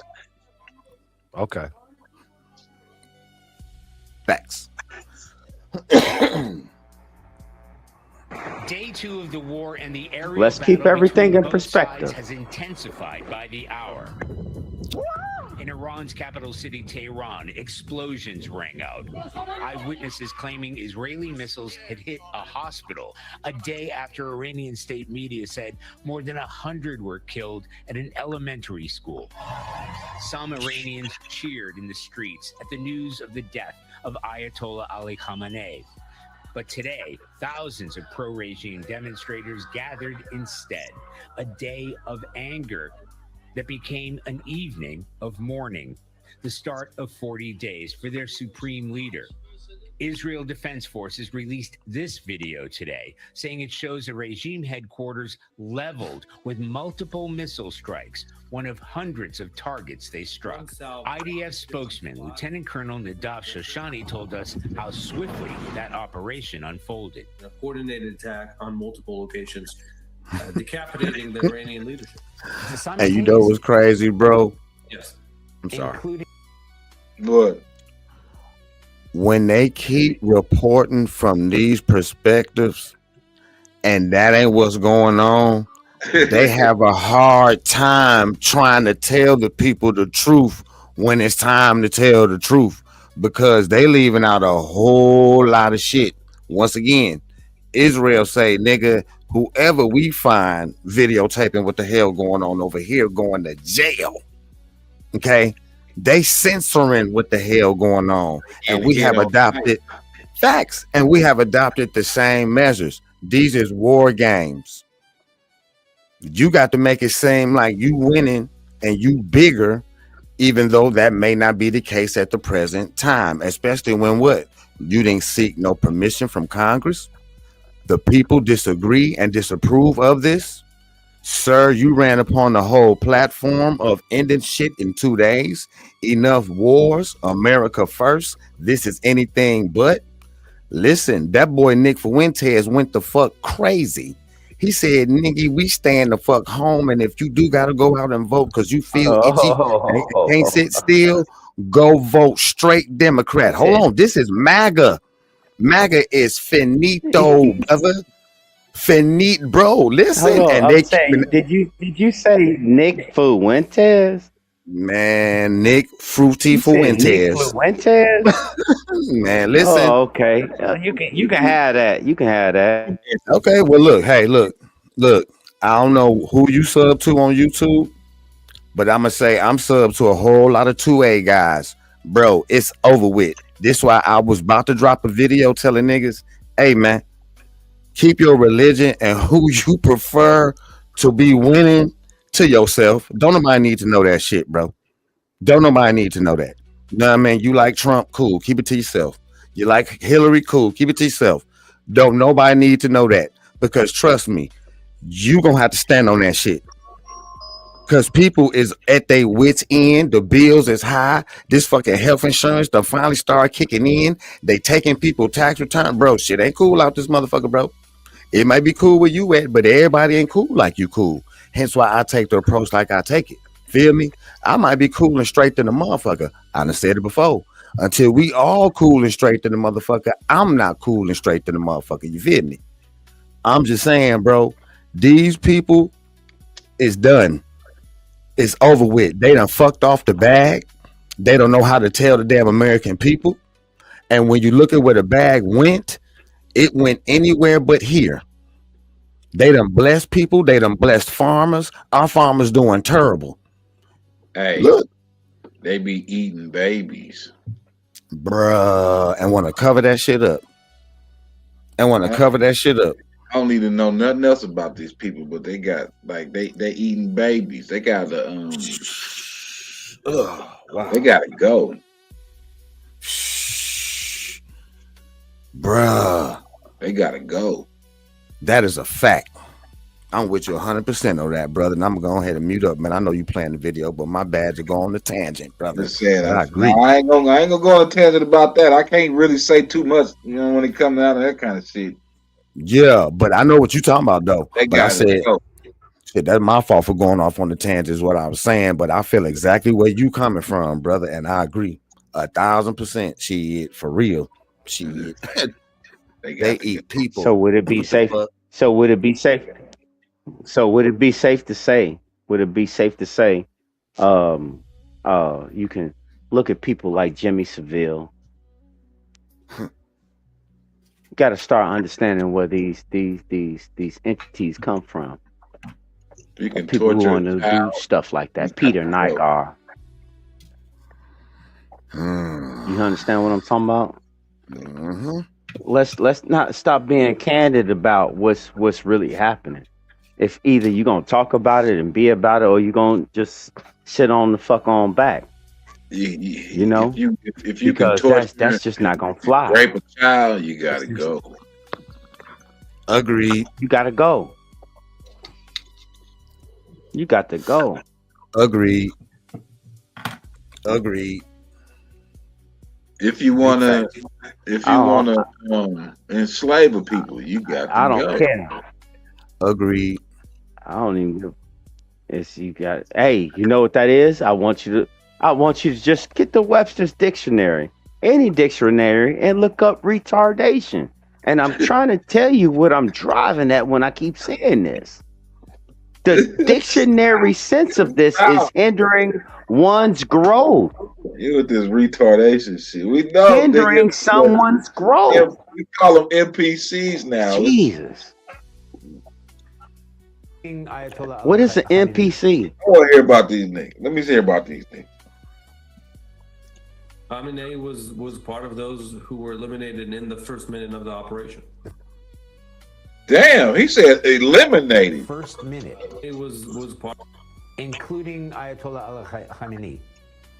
Khamenei was part Oh. of those who were eliminated in the first minute of the operation. The first minute of the operation. Why are they speaking like this with these images on the screen? Is Exactly. Exactly. That is how you. eliminated. That's Got how three. you want to That's how what? think about it, because that's how you would Look, gain most of the time when I moral ask support. it ain't You're me, starting with somebody who? else. I'm a try this again. I'm gonna try this again. This is how you try to gain moral support for what you want to do. It's the imaging is not matching what they're talking about. This is how you gain moral support for something. Let me show the black community that we lost 3 black people. Come on, man. And while I'm showing them to you, I'm gonna talk about the elimination. I'm gonna bring up these words and shit. While the imagery is in your face, being burned in the back of your eyeballs, you also hearing it eliminated.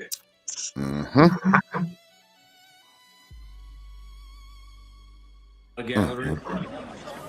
The Iranian military has vowed revenge, striking back. A missile hitting the shelter of a synagogue west of Jerusalem, killing at least 9. While last night, a residential Well, why don't you have them? They pictures on the damn screen the whole time. Big facts.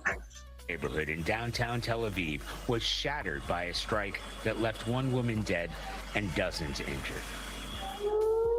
Today, an Israeli Air Force official told CBS News they believe forces have been successful in intercepting 90% of incoming missiles and drones fired into Israel. President That 10% doing some damage. Bruh. They only got a couple weeks worth of shit, bruh. That's crazy, bro. Bruh. Do you believe that? You believe that?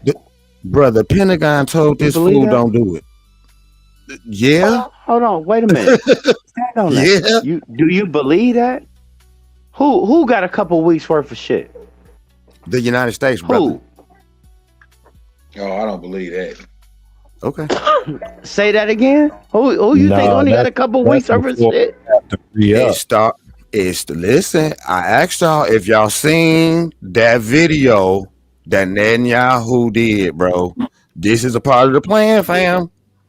This is why certain motherfuckers is like, damn, this is gonna be the last president. Asking you. Hold on. Wait.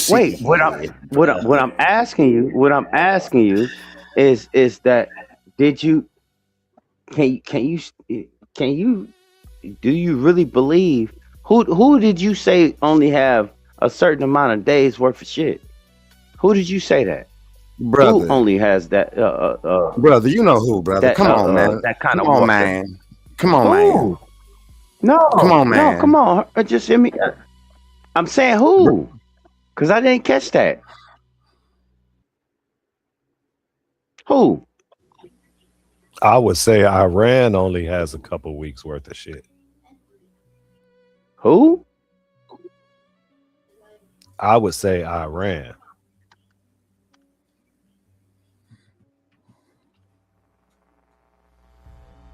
Anybody else?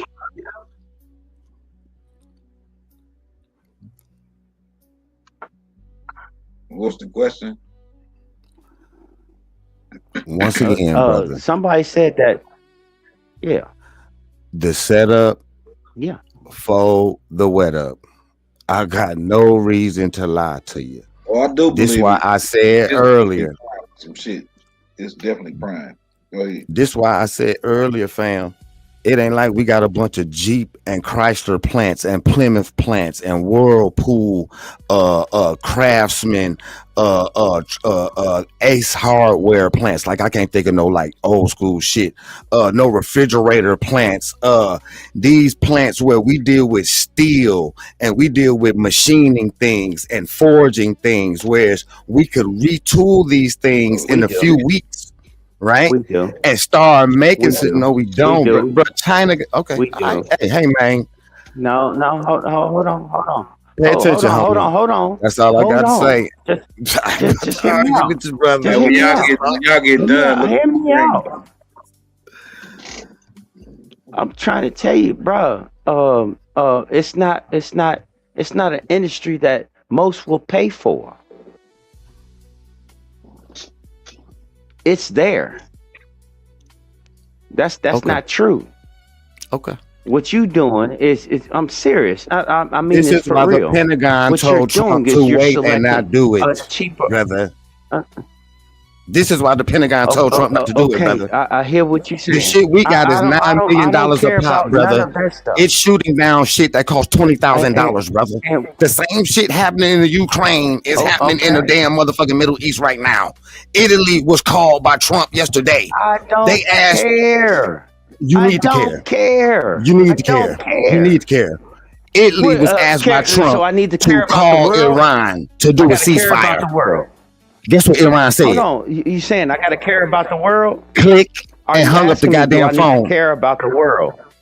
That's all you need to No. know. Do I need to care You take it about for the what it's world? worth, bro. Do I'm I- trying to tell you. No, what I'm saying, Somebody playing brother, with your I'm life. asking a They playing question. with my life. They're playing with Hold on, all I'm of our asking- lives, I'm brother. asking- This bitch is not infallible. Okay, that's cool. That's the whole point, Okay, fam. what I'm trying to He what done I'm broke trying to get at- international what I'm law. trying to get at- Okay, So, it's are people you- trying are to you enact the saying- 25th as we speak, brother.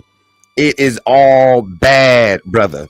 The Jew ran All media right. is not going to All tell right. you the truth, brother. They're not. It ain't their job to tell you the truth, bro. This is why I watch foreign shit, brother. Okay, you learn more about what the fuck going on over here with foreign media than what you do with the local media. Check it out yourself. But you don't have to take my word for it. You hear me? I'm just saying, brother. Shit ain't sweet. Shit is not sweet.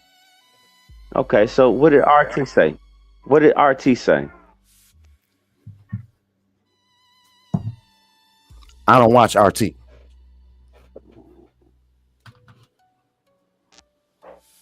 Okay. What did Asia One say then? I don't watch Asia One. Huh. Do you watch ND4? Nope.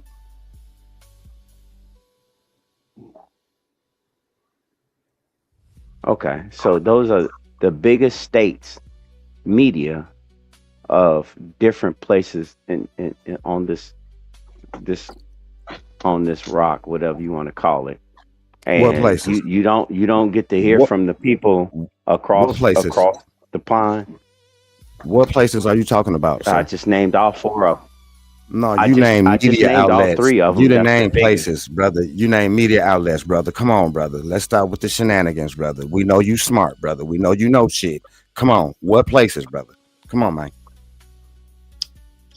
I just named everything that I named. I gave the geographical location to. I don't understand what Do you you know don't how big understand. Asia is, brother? Do you know how big Asia is? I did not say Indo-Pacific, sir. Go ahead, my brother. I'm gonna hit the ball and listen. I didn't say Indo-Pacific. I'm not talking about that part. Every outlet has its own radio station and TV station. You can go look these up. I mean, I don't understand.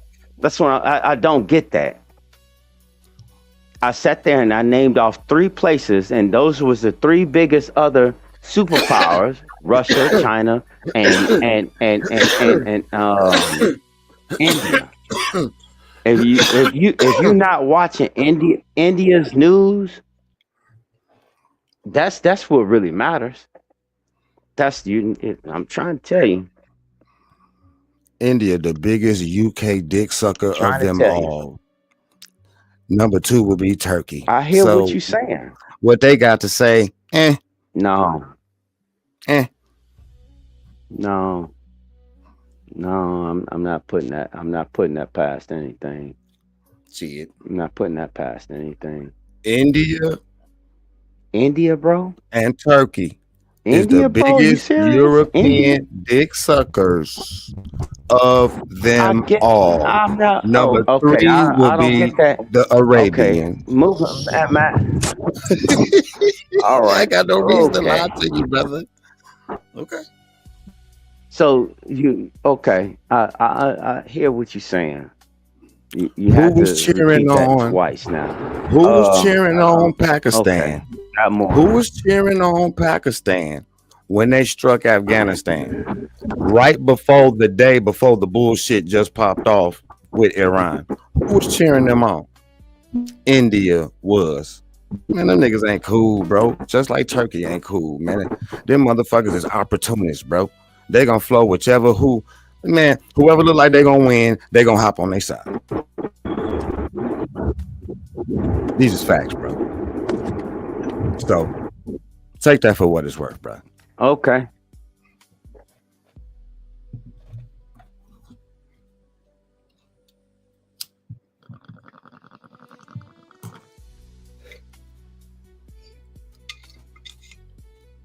Them motherfuckers love white folks more than white folks love Again. white folks, bro.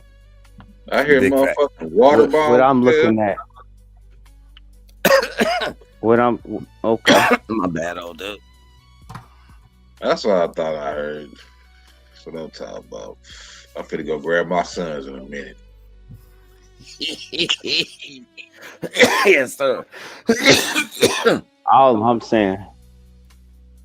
saying is that it is put in front of you for its purpose.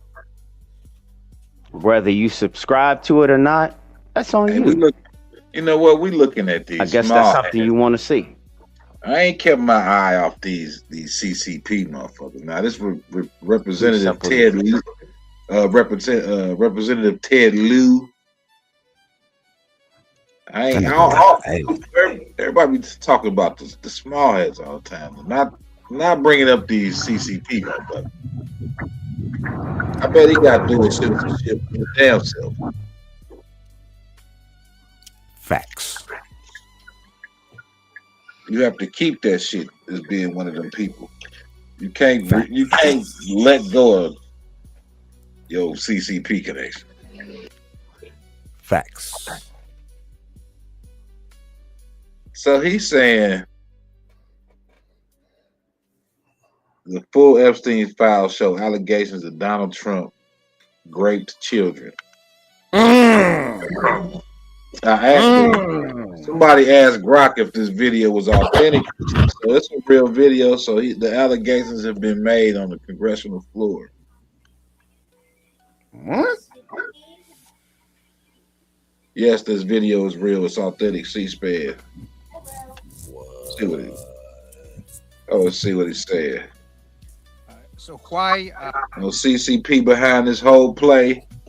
are Republicans so interested in building From the war to everything else. Hillary Clinton? It's because they're trying to distract from the fact that Donald Trump is in the Epstein files thousands and thousands of times. In those files, there's highly disturbing allegations of Donald Trump raping children, of Donald Trump threatening to kill Pause it. children. What? Hey. What? Can I say it? Can I see it? Can I Say say what? it? Say what? Say what, man? Say what, man? Imagery is everything.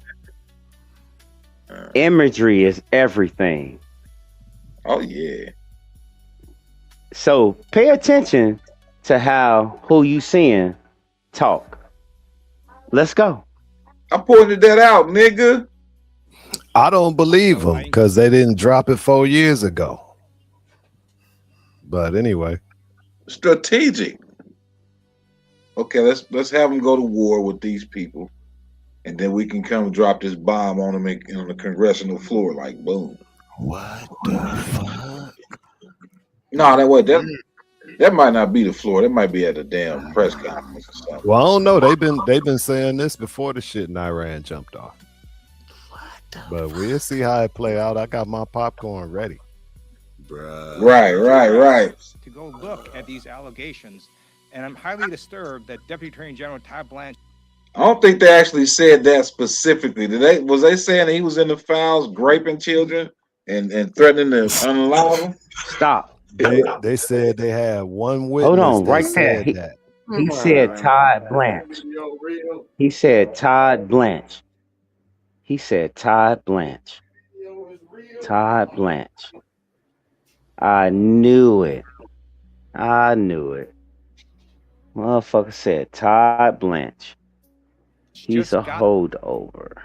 Okay. Mm-hmm. Trump raping children. There's highly disturbing allegations of Donald Trump raping children, of Donald Trump threatening to kill children.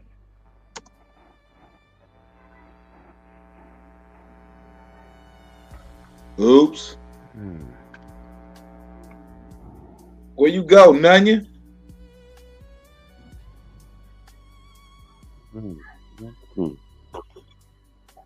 Can you believe your eyes? So I encourage Well, this on C. Can you believe your eyes? This on C-SPAN and to shit go too. look at these allegations, and I'm highly disturbed that Deputy Attorney General Todd Blanche just got the law wrong.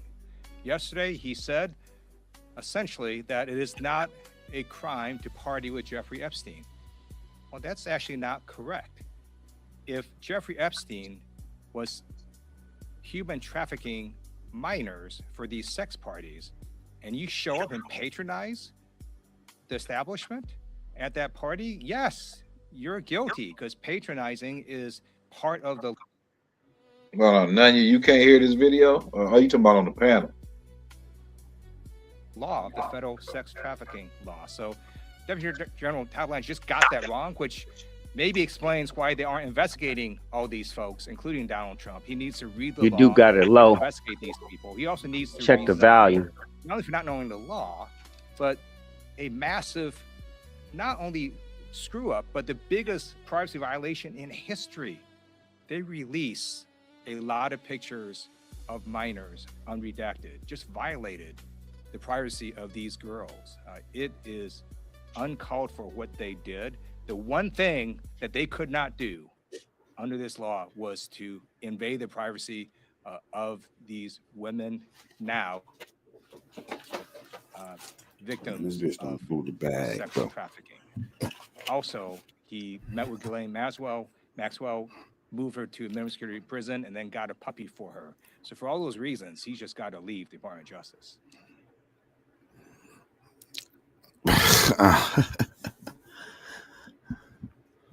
Interesting. What?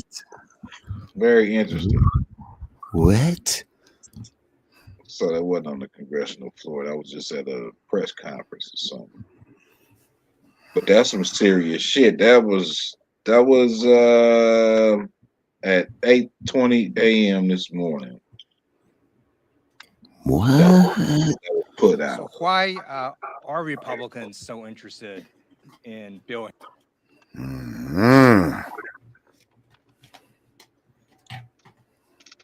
That's wild. These motherfuckers ruthless, man.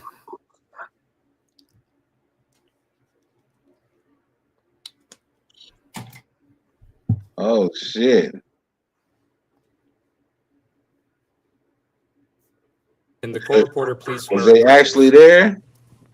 Please raise your right hand. Do you solemnly swear or affirm the testimony you're about to give in this deposition will be the truth, the whole truth, and nothing but the truth? This was 3 days ago. Yeah. Oh shit. Bills was yesterday. The video's supposed to be out And the today. court Ain't reporter, it? please swear on the witness. It Yeah, should watch be. full videos below. There it is.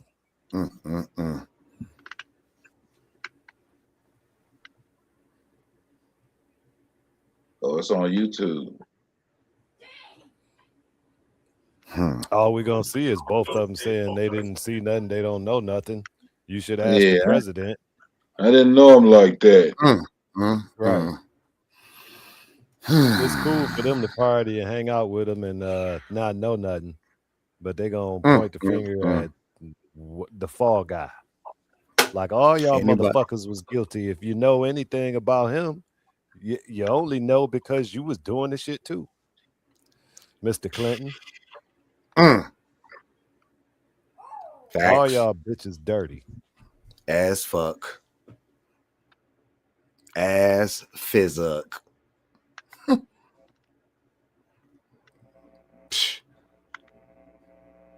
This shit, man. They're going hard with them AI images, bro. I was supposed They to be going looking hard up. with them AI images. You thinking that representative? You think C-SPAN doing it too? Doing what? And if Putting they out- are doing it, Putting out AI videos.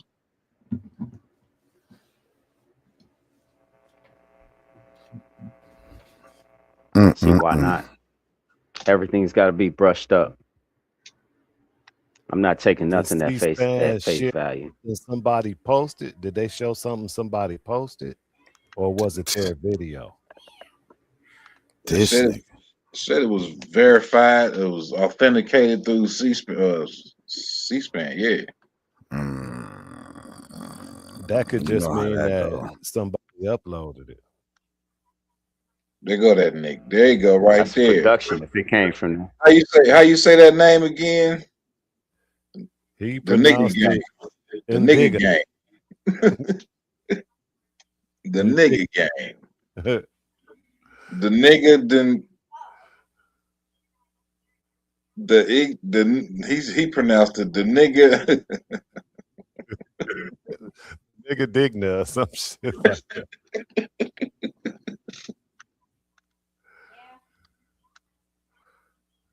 Oh, is this in the club? Oh, viewer discretion advised.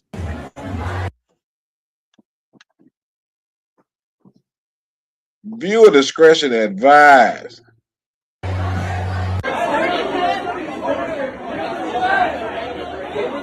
No, I've seen this already.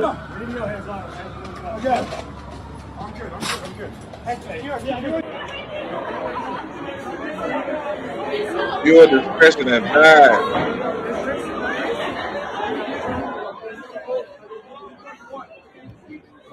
Oh, they blocking it out.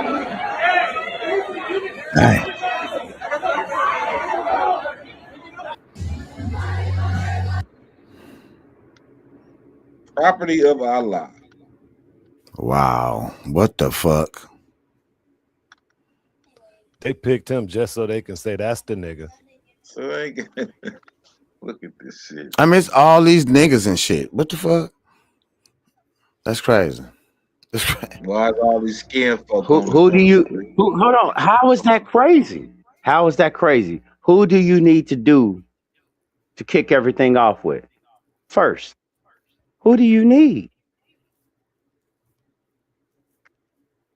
Gonna need you Negroes that The believe nigga in Big Nut. Allah. Yeah, we're gonna need y'all. I mean, this shit is it's becoming comical at this point to me. They went to Senegal to get this dude. Hey, look at it in the daytime. I guess I'm just crazy. He does. Definitely look fruit parade zesty, don't it? Yeah, it do. And then look at the people. Man. And then you seen old boy screaming out in front of the club. He was definitely fruity. That's what I'm saying. I mean, how don't you? How did you not, man? Come on, man. You're not doing that shit. Oh, You're not boy, doing look none of that shit. Oh yeah, he fruity. Fuck. He got an eyeliner and shit. Is that a lover's quarrel and shit going on up in there? Ain't nothing. Big facts. Oh no. Starting to be a bit more suspect. I'm just saying, look at that, dog. Come on, man.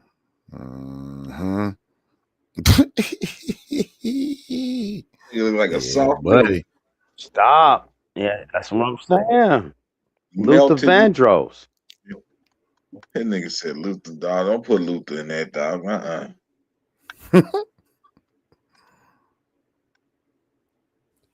Teddy Pendergrass. My bad. I thought I was on mute. Damn it. Unacceptable. Y'all can keep the Yeah, zesty. everything gonna be unacceptable. Because what's his name again? What's his name again? Say his name again. But not zesty, huh? Okay. What is going on? The nigga digging. Yeah. Jesus fucking Christ. Oh, he did sound a little zesty.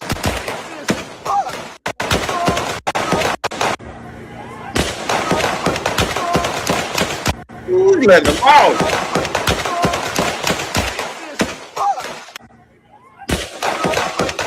That sound like two weapons. Right. Or am I tripping? Nah, it's just one. The sound Yeah, is that echo. bouncing off. Sounded like three to me. Yeah, that echo a motherfucker. No, Sounded it's like just three to me. the sound bouncing off of the buildings. Trust me. I hear what you're saying. Sound like three to me. That might be when they actually took him down.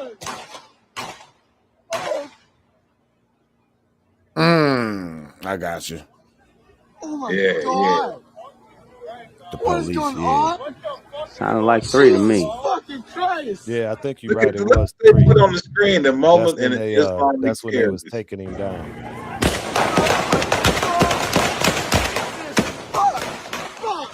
I need that sound bite.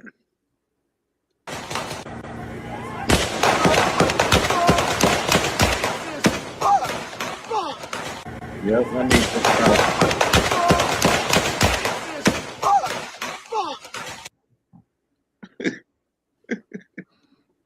With a property of Allah sweatshirt on. That shit is, bro. That's like, what the fuck? And he That's had an propaganda. Iranian shirt on under that. He had an Iranian t-shirt on.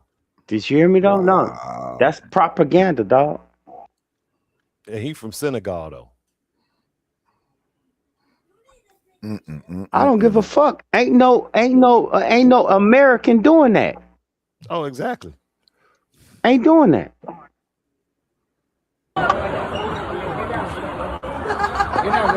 That's what I need people to understand. This bitch laughing.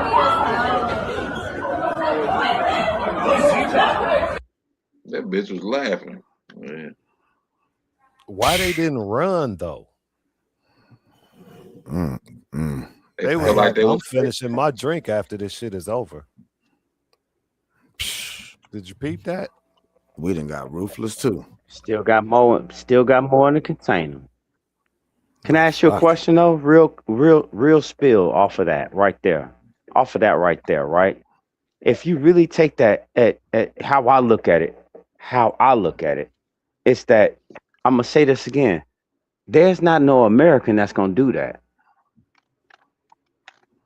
The things we do are totally different. If you look at the structure of crimes that you see and what is done, you know that type of person. You know that type of person. For real.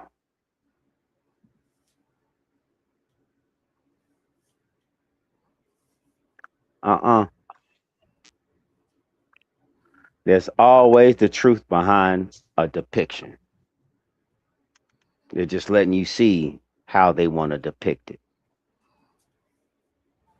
Yeah, it's not a You coincidence believe your that eyes? his name is Indiga the Nigga.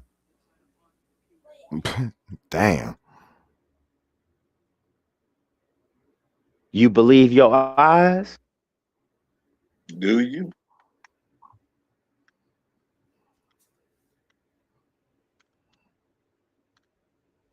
I got a song about it. Want to hear it? Want to hear it? Here it go.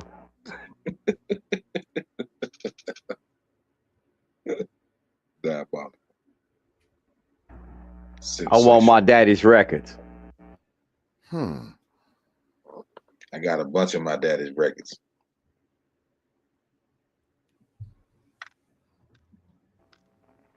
I changed all his wax over to CD and then digital, bro. That was Straight the up. best thing I could have Identified did. as the suspected Hell gunman yeah. behind a mass shooting in downtown It's real to Austin real and in the early everything. morning hours of Sunday, March 1st. What we know now is that this man had lived in the United States after emigrating from Senegal back in March 2000 before later becoming a naturalized U.S. citizen. Nigga been here for 26 years. That's crazy. He had ties to both the San Antonio So they can't say this one of the newest group that just got over the border through Biden administration. That motherfucker ain't been here no 26 years. Nah, he ain't. And then he get his citizenship in 2016. Come on now.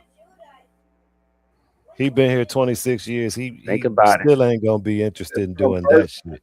Unless he was just a deep planet sleeper. That's it.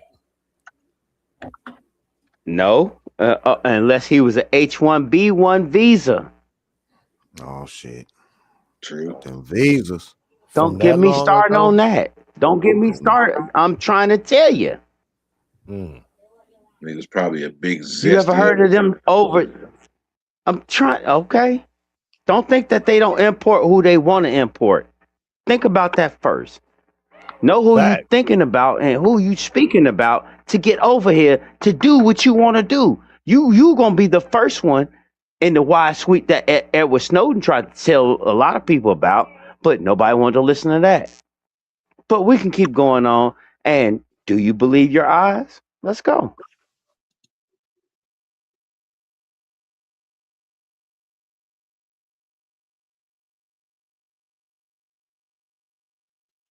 Do you see what I see? Antonio area as well as Central Texas, with a 2022 divorce filing made in Bexar County and reports of a residence in the popular North Austin suburb of Pflugerville. During a media briefing on Sunday morning, officials with the FBI's San Antonio field office said that they are still investigating an official motive behind the attack, but did note that they found materials and items on Diagne's body as well as in his vehicle. Bitch left like you was supposed to bend to your job. I'm leaving, nigga. Flukerville. Y'all know what a fluker is? No. What is it? It's a bug. It's a liver parasite. Oh, my.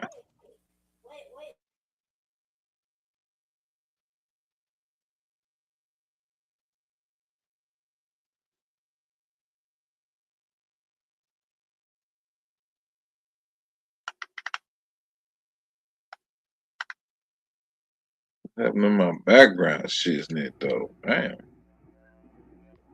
What else you got? Looking for my backup music.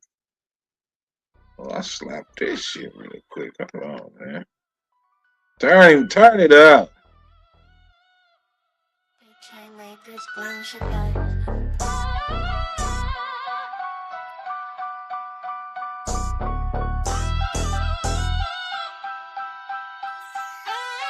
Boots on the ground, war paint on my face. Another body drop, homicide on the case. Block hot every step, feel like a chase. But killers move quiet, vanish no trace. Street lights flicker, shadows twist in the smoke.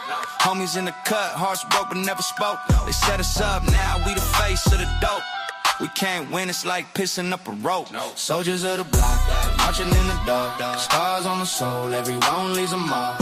Ain't no medal, just survival as the prize. Gang life, battlefield where the loyalty lies. Soldiers of the block, marching in the dark. Scars on the soul, everyone leaves a mark. Ain't no medal, just survival as the prize. Gang life, battlefield where the loyalty lies. Trenches ain't dirt, it's concrete and pain. YN's vicious, trying to make a name. Homies got my 6, but some switch for the game. Committing treason, all for some change. Blood on the curb, baptism in the grind. Cause in the hood, no it's pushing grind. Hands on the clock, spinning back with the time. Gotta be built for this, or you could lose your mind. Silent prayers in the alleys, cathedral. Cigarette smoke swirls, preachers lead though. Chain heavy, but the bird is heavier still. The battlefield's quiet, but the streets always kill. Soldiers of the block, marching in the dark. Scars on the soul, everyone leaves a mark. Ain't no medal, just survival and surprise. Gang life, battlefield where the loyalty lies. Soldiers of the block, marching in the dark. Scars on the soul, everyone leaves a mark. Ain't no medal, just survival and surprise. Gang life, battlefield where the loyalty lies. Roll, call it dawn, but it's ghosts in the ranks. Cash in the duffel, blood-stained banks. Graffiti on the walls, hieroglyphs of the lost. Every war's got a price, we just tally that cost. Drums of the night, thump louder than truth. Steel in the waist, no time for the booth. Enemies lurking, snakes hiss in the grass. Cash catching up, but we running too fast. Soldiers of the block, marching in the dark. Scars on the soul, everyone leaves a mark. Ain't no medal, just survival and surprise. Gang life, battlefield where the loyalty lies.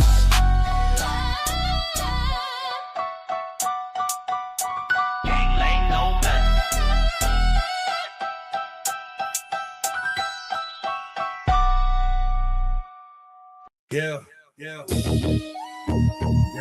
Gangster. Nah, the faculty don't really be coming gangster though.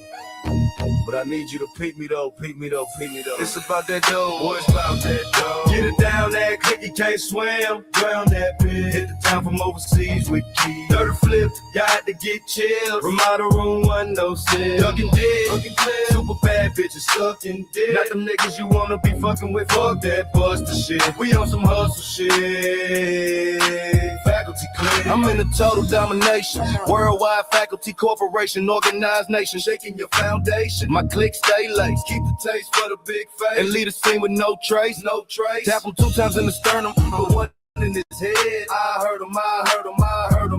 Most of my time I spend hustling, but this right here is about the thugging. Click hugs and love, click shakes, we share the same fate. When it comes to the paper chase, no time to wait. What could be worse? Let my thing disperse. Got your brains leaking like at the birth. I ain't no killer dog, but this pussy push me. You must be or was me. I roll with OGs like been there and done that. Now it's all about the scratch swift, premeditated attack. Where did you meet your match? Show me open. We'll leave your chest wide open. You lost and hoping. You must be joking. Fuck around and get your bones broken. So go and do what you're doing. If you don't like the faculty, then I guess it's fuck you. And you.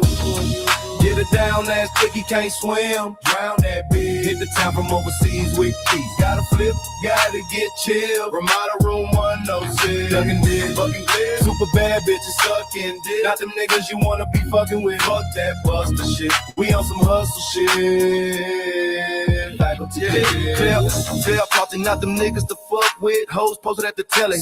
Me and my niggas don't bring that shit around me. Cause I bust this thing and have your brains looking like ground beef. A straight hustler dog. Killer for the scratch. This nigga don't wanna fuck around. Put a permanent this nigga now. I'm nothing to joke with. The type of nigga you wanna smoke with. Talk that shit, you'll get smoked with. We click clack, we back up. I hit my nigga, big homie, I need some backup. You know we act up, full of that liquor, plus we blown off the switches, dog. We usually hustling, getting skrilla. This time it's for the killer. I'm about to do this thing, you ain't heard of me. You don't want no beef, you won't make it through the surgery. Fuck it, call it murder beef when you be crossing me. Tell a nigga he killed for thinking of offing me. I ride with the FACULTY.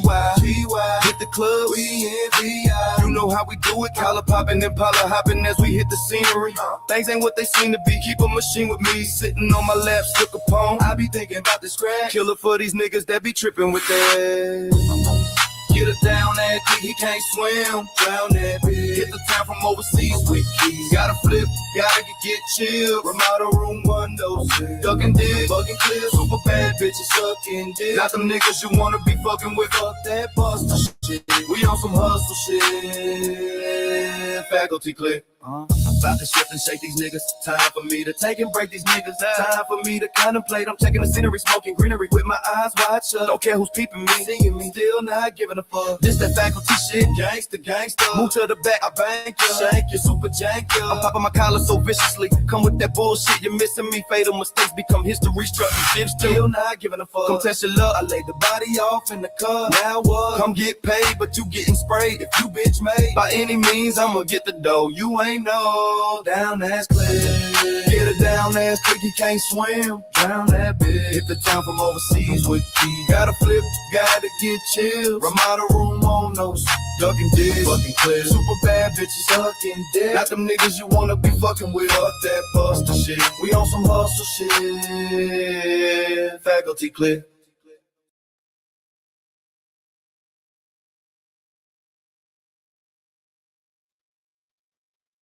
Yowzers.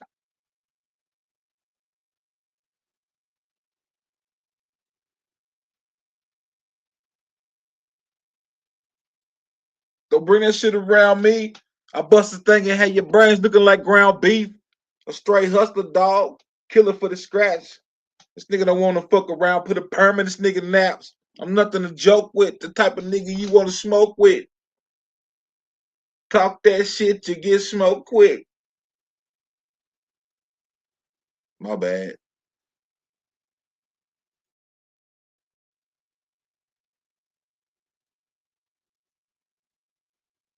I will surf this TikTok. The links don't work in the back chat no more. Oh, I ain't know you put nothing back there, player. I put something back there, but I can't even click on it myself. I don't even know if you can. For real.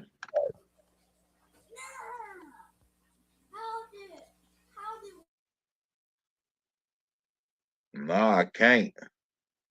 It's like it put it in two different. What's up with that? I don't know, dog. It's two different videos, but I couldn't even post the link back there. Let me see if I can. Hold on.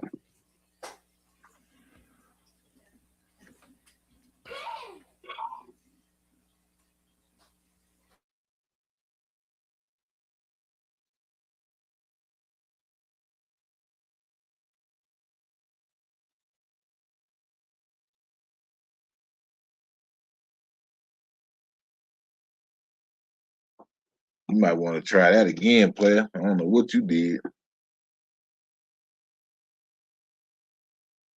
Regroup. They dropping bombs. What the hell?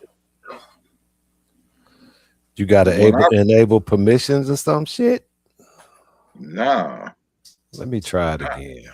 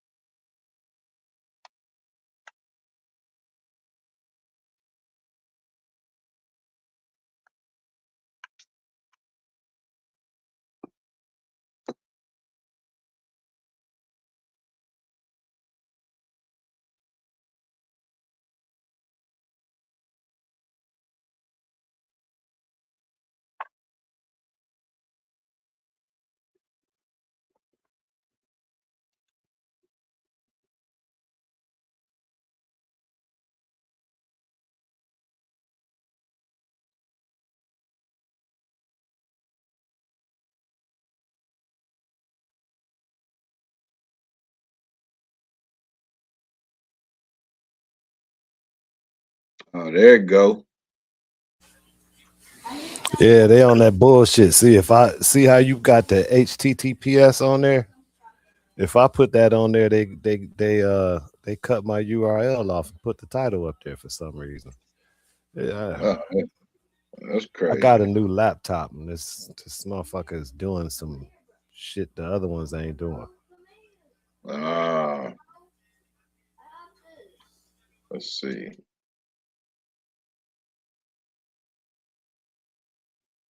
Oh shit! The top 10 most inbred countries. Yeah, that was some receipts for smoke. Oh shit! Where the hell did smoke go? Let me see what this is. Iranian missile smash. What?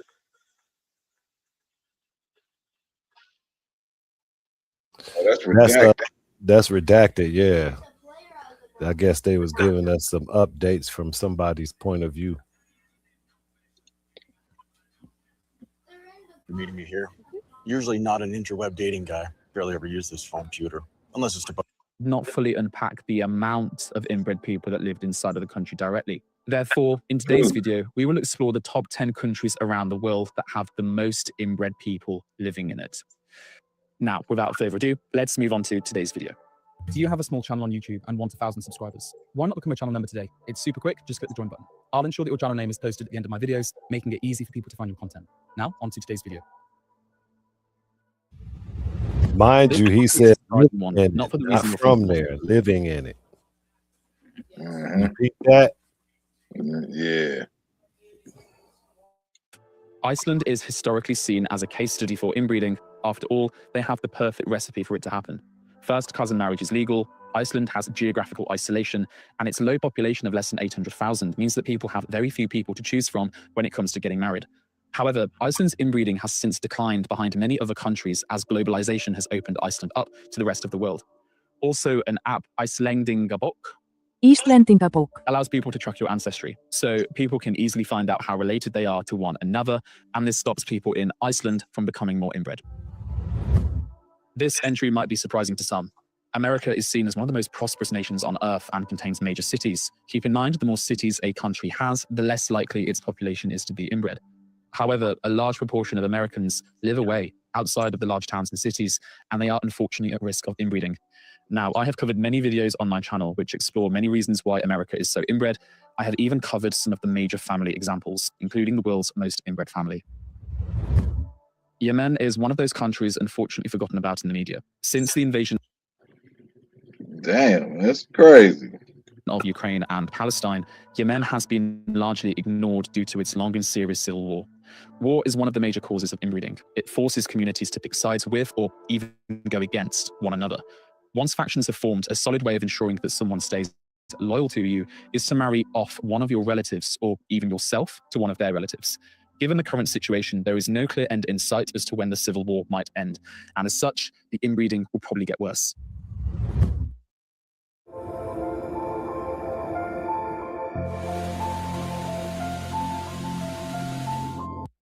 In a similar context to Yemen, the situation of war experienced by the people of Palestine is tragic to say the least. However, we would also be lying to ourselves if we did not understand and unpack the context of this war. Many people of Palestine have been outright abused and controlled by Israel for generations. As shown by the fallout of the Gaza crisis, Palestinians are stuck. They cannot leave their area, and they have a very small prospect pool for people to marry. This is not simply because of recent history. Palestinians have for generations now struggled to find spouses from non-Palestinian groups, often turning to their distant relatives for marriage. Inbreeding is not simply just a fact of war, it is also a fact of culture and tradition. Back in the 1940s, Israel ranked as perhaps one of the world's most inbred countries, or at least that's what people thought. Unlike other countries which have actually seen a decrease in inbreeding from the last generation to this one, Israel's rate of inbreeding is doing the opposite. It is rising. Why? One of the reasons why is because in Israel, cousin marriage is protected in Jewish law, meaning that many conduct these marriages without risk of upsetting religion. You nasty motherfuckers. Y'all just nasty. Right. It ain't like they have to do the shit. They doing it because they want to. Right, this is nasty motherfuckers. Despite Jews across the world being able to reside in Israel, due to recent geopolitics, rates of new people have decreased, meaning that only people existing inside of Israel are seen as an easy partner to marry. Sri Lanka is another island, much like Iceland, meaning it's geographically speaking quite isolated. It would make it a baseline to be an inbred country. First cousin marriage is legal and practiced by many in the Tamil community. 7.4% of all marriages in Sri Lanka today are between first cousins. 21% are between second cousins or closer. However, unlike other countries like Palestine and Israel, first cousin marriage is viewed as a thing of necessity. Its geography is fascinating. Much of the country occupies the Saharan Desert, and it's this feature which can largely explain for why the majority of Mauritania's population have an inbred ancestry. In Mauritania, villages and towns are largely static, meaning the same places across hundreds of generations in order to access fresh water at strategic points. Because of the arid climate, many of Mauritania's peoples in history have wanted to stay local rather than risk death by relocating to another settlement. The result means that genetics were confined to certain towns, leading to inbreeding down the line. Abu Dhabi and Dubai are melting pot cities. Many non-Emiratis call the UAE their home due to massive economic prosperity. You do not have to pay income tax, meaning your money goes a lot further than most countries in the world. However, the UAE is also one of the most inbred countries in the world, especially among the indigenous population. First and second cousin marriage is seen as popular in the UAE as it maintains social status. For The indigenous population. What do you mean by indigenous? What they calling the indigenous population. Word.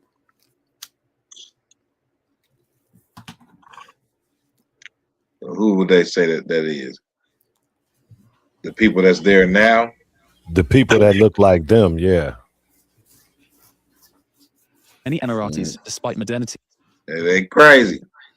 There is great pride among many for their history, including their tribal history. Many seek marriages from within their own tribe, as it's a great way to maintain the prosperity of your community. Your Palestinian friend married her cousin.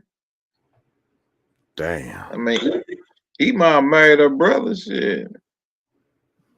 Might have been on some immigration shit, but nonetheless. This is known as Bint al-Am. Pakistan is misidentified. Then why she get as the mad world's when he most forgot the inbred country in world, anniversary and which is an divorced him? unfortunate stereotype. However, there are a substantial percentage of people inside of Pakistan who fulfill the World Population Review's criteria of inbred. About 60% of everyone living inside of Pakistan today are either the children of second cousins or closer related. One of the many reasons for historical inbreeding in Pakistan is because of rishta. Although this means something different in other cultures, within Pakistan this is often regarded as a terminology to refer to a senior female relative in charge of organizing marriages when asked to do so. If you are interested in learning more, then please refer to this video. And finally, the world's most inbred country.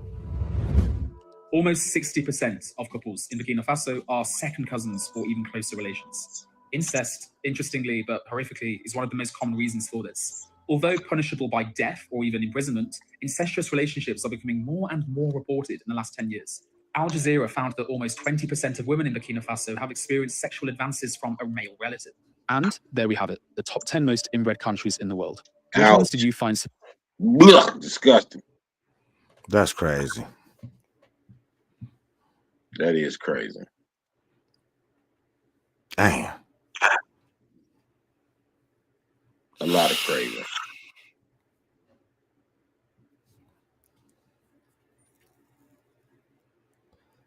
Boy. You're gonna probably have to go in about 15 minutes to get past that intro, the standby. On this redacted? Yeah, it tell you at the top when it actually starts.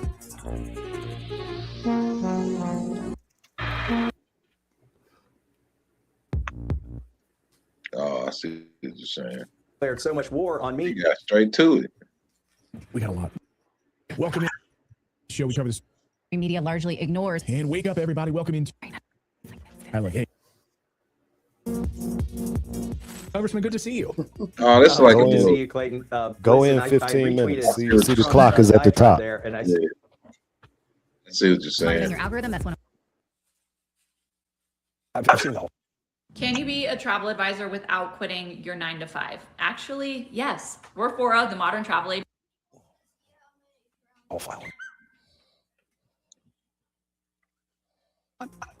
Is on the agenda, and I just heard it from someone. I think it's important in Americans who current. Well, we now have hard evidence from inside the United States Senate.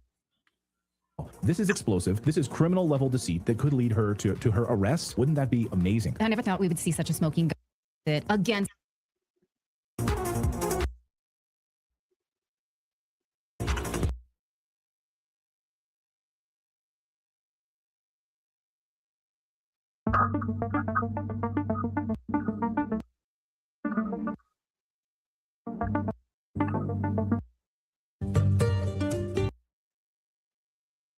Live from the Rocky Mountains. Welcome. Welcome, everyone, on this Monday to the show. Great to see everybody. What an incredible weekend and past 24 hours as Iran has sent a barrage of missiles into Tel Aviv. Of course, you won't see this on Fox News anywhere. I just was like watching Fox News over the past hour. No mention of what happened over the past 24 hours, really, in Israel at all. Is that surprising? No, it is not. Also, no mention of Iranians in the streets protesting against U.S. intervention, calling against Netanyahu and Trump together. Hard to find, isn't it? It's a little bit hard to find that information. Yeah, dig for it. You're not going to find it on Fox News or the mainstream media, which, of course, is in lockstep with the neocons in Washington, D.C., which push for regime change. Of course, we heard recently, of course, from the Secretary of War, Pete Hegseth, just spoke a short time ago, saying that this will not be a protracted war. We have objectives. We have goals. I'd love to know what those objectives and goals are. And President Trump says 4 to 5 weeks. So we're going to ask Colonel Dan Davis, host of the Deep Dive with Daniel Davis, really one of the smartest voices in all of this, to kind of go through and figure out exactly what is the military strategy here and what are they not telling us. We're going to talk with him. Oh gosh, I was just watching his live stream. He's fired up, and I'm here for it because I'm fired up too. We're going to talk about what else? We're going to talk about how this continues to put Americans at risk. It inspires radical Islam. How could it not? Are we at any danger of Iranian sleeper cells here inside the United States? Will it in fact impact our borders? So we're going to talk about all of that and more. Thank you so much for being here. Be sure to hit that like button if you're here so that other people can join our conversation. That helps us with the algorithm juice. We really appreciate it. Okay, but before we do that, we have 2 sponsors we are happy to tell you about. The first is American Financing. Now, of course, have you looked at your credit card statements lately? And if you're in the high interest rates, you're using your credit cards to buy gas, groceries, things you used to be able to afford. Well, many are predicting that this war is just going to make that worse. So think about that, over 20% just to keep yourself afloat. American Financing, though, is doing something about it. They're actually helping people. They have mortgage rates in the 5s. They're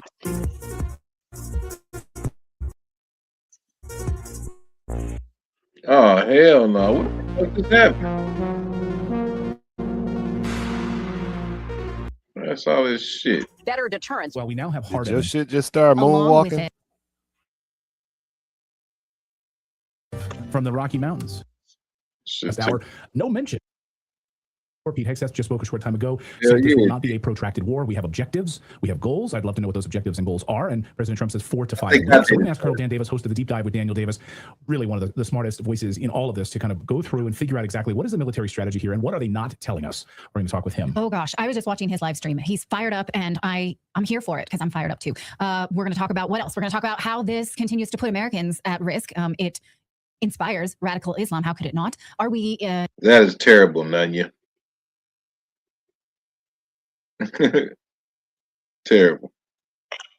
at any danger of Iranian sleeper cells here inside the United States. Will it in fact impact our borders? So we're going to talk about all of that and more. Thank you so much for being here. Be sure to hit that like button if you're here so that other people can join our conversation. That helps us with the algorithm juice. We really appreciate it. Okay, but before we do that, we have two sponsors we are happy to tell you about. The first is American Financing. Now, of course, have you looked at your credit card statements lately? And if you're in the high interest rates, you're using your credit cards to buy gas, groceries, things you used to be able to afford. Well, many are predicting that homeowners NMLS number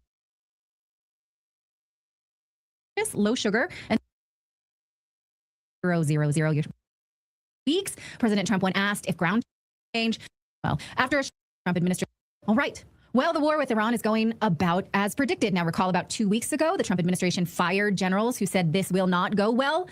And then this is not going well. After assuring the American people that the war would be a quickie, we could just quick in and out, pull a little regime change. President Trump and the Pentagon now say this could take 4 to 5 weeks. President Trump, when asked if ground troops might be necessary, said he's not ruling that out after assuring us we would never need to do that for a war that was ordered up by Israel, basically on a DoorDash. Now the White House says that the U.S. actually does have stated goals, and they've given us this infographic. Let's study it for a second, shall we? Now, first they're saying they're going to destroy Iran's missile capabilities. Then they're going to annihilate their Navy. They're saying that they want to make sure they can't sponsor any terror anymore and obtain a nuclear weapon. And the fourth one, that they cannot arm, fund, and direct terrorist armies outside of their border. So that one being overly broad, they could just say, oh, someone over here did something. We think Iran did it. We're still going to keep going. That one, I think, is a placeholder to keep this war going indefinitely. But we'll see. We have sources inside Iran that have said that Iranian Navy has not suffered losses, that most of this war will be conducted with drone-equipped speedboats, and those are still sitting in the harbor right now. They're not that afraid of that. By the way, Fox News just a short time ago even had the gall to admit on their air that Iranian drones are almost unstoppable. That's the biggest trouble right now for Iran, or for Israel and the United States, is these Iranian drone attacks. Yes, and then if we could just put that graphic back up, the idea of the missile systems being destroyed, well, those are underground because Iran has been preparing for this for about as long as the United States has been threatening it, which is, what do we say, Clayton, 2 decades, 2.5 decades? So yeah, they kind of saw this one coming, like from a long ways away. Go back to 2002, September 12th of 2002, when what's his name, Netanyahu, Milikowski, whatever, was sitting in Congress and answered the question from Dennis Kucinich specifically, any other threats out there we should know of? As he was trying to sell the Iraq war, Iran. That's the next one. You really got to pay attention to Iran. Yeah. 2002. So yeah, long time. This one was a long time coming. So anyone who, someone tried to tell me this weekend, ooh, they really didn't see this coming. I'm sorry, that's so dumb. It's so dumb. Yeah. It's not a laughing matter, but you think they didn't see. I'm sorry, you take it from here. All right, we want to bring in Colonel Daniel Davis, host of the Deep Dive with Daniel Davis now, who is one of the real sensible voices in all of this. And Colonel, great to see you as always. Welcome back to the show. I just want to get your sense overnight that I'm surprised, here's some new footage from Tel Aviv, and I was speaking to sources in Tel Aviv who were showing me videos outside of their freaking window of what they were seeing, but you won't see this on Fox News at all. This is Tel Aviv. Of course, buildings being blown up, direct hits right next to City Hall. But why is Fox News, do you think, not really covering any of this damage in Tel Aviv, Colonel? I can turn your wildest ideas into a song. Just describe it in a few words, choose a style, and let Mareka the Fifth Eight handle the rest. Well, look, I just saw a few minutes ago a interview with Keith Kellogg on Fox News, and they were asking him about I think it was a Wall Street Journal report that said that we're going to have to do something pretty quick because we're going to run out of interceptor missiles. We don't have enough to sustain this over this 4 to 5 week period that President Trump talked about. And he says, no, that's not the case. No problem at all. We obviously wouldn't have ordered something like this. Our commander wouldn't have ordered something like this unless he knew we had enough missiles in the stockpile. And in any case, we can get some from our allies if we need to. And I was just thinking, look, UAE, according to Bloomberg, has said that they've got about a week left of interceptor missiles, and they're going to run out, and they're not even the primary target. Right. We're seeing, you just showed a video there of even what we have. It's these missiles that are coming in from Iran are just going through it like a sieve. And now that we may run out completely, and then that's something I think you and I talked about before. We had a limited number of interceptor missiles because we've given so many to Israel over the last 2.5 years and to Ukraine over the previous 4 years. And our inventory was already low. This is why I have been warning so emphatically for so long that these wars are making our own national security less more vulnerable and putting us at higher risk. And now you're seeing it play out before your eyes. But it could get a lot worse because now there's nowhere else to get missiles from. And we can't make them fast enough. And if we keep going on with this fiction that we're going to win something here and we use all the rest we have, our entire national security across our global requirements will be put at greater risk. And that is something that should be, it should never get to that point. Now, some of the propaganda is, oh, Europe is mobilizing. Oh, we've got France. We've got Greece. They don't have a major army other than NATO-funded armies. So do you think that Iran would be quaking in their boots that, uh-oh, here comes Greece? Yeah, I'm thinking that the mighty Greece armed forces is not exactly going to cause a lot of not causing them to quake. Look, this onslaught is a tremendous amount of combat power. And for all the videos you were showing there in Tel Aviv, there's just as many in Tehran and some of the other cities in Qom and in several other places throughout the country. They are getting just pummeled and hammered because a lot of our stuff's getting through as well. But the fact is they knew this was coming, and they have calculated, and they signaled this ahead of time, that they felt that it is less risky to have a war with the United States and Israel than it was to submit again, because otherwise it was going to eventually get to that point to where they would be destroyed anyway. And so they said, look, we're going to hit you back in the face, and we're going to give you a blood, we're going to give you a broken arm. And so far, that's exactly what they're doing. And the question is, this is all about missiles. It's not going to be about anybody's army or any ground force. There's no army involved here. This is all about missile forces and air defense missile forces. And it's a matter of who's got the most resources. And right now, I don't think we have enough air defense missiles. And I think that Iran does have enough offensive missiles to at least drag this out for multiple months, longer than we can. This is probably not going to go like the Russia-Ukraine war, where it can go on for years. This is probably something that could go on for weeks or many months, potentially. And if it does, we're in a world of hurt, because we can't drag it out that long, especially if they completely shut off the Strait of Hormuz, and they have it partially shut off now. The whole Western economy is going to be in a world of hurt.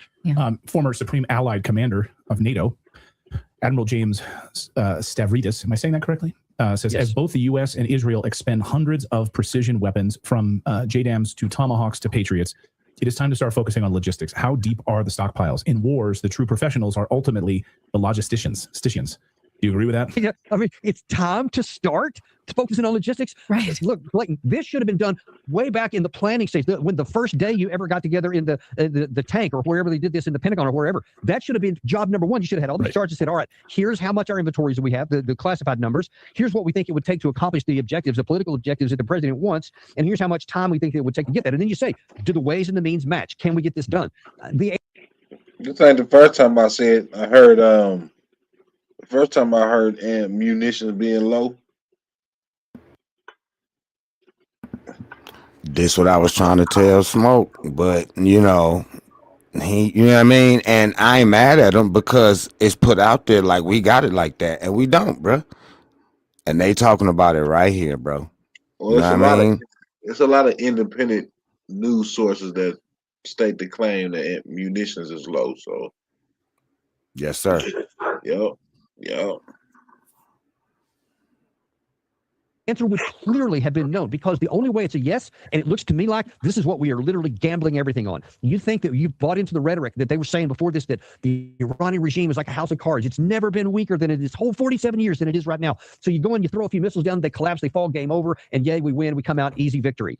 That's, I think, the only way that you could say that we're going to take this action here, because if they did the normal thing, which is to not collapse, because with no threat of a ground force like there was in Iraq in 2003, then the only thing you have is missiles, and we clearly did not have enough offensive missiles in a country 4 times bigger than the country of Iraq to bomb them into the Stone Age. Just consider this, so important here. The tiny little Gaza Strip that Israel had complete mastery over for 2.5 years have literally turned it into a moonscape, and they still have not brought into submission the Palestinian people and Hamas, even Hamas in this tiny little enclave. Now imagine in a country the size of Iran that you're going to expect them to collapse overnight when almost nobody else does that in history. The Houthis didn't do it, Hamas didn't do it, Hezbollah didn't even do it, even with all the damage they've caused. And you think that Iran is going to do that? And yet we have gambled everything, and now we're on a course where we are using all these JDAMs, all these precision munitions, air defense missiles, and there's no path to get out now. So this is a huge blunder of enormous proportions.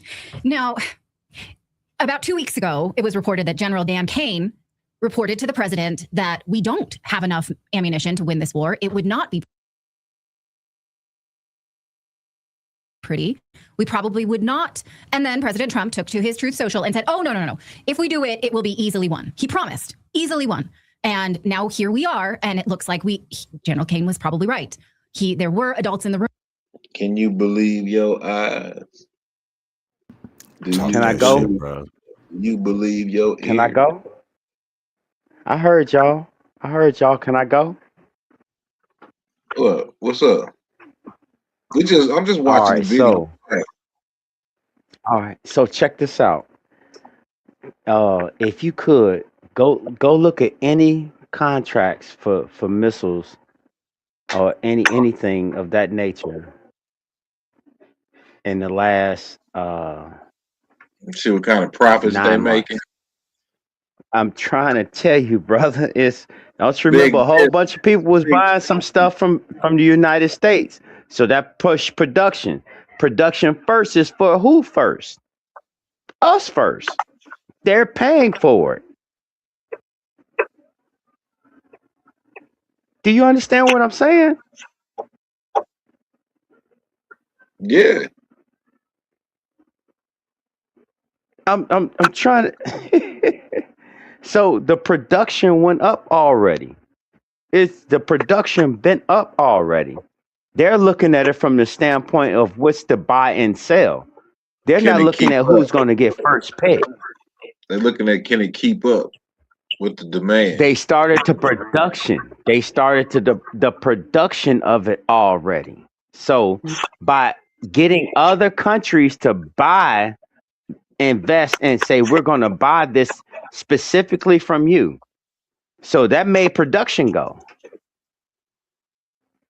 This was already planned out, like money wise, how much this was going to cost.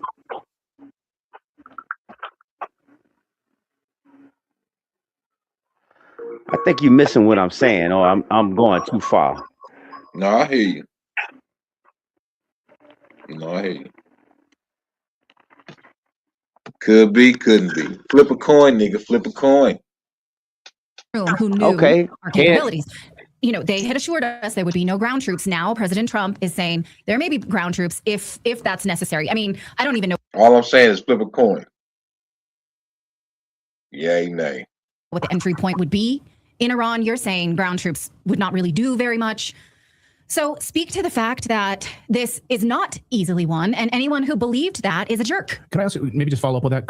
Won't rule out sending U.S. troops into Iran. If necessary, I will do what I have to do. Colonel, is that also to what you just Yeah, said? well, boots an on the admission ground, it's going to be a to different use ground fight troops because is an admission that we don't have the missiles to DARPA sustain got a the whole mission. lot of money, I am Captain Jonah Veritek. and we haven't Right. seen the results If of you are what they seeing- got that funding for yet. If it go that far, I got a feeling we will see it. Mhm. Who's the other entity? What other entity? The face of that entity. What you talking about? The new face of DARPA. Oh, I don't know. Tell us. Space Force. Ah, okay. And they are over there. It's not hard to see the rebranding of a entity that's taking money from you. The Space Force underneath Department of War. Is Space Force underneath the Department of War? I don't think so. I just wonder. I don't Certainly, think that's so. exactly what it Don't is. quote me on that, but just off the head, off the muscle. I don't know. Off the muscle, I don't know. I don't Well, know. they've I been will definitely deployed. look into that. Hold on. They've been deployed. I don't Yes, know. sir. They I don't over think there. that. I don't know if they sent them. I don't They know if they said they sent did. them over there. That's what they said. I figure it's Trump all said hands that. on deck.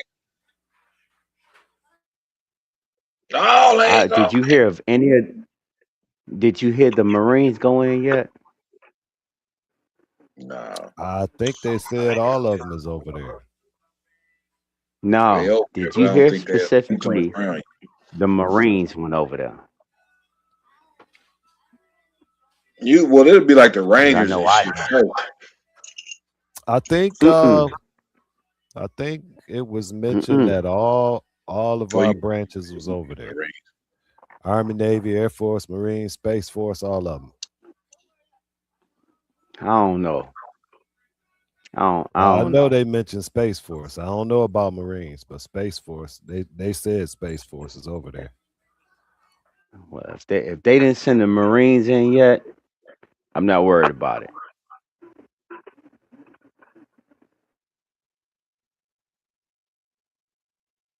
Dun, dun, dun, dun, dun, dun, dun, dun. And I wondered at the minute you brought up that issue about Trump's Truth Social after the reports where the General Kane said that there was some enormous risk involved here, and Trump came out and said, no, that's not what he said at all. Fake. Hey, Nelly, you embracing that African bit a little too too easy. Come on now. News. Actually, he said, this is what Trump, he quoted Kane. He said we would win easily. Not that Trump said it. He claimed that that's what the general said. And I noticed and looked very carefully for it. It was not rebutted anywhere. General Kane never came out and said he didn't say that. And I was thinking at the time, I'm wondering how this is going to play out in history. This is before the attack. Because if it goes the way I think it's going to, and he never said, he didn't refute that, then you're going out there and you're letting the president mischaracterize something you said, and you're going forward. So do you have the integrity to stand up and say, no, that's not what I said. I did not say it was going to be easy, because right now it looks like you're concurring with him. So now you're allowing by your silence for people to believe that, oh, well, that is what he said then, because the president said it and he didn't contradict it. And so now if you have the chairman of the Joint Chiefs of Staff that told the president this is going to be easy, then you got the wrong guy in that job. And if he didn't say that, and if he believed it otherwise, and yet he stayed silent and continued going on, you still have a problem, because at some point somebody's got to stand up and say, no. You're given a political objective that we don't have the military capacity to accomplish. And if we try to get this accomplishment where it's impossible to succeed or improbable, then we will cost ourselves tremendously. We're already seeing that play out now. God help us if this continues on, if it even goes to this 4-week part, because we have already suffered so much loss, not just in the number of troops, but in our credibility and reputation among our friends and allies, much less among our potential adversaries. This is very costly. If we keep ignoring reality and go further down, and then we physically get even lower in our precision-guided weapons and our air defense missiles, I'm telling you, I mean this, our national security across the globe will be at perilous risk, and we just have to hope no one puts us to the test further. What about troops on the ground? Actually, as someone in the chat room reminded us, I think maybe Colonel McGregor had mentioned that we don't even have enough troops for this going in. What would that even look like? Are we prepared to send? How many would it take to go in and try to? Absolutely not. You know that when in Desert Storm, where I was part of that deployment then, in fact, I fought alongside Colonel Doug McGregor then. He was major at the time, and I was a Green second lieutenant. And Saddam Hussein invaded on August 1990, and then by November, we already knew that it was likely we were going to get called up. But the order came in November, and it took us about I guess 3 or 4 months to get all of our combat power into the region. And that was an army of 750,000 we had at that time. Now we've got about 450 or so. And that's total army of the worldwide, all the place. And you're talking maybe 100, 120,000 actual combat troops in part of that. We don't have a fraction of anything that's on active duty to be able to engage something like that. And as you just mentioned a minute ago, where would you go in from? From Baghdad? Do you think Baghdad's going to allow us to have this army informed? And it would take months to get there.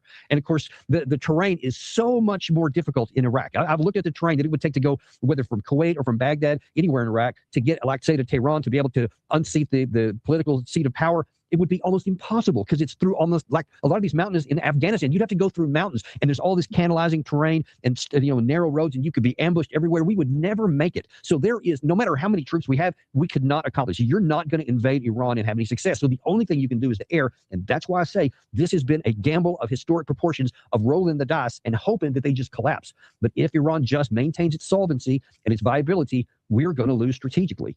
Now, something you said on your show earlier this afternoon, you said, there's a lot of propaganda out there. We're winning. We're doing great. These are our strategic objectives. Some Americans buy it, fine. But our partners overseas do not. And this will cost us dearly because of that. Can you expand on that? Because I really stopped on that point when you said it. Yeah.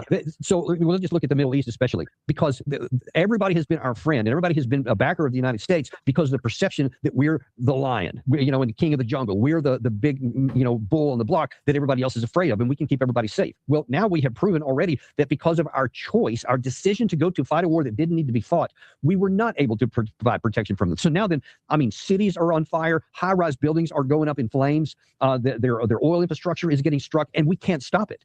Not only do we not have enough air defense missiles, our allies don't have enough air defense missiles. So all this air defense capabilities that we've given everybody that we say this is incredible is obviously not, because the missiles and the drones are getting through anyway. So now then people are starting to see, and this was with Qatar a little bit in 2025 when our base there was a demonstration hit, but at least they saw, wait a minute, you didn't keep us from getting hit. And now then they have been hit themselves, not just our bases, but the countries themselves. So they have paid a price because of our actions in here. So now then you got to say, does it make sense to continue to be friends with the United States when that means that because of their actions, not only do they not protect you, but they spawned an attack on you? And that is something that I don't think anyone has come to grips with. I'm talking about in these countries yet, but I promise you they're going to. And then you can carry that over into NATO. You go into the European countries.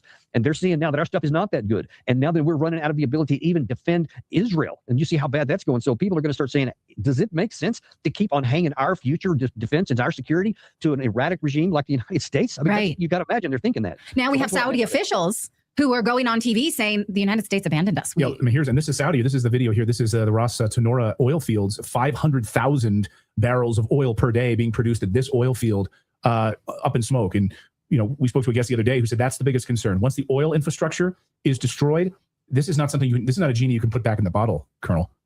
Yeah, and it's. I mean, number one, it's going to take time. Look, we've seen that these things can be fixed because, I mean, look at no further than Ukraine. They've had their facilities hit a lot. Russia's had a lot of their facilities hit, and those things can be repaired. But those sides are in a full-on war, and they understand that. There's not supposed to be a war here, and we have now started one that is causing them to get hit. And I think that's one of the intentions, and I think that's one of the objectives of the Iranian regime is that they're saying, okay, we don't have the wherewithal to physically defeat the United States. They can't. They can harm us. They can hit us with these missiles. But I think that they have made what is probably a pretty shrewd calculation to say, I'm going to hit your friends in the area to prove that you can't protect them, and to make them cause in the future not to be supportive of you, because we've gotten blanket support for decades. And I think that once the smoke clears from all this, however it rolls out, however much damage is done, it'll be repaired at some point.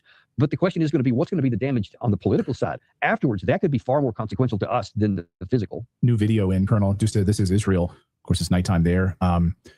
Iranian ballistic missile strikes. What type? When you're looking at these types of strikes here, what are you seeing? I mean, it seems like interceptors failing to stop these. Are these hypersonics that you're seeing coming in here? What are we seeing?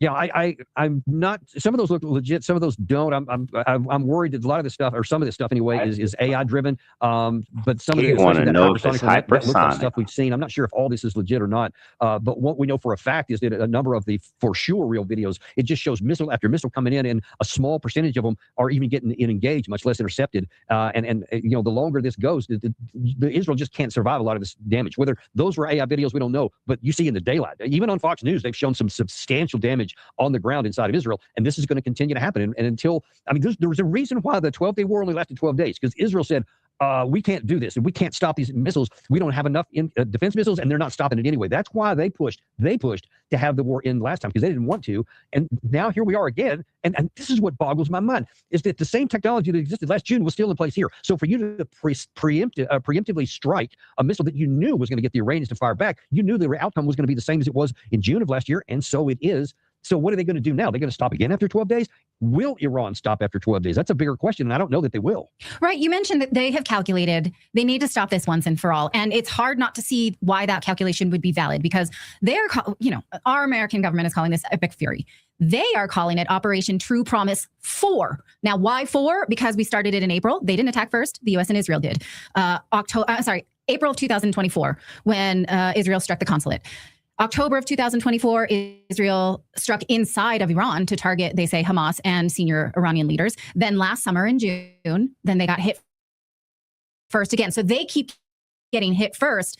We hit them again during peace talks, which shows they were not going to strike first. Every time we say this was preemptive and then we hit them first 4 times. So how can we expect a country to just keep taking bombs and not strike back? So you're saying their calculation is, we're putting an end to this. It ends now. And again, it's totally logical. And man, that's a great point you just made, Natalie, because just before I came on here, I saw Secretary of State Rubio came out there and said, well, listen, Israel was going to attack. He admitted this. Israel was going to attack, and we didn't have any choice. Otherwise, we would be sitting there waiting for Iran to attack us first. And Iran has never in 47 years attacked us first. They've never done that. They've always tried to calibrate even their retaliation to try and not have this escalate into a big war. And so now that they've said, all right, we're still not going to start it, but since you have, now we're going to go and do other things, and we're going to now really unload on you. And that's what we're seeing play out right now. So Rubio was just flat out lying when he said that they would have attacked us. There's no way they would have attacked us. They haven't ever, and they certainly wouldn't have done it now. But now then we have done this, and he's just using that to cover over to make it sound like, oh, well, we didn't have a choice. Oh, you damn sure had a choice. You didn't have to if Israel wanted to do that. And Tucker Carlson said this, and I was really disappointed that he said this the day before the attack. Even he said, well, I mean, what else are we going to do? If they're going to attack, I mean, I guess we have to go and try to shape it and, go in with them. No, we did not have to shape it. We should have told them, hell no. If you take this action, you're on your own. We will not help you. We will not get involved. We will signal to everybody, to include the Iranians, you're on your own. That's between y'all if you want to do it. We're not going to do it. That's what he should have done. If it was America first, if we actually cared about our troops in the region, that's what we would have done. But instead, I don't think I think that was a canard from the beginning. It was never because they were going to go in. I think it's that we've been coordinating this for a long time. As a matter of fact, Benjamin Netanyahu said that this has been going on. This planning had been going on for months, even before the December 28th meeting at Mar-a-Lago. The United States has bragged about this coordination and cooperation. So I don't buy that at all, that we had to. We chose to do this, and now we paid with American blood that should never have been spilt. And now all this damage to our infrastructure, and we don't know where this is going. We still got a lot more damage probably to come. I'm really upset about this. Yeah, someone in the chat called it Operation No Plan B. Yeah. Maybe no plan A. Right. I know, that's what I was yeah. Sure. I mean, I don't want to retread what I'll get you on this, but Colonel IRGC General Jabari just said the Americans have relocated a majority of their aircraft to Cyprus, We will launch so many missiles at Cyprus that they will be forced to flee from there as well. This is Jabari. Let's just here. Let me see if we can get some sound on this. منطقه زدیم در کویت، در دبی، در قطر، در عراق، در اقصا نقاط دیگر در عربستان، اینها هواپیماهاشون رو تقریبا تعداد کثیری شاید 70-80% رو بردن به سمت قبرس و از اونجا تو 3 پایگاهی که تو جزایرش دارن از اونجا سازماندهی میکنن، آماده میکنن و به ما حمله میکنن. خب ما با دلیل محکم، استدلال قوی، چون قبرس این میدان رو به دشمن داده، به دشمن غدار ما داده، ما هم اونجا رو زدیم و خواهیم زد و مثل همین منطقه که برخی از کشورها پایگاه به اونها داده بودن، پایگاهشون رو زدیم، اونها رو دچار این خواهیم کرد که از اونجا فرار کنن به نقطه دیگری برن. Man, what the fuck?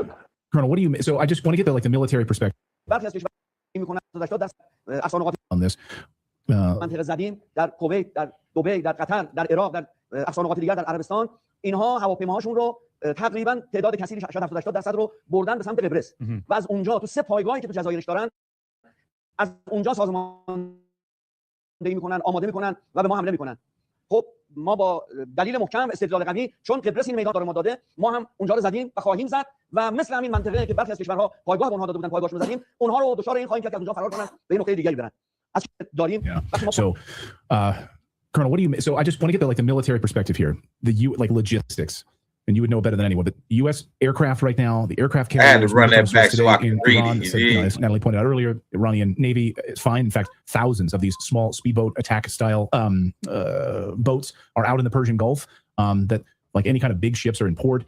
It has not been destroyed, despite what we're hearing from the Western media. So, from an American perspective, where are we positioning a bulk of our forces right now, to your knowledge?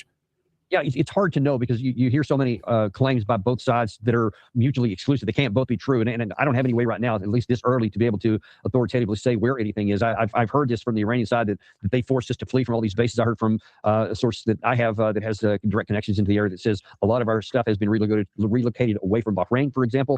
But how much? I don't know where it's gone. I don't know that either. Have the aircraft carriers moved further back? I just don't have any knowledge about that. The only thing we do know is that according to the British, there were at least 2 missiles that were fired at Cyprus. Allegedly, they were both intercepted, and that was early this morning. And so if he fires more in there later, I don't know. It could be bluster. It could just be trying to argue that they're going to do this or look strong with their own domestic audience, because that's who the primary audience for that was. Or it could be true. I don't know. But what we do know is that they have made good and that they can penetrate air defense in all of these other places in the region. And I mean, I can't rule out the possibility they could do that. Are we entering phase 2 right now? Is it safe to call this phase 2 when the initial wave and decapitation attack didn't work? I think that I think the person that made that comment on your show a second ago has got it right here. We had a plan A, which was let's go in and blow a bunch of crap up and kill a bunch of people and see if we can assassinate the Ayatollah, and hopefully that will cause him to collapse like a house of cards. And it didn't work. And so I don't think there was a plan B. They definitely don't have anything resourced. And so I don't think they know what they're going to do. I truly don't. It's mind-boggling that that's the case. I think, I don't know if it's on your show or not, but I've bemoaned many times and condemned the Russians because they had a plan A in their war to have all this combat power come in to compel the Ukraine side to capitulate and have a negotiated settlement. At least that plan A was plausible and nearly worked. But at the end, they ended up fighting harder and rejected the negotiations at Istanbul. And then it took Russia a good year and a half to recover from that, to resource themselves for their real plan B. And, that's worked out pretty well so far. We don't have a plan B that I can see. We don't have the industrial capacity to recover like the way the Russians did, because they already had a pretty decent defense industrial base, and then they ramped it up real big because it was an existential strike. This one's not existential for us. In fact, most of the people look at this and say, why do we even start this? Just stop the dying, stop the killing, stop getting rid of our missiles, and let's end this because our security is not threatened by Iran. So I don't know how we get resource for a plan B or what it's going to be, because I don't see an attainable military objective however they want to do it. We just need to stop this war and get it off the table as soon as possible, stop the bleeding, stop the depletion of our inventories, and start recovering our strength before we get even worse. Well said. Oh, sorry. One of my worries about this is that it does stop a little bit easily, and then the United States starts the bluster back up again. And so we won't stop it unless it is truly deterrent. And I mean, I'm not rooting for anyone to get hurt. I would very much like it to end. But Israel has an app that's like DoorDash, where they just order up the U.S. military and they get it. And so they will do it again if we are still available. How do we stop the root cause? Well, ain't them people too? These two, the two on the chick in the middle and dude to the left. Ain't them the same people though? No. Damn. What's I don't know. Ain't they small hats? No. No. He might be. But she not. But she not. No. She is I think she is Hawaiian background. Maybe Hawaiian, Australian background or something like that. But he might be. I thought somebody. I forgot his name. The only thing that I just know the motherfucker is redacted. I would hope it might be different in this situation if they did what I said, that it will be self-evident to everybody. And I'm talking in the United States. Whatever the mainstream media wants to say and put a good face on it, it'll be obvious that we should never have done this, that we caused a lot, because we have set this nearly impossible set of objectives that Secretary of War Pete Hegseth set out today, which is the destruction of their long-range missiles, the destruction of their support for all of their proxies, and the destruction of their Navy. And then, of course, all denuclearization. If you don't accomplish every one of those, then you are seen as a failure. No matter how much you blow, how many people you kill, if you don't accomplish the mission that you set out, then it will be a failure. The Iranian side has merely to endure. They don't have to physically defeat us. They just have to not lose and to remain viable entity. So if the president stops it for any reason short of that, he can't claim any of those things are successful. So we'll all know that it's not, and that Americans have died in the meantime, and that our regional allies are now keeping us at arm's length and are angry at what we've done. And so there's going to be a lot of consequences to this. And if the president's approval rating was like at 36% before this ever started, and there was already likely going to be a blue wave, you add a loss like this on top of it, and there's a whole bunch of more people that are going to be saying, no, we want somebody who's actually a no-war president or no dumb war president, but it's going to keep us safe and not going to get us into a war we can't win. So I think there would be consequences this time. And Israel itself is suffering really bad too, because if they don't have the air defense missiles, they can't keep going on either. So that app may not work. They may be pushing the button, but nothing's going to be happening after that. Yeah, and you're right. I mean, and then also the feeling on the American people, like, it's fine right now, but once those oil prices start going up, and then separately gas prices start going up, natural gas prices start going up, we just got confirmation of an hour ago, Iran has struck an oil tanker in the Strait of Hormuz, and that is on fire and destroyed. So this is escalating quickly until the American people start seeing it on their televisions and Americans coming home. You know, this is going to continue, and then that'll be the true measure for President Trump as we head into the midterm elections. Like, is he going to want this? Like, he's going to be he campaigned on being a peace president, no more Middle East wars. And here we go again. What do you want to say? Coming back, body bags here on the screen here. Daniel Davis for That's president. trying to Impeach say, Trump. but Mr. Wink says, I "Thank you for think, your." You're up, sir. You're up. They got way more dead than Iranian we do. drones. We Danny only Krabs have says, 6 "Gee, where did they right get now." that technology? Iran has drones. What do you think about that on the drone piece of this? Are these the Iranian drones that are being so sophisticated and being a real thorn in their side right now?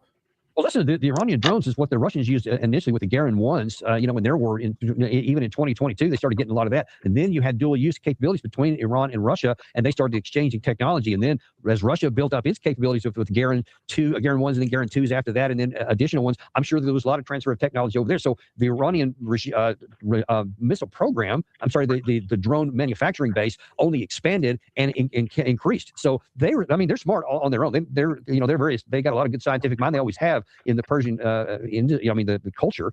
But now working with the Russians over this time, they were able to improve even more. So this is part of the consequence of what's going on over there. Right. I saw a funny meme. It's like, oh, yes, we need to liberate their women who are scientists and engineers.